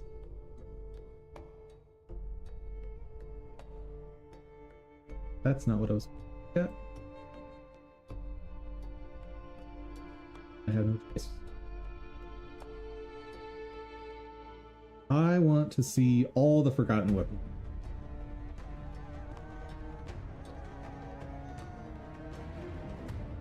Or anything super stylish in here.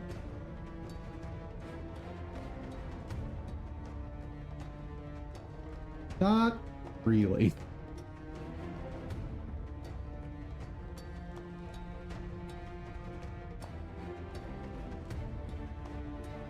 I don't hate the chakrams.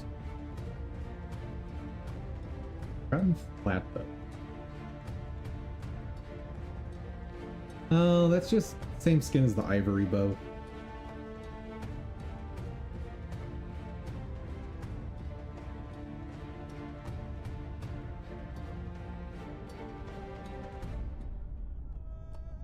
Dagger mastery. Extra damage when health is up. Oh, this is actually a really solid weapon for any assassin. Sure, grab that.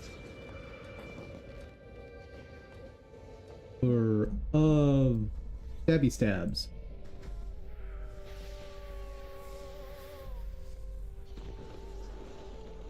What? Oh, that's Mesmer. Keeper of Shadows. That sounds like an assassin. Split Chakram of the Forgotten. Talons of the Forgotten. Oh, these are all the same. Just how they look. Huzzah! Is it customized? It is not! Excellent. That means I can give it to another character, or potentially trade it.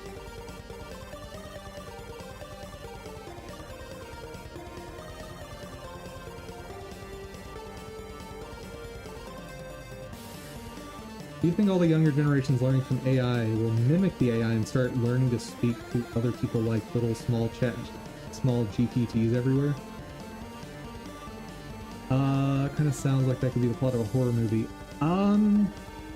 So yes, that will happen. It's not a question of like if, it's a question of when. How do I leave? Yes.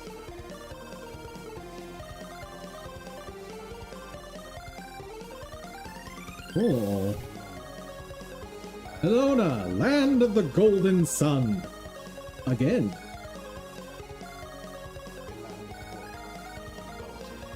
Yeah. We're not here for story. We are only here to prove the solo ability. And it's done! That's awesome. Orin.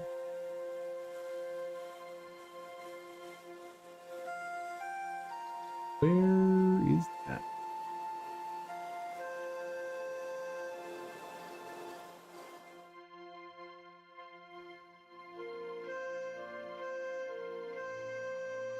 Hold on.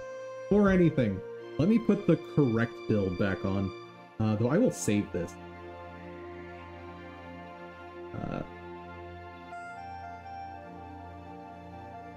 Abaddon too easy.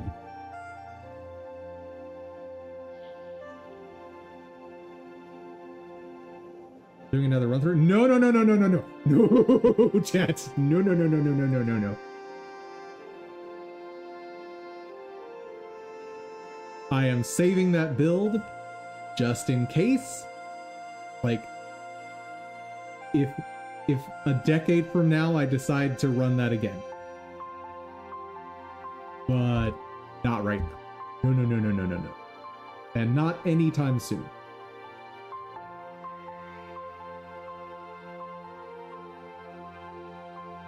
Girl, you crazy?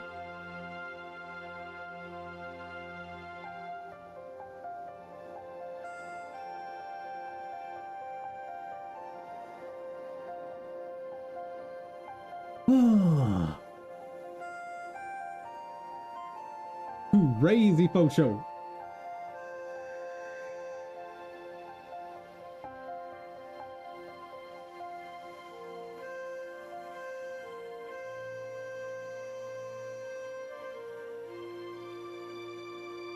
I'm sure that accent comes from somewhere, but I've only ever actually seen it in movies.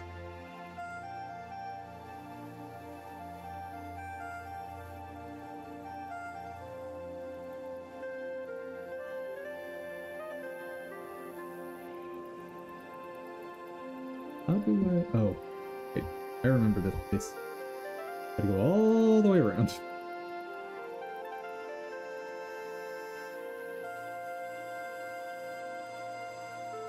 So, Prince Boca, let's talk. I'd like you to forgive Goran's death. And I did just literally prevent the end of the world. Do you think you could do me a solid?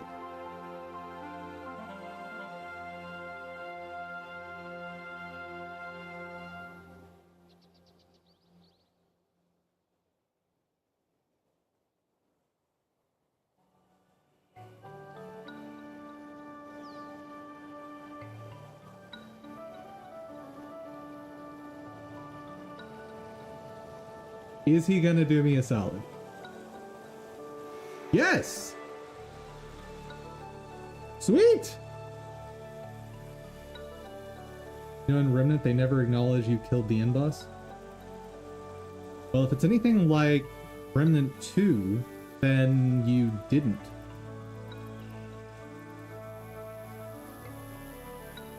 Like, literally. Did not kill the end boss.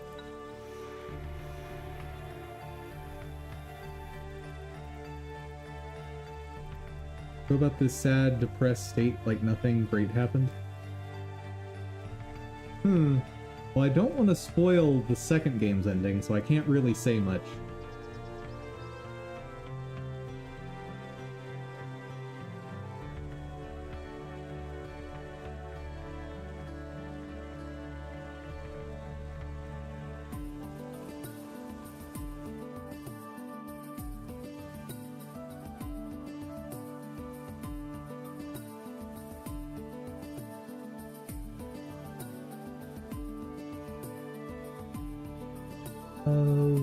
How do I reach the Sundocks? Is that? Oh. Oh.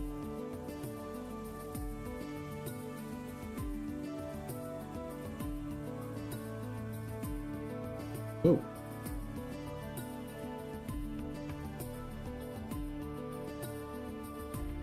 Sure, I think you may have forgotten to moisturize in the past century.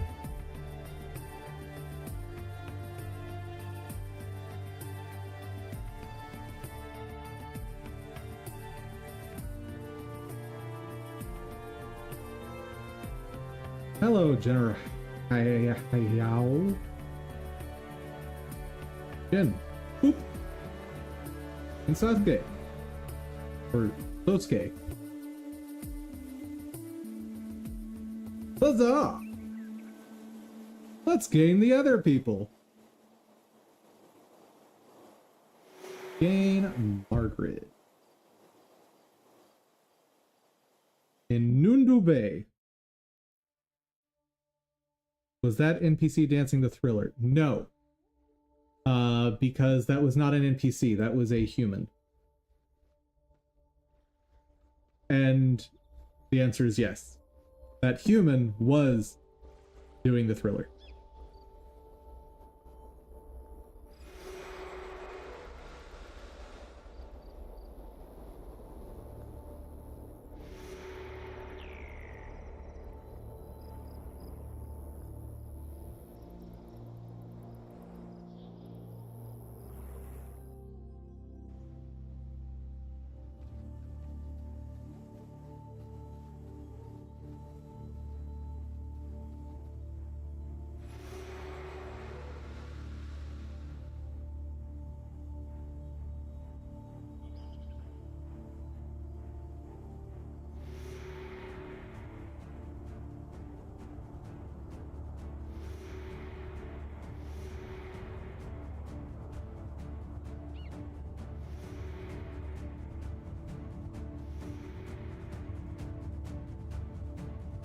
All right, we're done. Check out all the heroes we have now. So many. So many.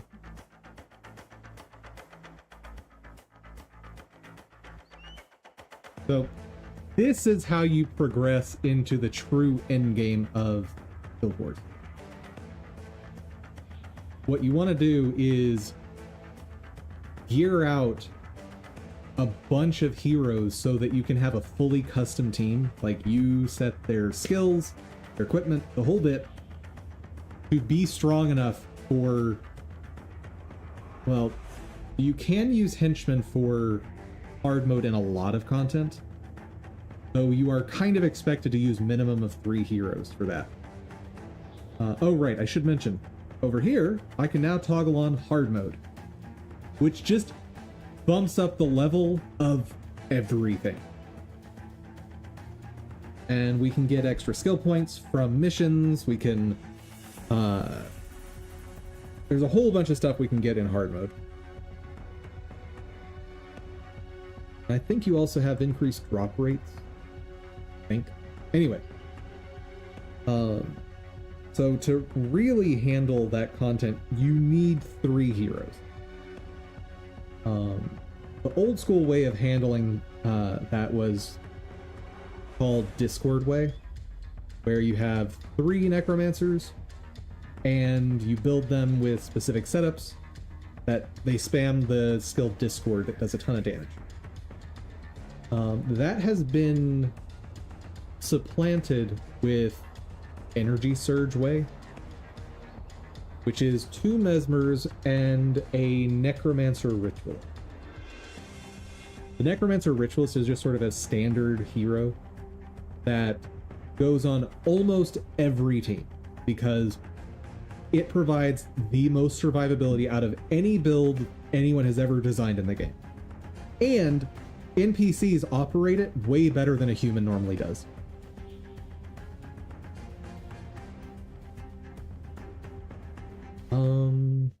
Anything else I want to mention here?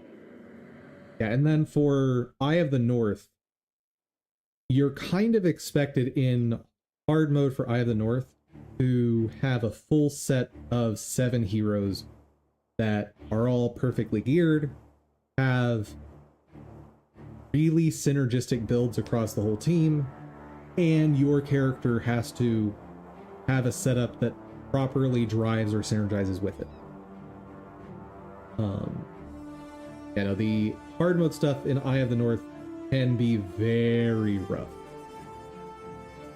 I actually tried running something in Eye of the North recently, and the boss in question had an ability that just instantaneously killed all characters in like earshot of the boss.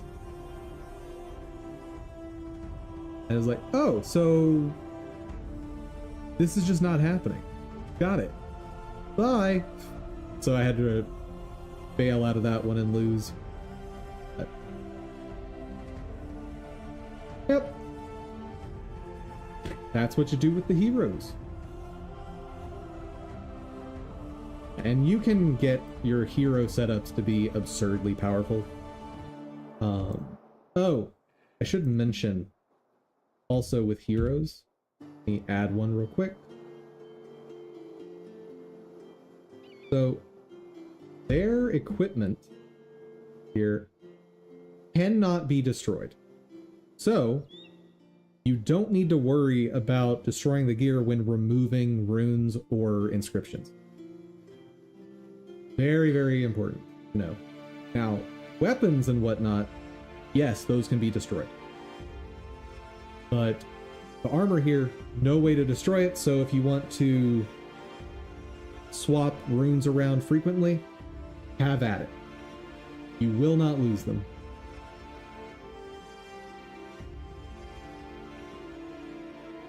Unlike on your character, where you can absolutely destroy your gear by accident.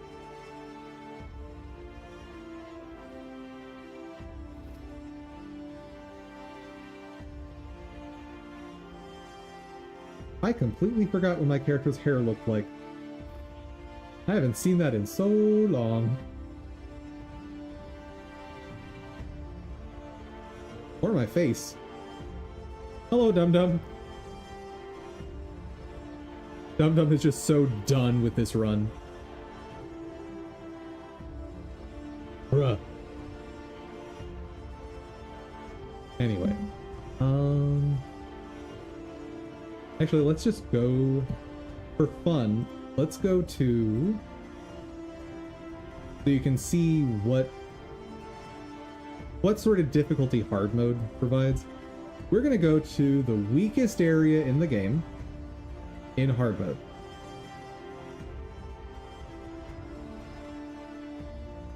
Or at least the weakest area in factions.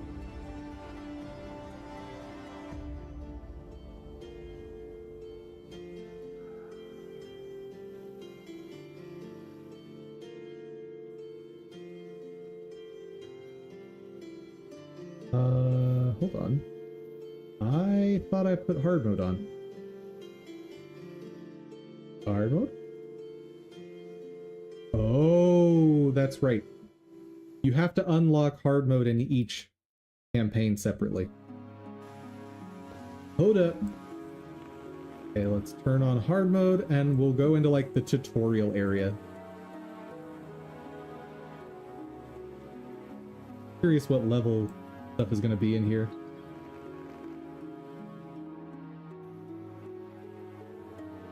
And top left, that is the indicator that you are in hard mode.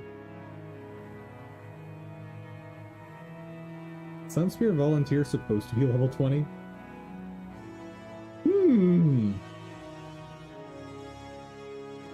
I think this is supposed to be red with a bar or something.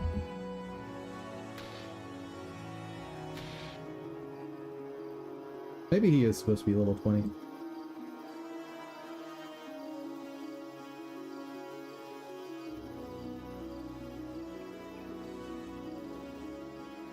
Oh, I forgot about this. This is an awesome addition that they added in Nightfall, like a proper tutorial to teach you about AoE ranges. So, if you're standing here and you're targeted by something that can hit adjacent targets, this will be hit. Here's the radius for nearby, and here for in the area.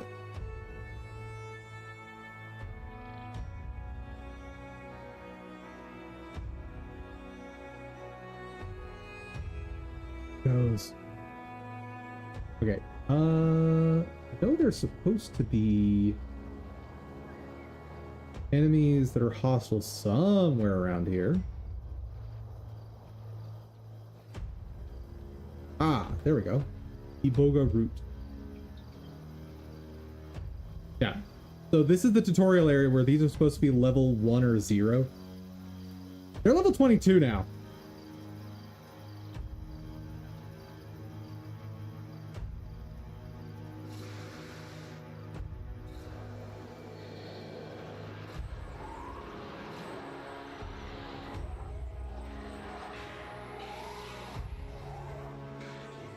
Eee!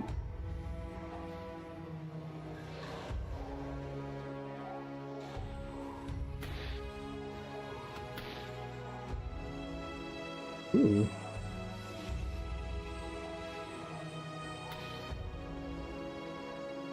Now, obviously, tutorial enemies, even if scaled up to level 22, are not going to just instantly kill you. But if you're careless, bad things are going to happen.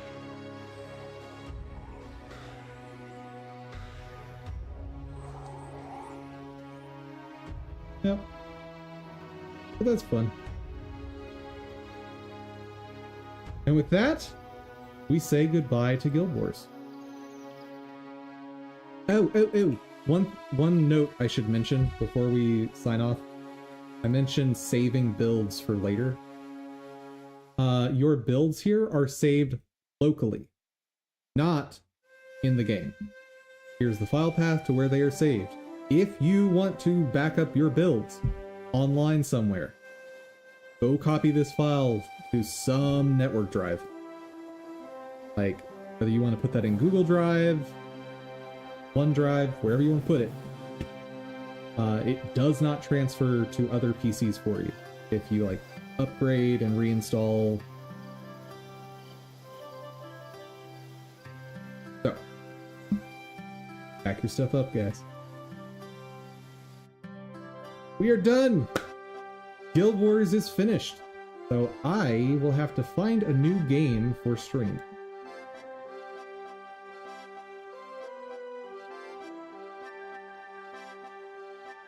And I actually have a game in mind. I remember at the beginning of the game where you ran into dancing NPCs. So those were heroes specifically. And I believe they used to only do that during the anniversary event.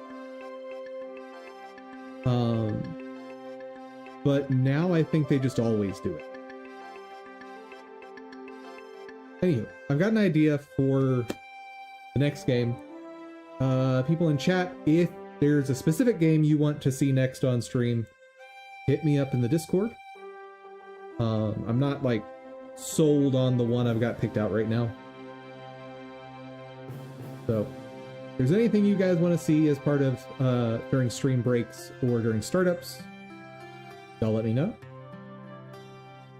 But that's gonna do it for me.